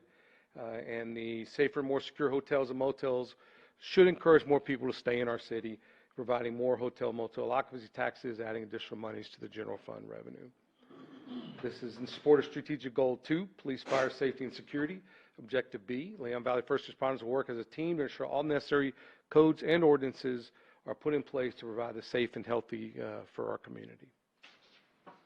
The Police Advisory Committee was briefed with this and discussed, and they did approve unanimously. This is one of those items you saw in Mrs. Charles' presentation earlier today, where it talked about the things that were brought up back in November, right after the election. This was one of the items that was discussed that day and put on our list. So it's one of the green items that we're bringing forward to y'all. And they did want us to bring this forward. And the city manager and both I were requesting feedback from y'all on this ordinance as proposed. Okay, so back in November of 16, right? It was, or 17. 17. Was the list. And so was that something that you saw in our community that needed improving? Those were the discussions when I went in front of Citizen Police Advisory Committee and I asked them, now that we're going to be a home rule, we're our home rule city, what are the things that you believe we should look at to put into effect now that we can make our own rules? Mm-hmm. Basically, what are all the things that have been bothering you all along in Leon Valley that you want to see changed? And we came up with all of those, the group, mm-hmm. Throwing things out. We decided to knock off the easy ones first and wait on the really rough ones that people get real emotional about, like chickens and cats, mm-hmm. and RVs and boats. Mm-hmm. And so that's why those things have been at the bottom of the list. It's not that we're avoiding them. We're going to get to them. We've written some of them, but the RVs and boats we'll probably get to in the beginning of the new year. So we're amending an ordinance, right? This one, there's no ordinance. Okay. It says on an amendment to the codified code of ordinances. Right. So it's just the book. Okay. So that's what was confusing me, because I saw that amendment and I thought, well, I thought we had something on the books that we were amending. We don't have this ordinance. It's just amending the code. Yeah, okay. Chapter 8 offenses. Okay. And so the whole purpose is you need this information primarily for criminal activity? So is that what I would say? It's to stop criminal activity. Yeah, what happens a lot is people rent these rooms for drug dealers, for prostitution. They give the room out for whatever reason they're given, mm-hmm. whether it's drugs or services rendered, and then all of a sudden the hotels and the motels don't know who's in their rooms, and there's illegal activity going on. And so we've had some issues with this in the past that we've cleaned up mostly, and not saying that our hotels and motels aren't working with us. They are, mm-hmm. but the reality is just like a lot of these other things, like the payday loan vendors we just talked about, if The other cities are pushing them to us because they have ordinances that say you got to show That's your what ID, happened, yeah. you got to photograph your ID, and the thought is that a criminal's not going to want to give their IDs, and so they're going to go to a place where they don't have to give their IDs, and we don't want that element here. And so if they're afraid to give their ID, there's a reason. And so. Okay, so that's that. Yes, So ma'am. we've never had that before, so that's what. We've had issues before, but Right, we haven't had the never ordinance. we never had them, they never had to show their ID. Correct. But now they will. Correct. Okay, the other thing was that the reissue after 28 days. I guess what I thought the reason you were doing that was because of the 30-day limit on staying at a hotel or a motel. And after that, then they don't have to pay hotel motel tax. Not in this Would that- ordinance, ma'am. Not in that ordinance. There Okay, I should thought- be an ordinance put in place that says that they have to re-register, but that's a whole nother deal. That's a whole This nother is issue. keeps them This is from just for renting a room for a renting the long, room. for, Okay. and then continue to go pay for the room, but not having to re-register, so they could stay in there for months under a person that hasn't been in this hotel or motel since day one. And so now that they have to re-register, they can't because they don't have that person to come back or possibly have that person to come back and register again under their name and start the process over. We've got 3 hotels or motels, whatever. So are you planning on like getting these owners together to let them know? I wouldn't get them together, but we definitely go You know visit what I'm with them. saying? Because Well- how are you gonna assign somebody to check on the logs and, you know what I'm saying? And that's another layer of enforcement for you. It's You're- not an additional layer of It's not? enforcement. We're in there constantly anyway. Okay. But we definitely would sit down with the owners, would explain the laws. They know these laws because these owners have businesses in In other San Antonio, spots. and so they're used to doing it already. They just haven't had to do it here. Okay. But we'll definitely sit down with them, explain to them, and won't be any extra work for Won't us. be any extra work. Okay, Correct. good, that's what. I had a question. Yes. Chief, at the beginning of your presentation, you talked about, I guess, like assisted living homes. Is that, or if you didn't include it, assisted living, is that going to be included? No, it's not. No, ma'am, it's not included. Okay. I don't think. It was like way up at the beginning. Yeah. It's right in here. Like sanitariums, nursing homes, it's not included, like end-of-life care facilities, No, if we it's- have any in our neighborhoods? Well, I mean, we want to use another word for nursing homes. I can add that to it, but Okay. I think that would be covered under the nursing homes. But if we want to say, whatever definition, we can look to add that, ma'am. Well, I was just wondering if it was just going to be strictly nursing homes or like maybe assisted living or adult daycares or like where someone might be spending a night or 2 It nights. shouldn't, but if we need to better define that, that's not the intent for those places. Okay. But if we need to add that, I'll definitely look at, I'll get with community development and see what kind of verbiage that we utilize in our codes. Yes, ma'am. Okay, thanks. Yes, sir. I notice it covers like Airbnb. Is that, I mean, that could be a house in Leon Valley that somebody's Correct. renting out over the internet. Correct. So how would you even interact and get this information? So if we go to that house, which we have in the past, we've had to shut down, people rent their homes and there's 200 people in there partying and there's not a log, then those people can get cited and the owner of that house can get cited. So it's a way to force them to know who's in their place. So the owner has to keep track of that? Absolutely. Absolutely. If it's an Airbnb, a guest house, rooming houses, lodges, they have to keep track, period, of everybody they rent to and everybody that's supposed to be in that house. Okay, let's see, Counselor Jordan first, and then Counselor, he raised his hand, and then you next, please. Did I Counselor see Jordan. where we had in it that you had to make a copy of their ID? Yeah. Yes, sir. And keep a copy on record. And that, keeping a copy of the ID is something that we did add, and that was based on talking to the vice officers and the SAPD officers that deal with this. People say, oh, well, they gave me an ID, and I assumed it was real, but there's no evidence that they actually gave an ID. And so this would force them to keep a copy of it on record. And we see this, it's kind of, I think I got an email today from Mr. Smith, and it's 50-50 when you travel now that they're actually requiring and make a copy of your ID. Some places do, Some places don't. But it already required, including in San Antonio, to keep a copy of your credit card. So that one was already on there. You know if they had any legal challenges on these? They had a legal challenge on the aspect that I talked about, and it's already been up to the Supreme Court. Which aspect? On the aspect of whether that they have to release it to a police officer without a warrant. And the Supreme Court ruled in 2015 that they can be required to keep all the stuff, the registration, and keep all this stuff. This is no different than what they expect a person who sells precious metals, the pawn shops. All those things are already required for all of these other licensed facilities that are regulated, and that's what the Supreme Court agreed.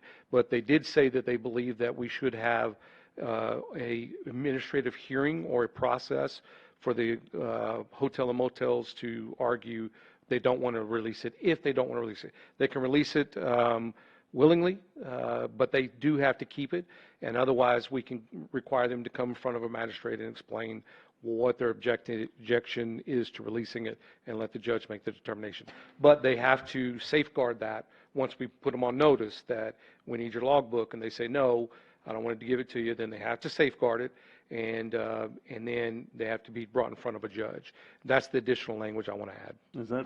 The Supreme, it's Los Angeles versus Patel. Right. Supreme Court ruling. It was a 5-4 ruling that held that a city ordinance allowing police officers to inspect hotel registries without a warrant or subpoena violated the Fourth Amendment. Right.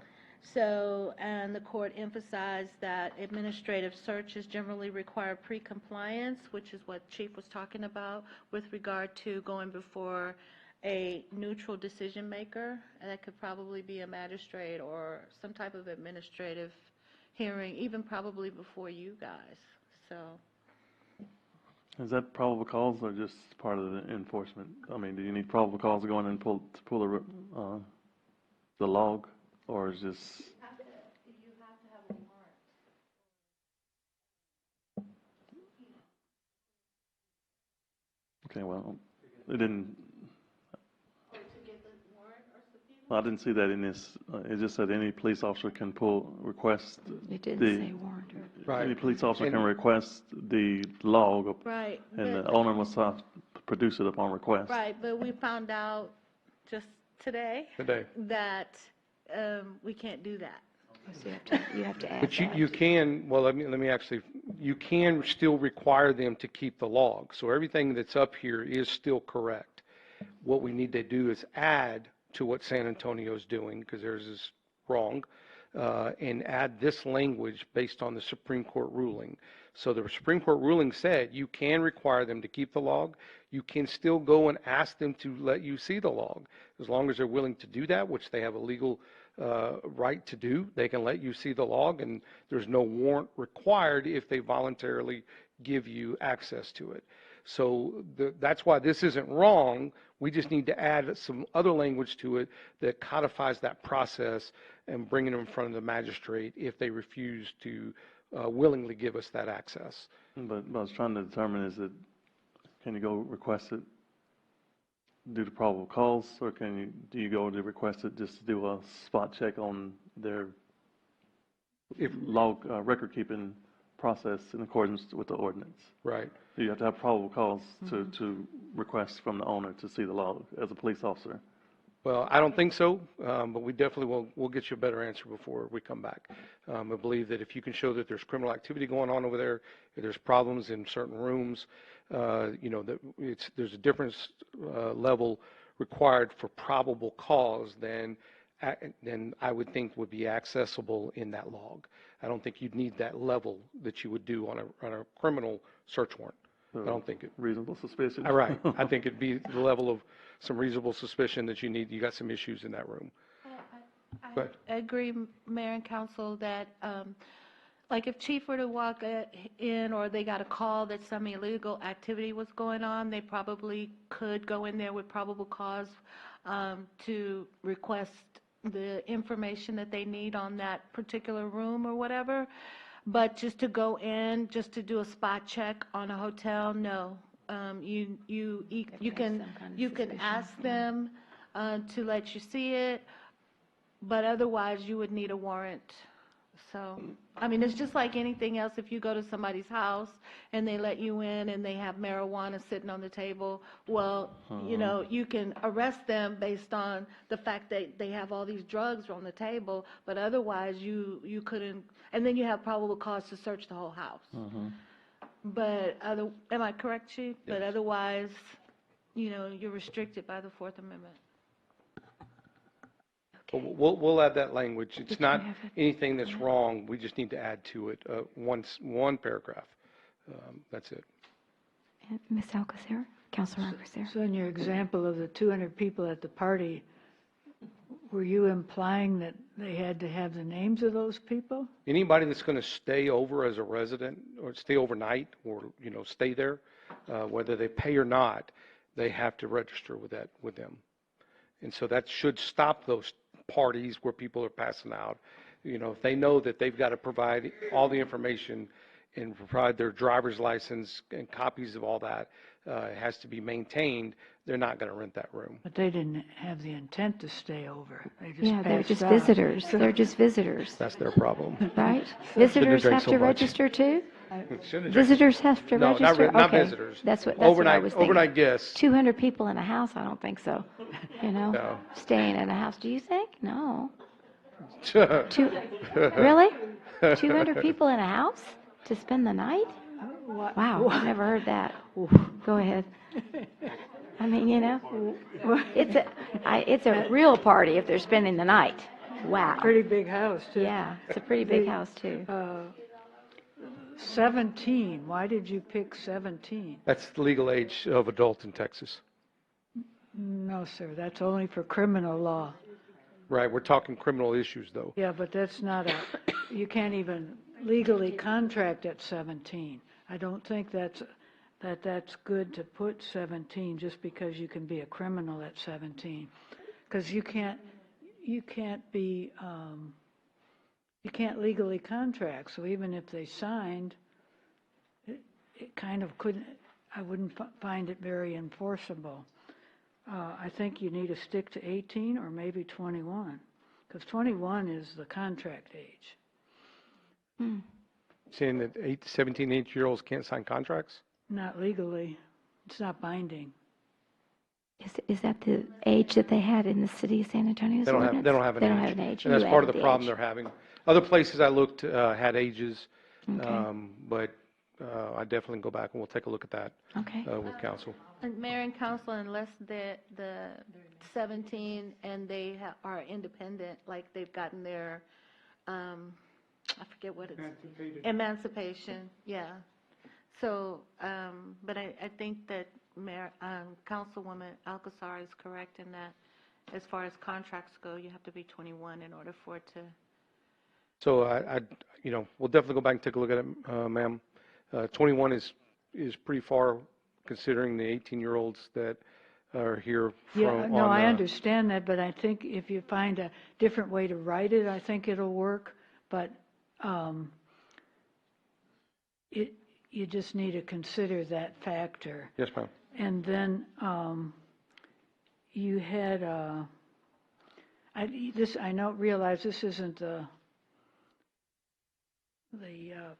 permanent one, or maybe it is, but anyway, on item 3 on page 259,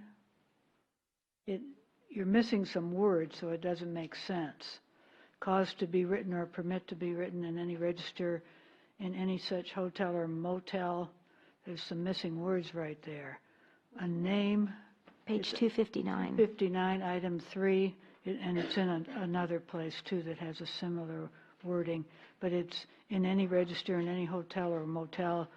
It's supposed to maybe have any name other than the true name, but it's missing those words. So I want to make sure that the complete document includes that, because otherwise it doesn't make sense. It may not be enforceable. Okay. We'll take a look at it. It's definitely one of the ones that we just brought over from the local ordinance.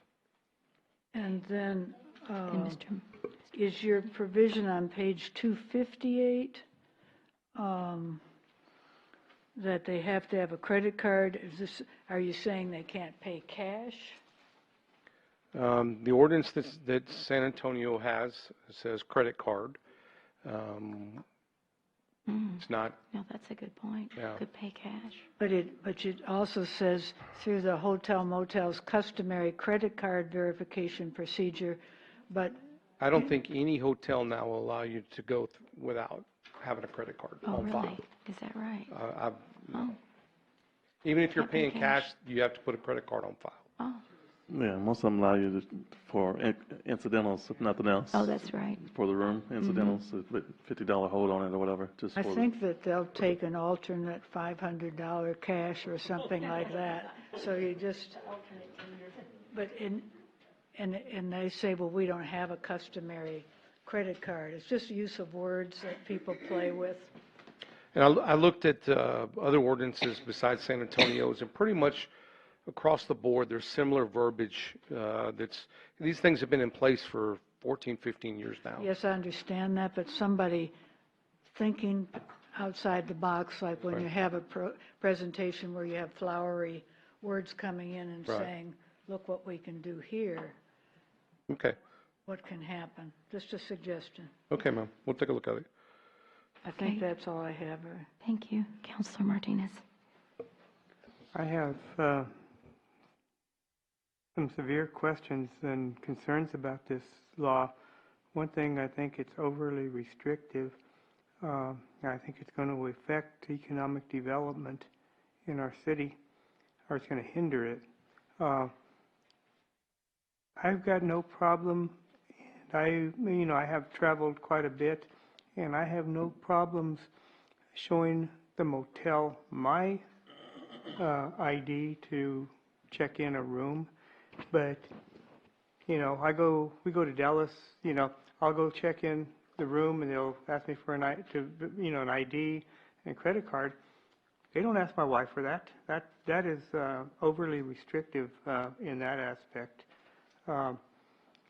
And I have problems with the registering every 28 days.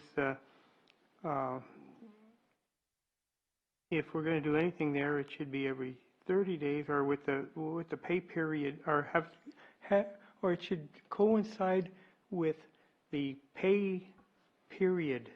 And I guess you're looking at the long stay motels, the two long stay motels we have. All three of ours are long stay hotels.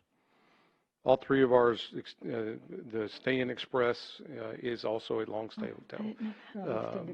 So, and really, the 28 days is just saying that before somebody can say, I'm a permanent resident, they need to come in and show that they're still there. They don't have to re-register as far as repay and all that other stuff. That's not relevant. They just have to go in and say, look, sign me back up in. I'm still here in the log. Okay, now, the credit card portion, them keeping a copy of the credit card, that goes against the PCI compliance. The credit card industry has some very strict rules about the PCI compliance. I have to, every year I have to fill out a form. It's an online form.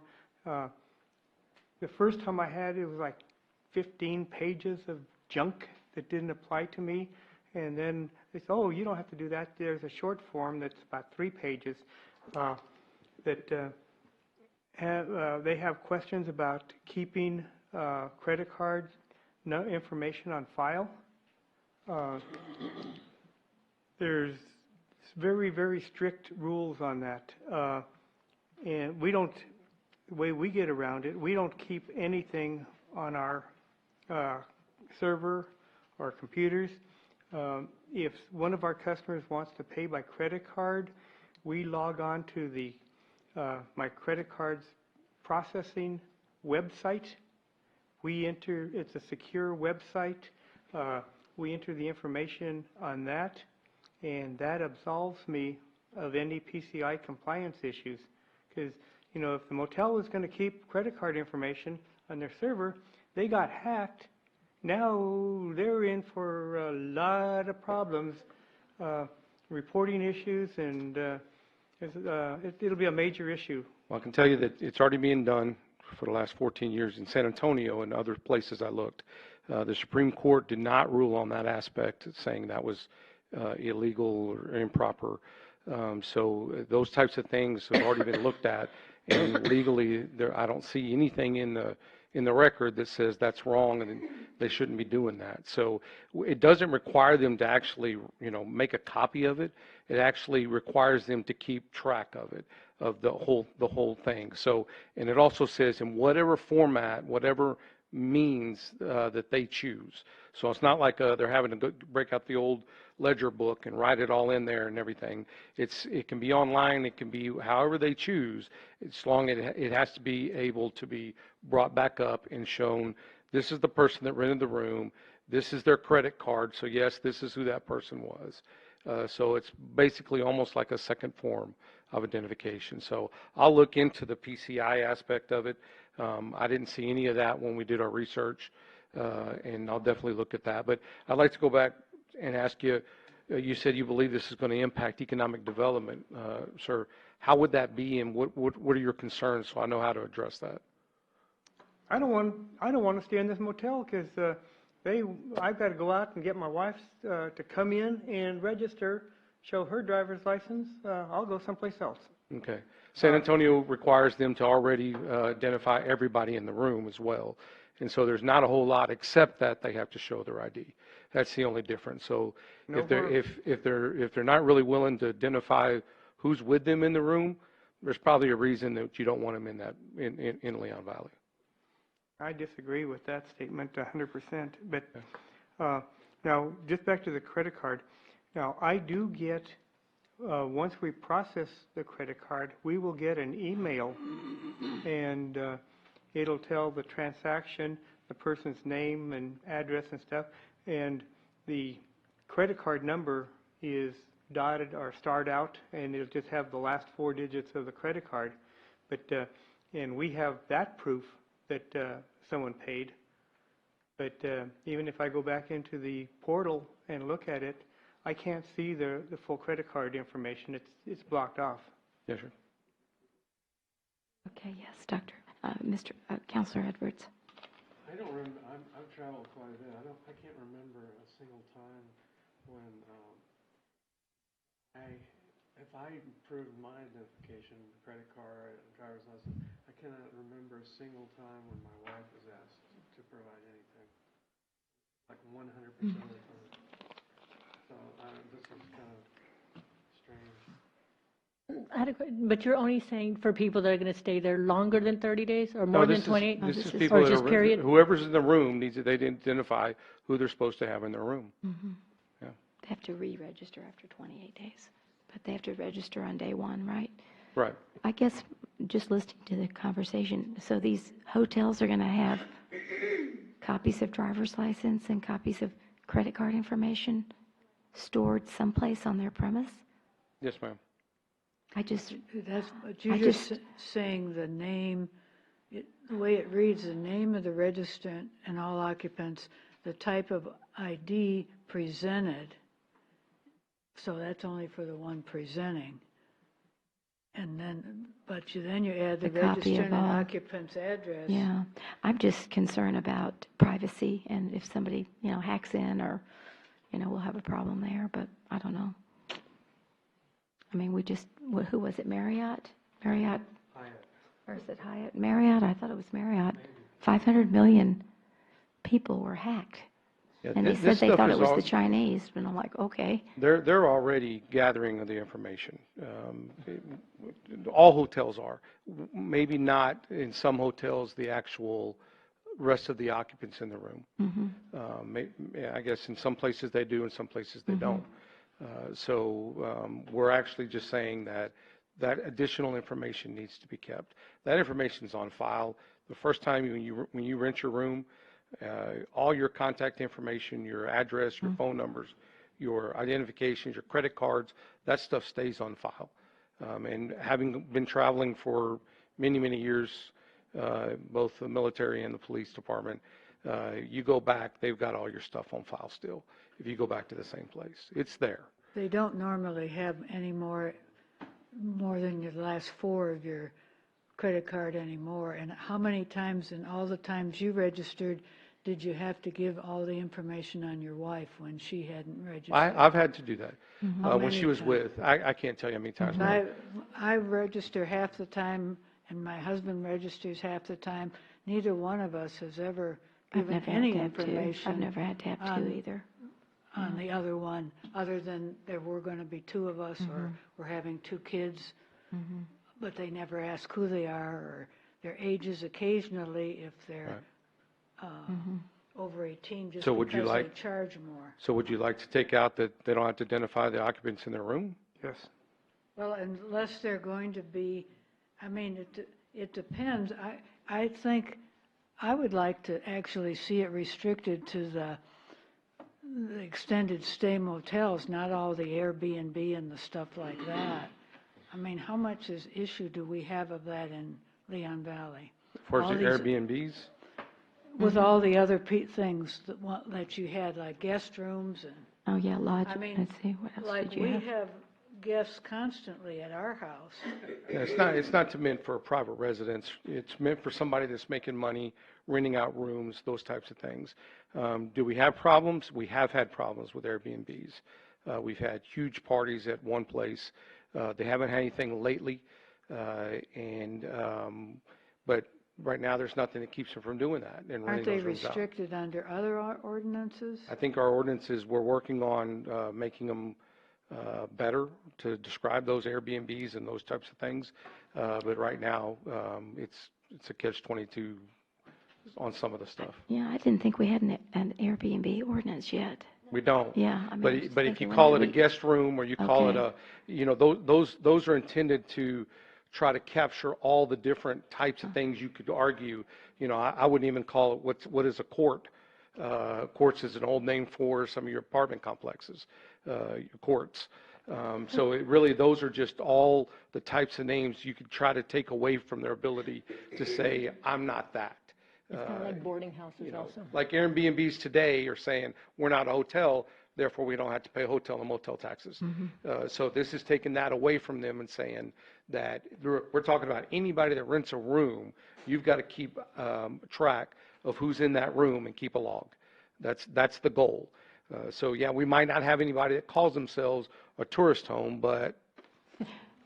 Chief, do we have a summary of how many, okay, we know hotels and motels, but do we have tourist homes? Do we have houses or courts, large in-house? How many do we have in our city? Airbnbs, how many? I mean, what, is I it? only know of one at this time Okay. that we've had, and they've stopped because they got in some little bit of trouble. Yet. Y'all got some of the complaints when y'all went on last October at the National Night Out. Y'all got a complaint on one of them that it had constant parties. That was an Airbnb they were talking about. Okay, that was on But as far as guest houses, we have a few that I think you could probably call guest houses. But really, it's not whether we have them now. It's how do we keep them from becoming, and how do we keep them from just renting to everybody and being able to do what they want without some kind of oversight and making sure that the right people are in there and they know who's in there and they're not renting them out to the criminal element, regardless of what name they call themselves. Has this been challenged, the right to privacy? Do I Yeah. have to tell people who I have in my room when I go to? Yeah. No, I'm serious. I don't have to tell people who yeah, I have an It was issue with discussed at the Supreme Court. It was discussed, and what they did say is that nobody has come forth at the time and challenged this on a individual. It did in New Jersey. There was a case in New Jersey, and the district court in New Jersey rejected the claim of the individual, saying basically, if you want to rent a room, these are the rules, and you rent the room based on the rules. If you don't want it, you don't rent it. And so, but it has not gone to the Supreme Court. There's not any cases that have made Court of Appeals level yet. So that was 4 years ago, and so not yet. Okay, I was just wanting to give up my right to privacy because I rent a hotel room with somebody in there, or if they're at my house and somebody's the same person is at my house. Do I have to tell people, you know what I'm saying? If you're renting your rooms out to Right. people. No. in If your I'm in a house, hotel, yeah. when I'm traveling in my hotel, I mean, it seems like you're giving up your right to privacy if you're in a hotel and you have to list everybody in the room. But if I was at my house, which I own, then I don't have to tell everybody's in my house. You know what Right, I'm but saying? if you go to rent your rooms out, then you'd have to tell them who's renting your rooms out. You would have to do that if you're going to be a business to rent your stuff out. We definitely can look at taking out the second person, not the renter, if that's what you also choose. We definitely could look at that, but It just seems kind give me some guidance. far-reaching to me. Yeah, And I think so too. I would like to see I get positive feedback. I don't agree with Mr. Martinez in the least. We get lots of good feedback on businesses in the community and the good things happening. But where I do get problems is they're saying we're overlawing ourselves. And when we do call something a hotel motel, let it be a hotel motel and not all these other things. If we need something for the guest houses and Airbnb, that should be a separate ordinance, not a winner takes all, and we got you there because we have you in a hotel motel. Ma'am, I don't disagree with you on the economic development aspect. These laws have been in place in cities for 15 years or more. Right, if they need So them. we're not over-regulating, we're catching up. And just like with what you saw with the payday loan vendors, there's a reason you have them all here and not other places, because we didn't put those The ordinances same in issues place. with the churches. I mean, Exactly. Well, but we weren't home rule. Exactly. I understand why we That's didn't, fine. but we're trying to catch up and close those loopholes that are allowing the criminals to come in and run prostitution out of our hotels. So leave it to the hotels and motels where we have the problem. If we get more of a problem, I mean, we can add it, but we don't have to be so overly inclusive. I mean, Airbnb, people can find as wonderful things. They can also be misused. Guest houses, we just approved somebody who's having their in-laws stay at their guest house. Are they going to have to register because they probably help pay some bills? I mean, these are the things that I can see us getting into. I think the ordinance is good, just overly inclusive. That's all. So everything besides Airbnb up there is in the current San Antonio ordinance and most other ones I found. I know that's a 2 or 3 million Right. person city. And But what I will tell you, though, is in the future, where we're going to have our problems is Airbnbs. And if we don't, it's separate ordinance. that's why, I'm sorry, ma'am. Separate ordinance. But let it be, I mean, because Airbnbs have their own specialty, and they can be very, very good, and it can be good for a city. But, Especially if we can get them to pay hotel motel tax. right, and that, I mean, we can write I'm hotel serious. motel Yeah. into an Airbnb, Yeah. but we don't have to penalize it before it starts. I can tell you from a police perspective, not having any way of knowing who's renting out a room or a house or an Airbnb for a short period of time is problematic. It's been nothing but problems for us. And so from that perspective, I'm not saying it happens every day, that every renter is a problem, but I can go pull up story after story of them trashing the place. And But are they renters or leasers, and they don't seem to be covered here? If you're leasing a house, no, it's not a person that's leasing it. We're talking specifically about Airbnbs, where they're renting it for a day or 2 or 3 or whatever, overnight usually. Those are the ones that become the problems. And so we have nobody that we can go to and say, who's supposed to be in that house? Because the process isn't even allowed us to do that. Well, they can't complain then either, saying, we don't know who trashed it. But it's the neighbors that are complaining. It's the neighbors that are having to deal with that. So I know we're looking at putting an ordinance in place for that as well. But I have no problem taking it out if that's what you also choose. When you rent, I haven't done it that much, but 1 or 2 times, when you rent an Airbnb, it goes through this big corporation. It's a multinational corporation. So I'm sure they have all this information. I'm sorry. I'm sorry. Go ahead. I was just saying, you know, an Airbnb, if you rent an Airbnb, it's a big multinational corporation that, you know, you use a credit card, you buy access to the Airbnb for 2 days or whatever. So, I mean, I'm sure they have that information, right? But you wouldn't, as a police officer, you go up to an Airbnb, you don't know who it belongs to or why they're there. The That's the problem. Airbnb is, mayor and council is a brand name, Airbnb. There are several homeowners who own other houses who rent them out for that purpose. And so it doesn't always necessarily go to a huge corporation. It just may be a homeowner who has another home that they're renting out as a, we call it an Airbnb, but I think it's something else in our code. I can't VBRO, vacation I by can't remember what. rental by owner or something. VBRO, is that it? But I also wanted to make a point to Mayor and Council that I had a friend who was renting an Airbnb or similar, and it was, and sometimes it can be for the benefit of the person who's renting, because police were called because they felt like that person didn't belong in the neighborhood, and there was nothing to show, like a log or anything to show that they were renting the house as an Airbnb. And so they had to contact the owner and jump through all kinds of hoops. Meanwhile, these people are on vacation, but they're being detained by the police because somebody called the police and said they didn't belong in the neighborhood. So it could work both ways. I just wanted to give that example. Well, I agree with Ms. Alcacer about doing Airbnb separately and limiting it to the primary person. I don't know if that's what the rest of the council feels, but just so you have some direction.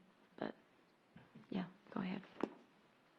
Mr. Martinez, I'm sorry. One thing that just this whole ordinance kind of bothers me is I think we have to be cautious and not turn our city into an HOA. You know, a lot of things seems like we're getting overly restrictive, and you know, it's incrementalism. We're gradually turning the whole city into an HOA. The city tried that several years ago, and it was soundly defeated. That's way before I got on the council. Remember, they tried to enforce a bunch of regulations that the population fought against. That didn't have anything to do with this. That only had to do with what you could do at your own house, and it didn't include renting or anything. But I fully agree with the ordinance. I know why you're doing it. I know the problems you have because you brought so many of them to us. It's just when anybody hears a hotel or motel, some of these others could be like a separate ordinance. But I would like to see the ones for the long-term places that we know about and are the major problems be included in this, and maybe a separate one done for the others. That's just my suggestion. And I do think only the one who's renting the room should be the occupant, and that part's good, but I don't think everybody, I mean, it's just a circumstance that everybody else, maybe you can limit how many can stay, but telling everybody you have to have the names and addresses of everybody in the room seems way too much Big Brother. Okay, is that the consensus of the council, or does somebody have a different? I just had a question. Chief, attitude? how would the way you want this ordinance to go, you know, about registering other people or the names of other people, how effective is that going to be in the event of an emergency? It's very effective. It allows us to know who's supposed to be in the room. We've had overdoses where we don't know the name of the people in the room. We've had, people get assaulted. They're unconscious. We don't know who's in the room. This would give us that ability to try to figure out who's in the room, who's supposed to be in the room at the time. So in case, and that's one of the reasons when you look at in case of an emergency, it is important for us. Don't they have their ID on them? Or in their purse, or, I'm just saying. No, they don't? Texas is a no ID required state, so you Okay. can't require them to have an ID. Okay. All right. Anything else? Okay, okay. Ms. Joseph had a comment as well.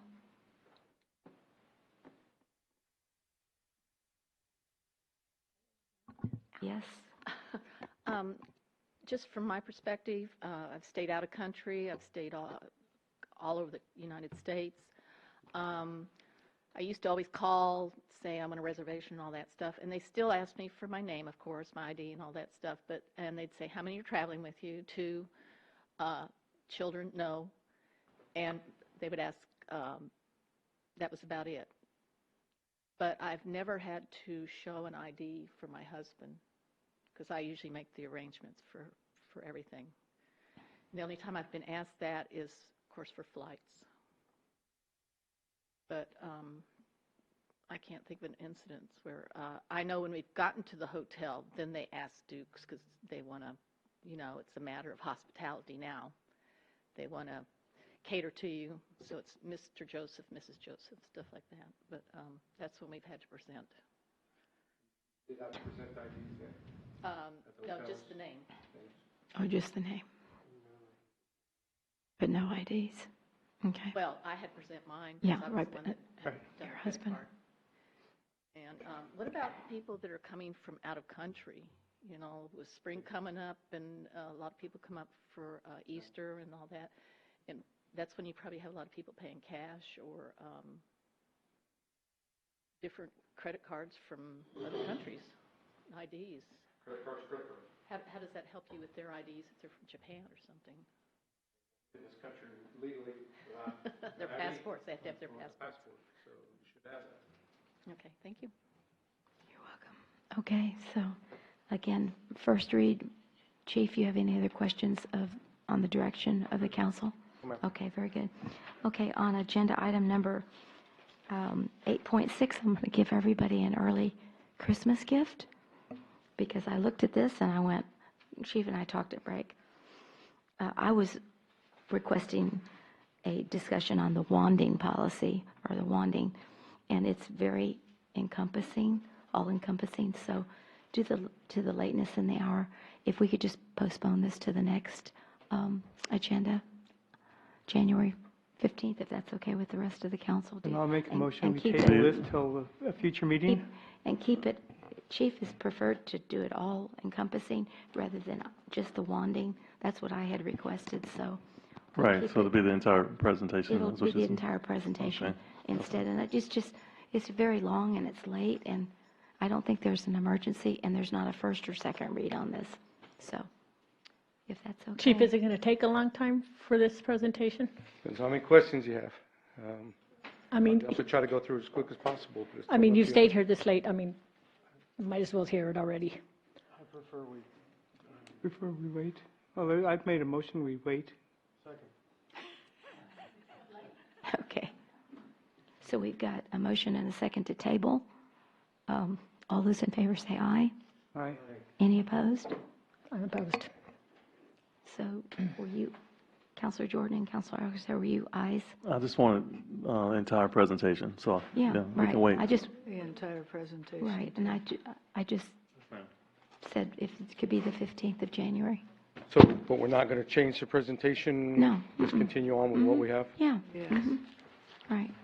I just wanted to say Yes, ma'am. that was, when I looked at it, I went, whoa, I didn't request all of that, but I'm glad that you decided to look at it I was globally. particularly impressed with that. Oh, I did too. I appreciated it, and I thanked you for it.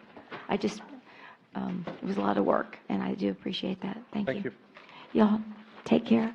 There's no, yes, there's no objection. We move to adjourn at 10:55 on December the 18th. Yep. Citizens to be heard. Oh, citizens to be heard. Would y'all like to say anything? Hello. Thank you. You can tell, see, I'm really getting tired. Okay, so we're still going to adjourn at 10:55. Maria, I wanted to talk to you.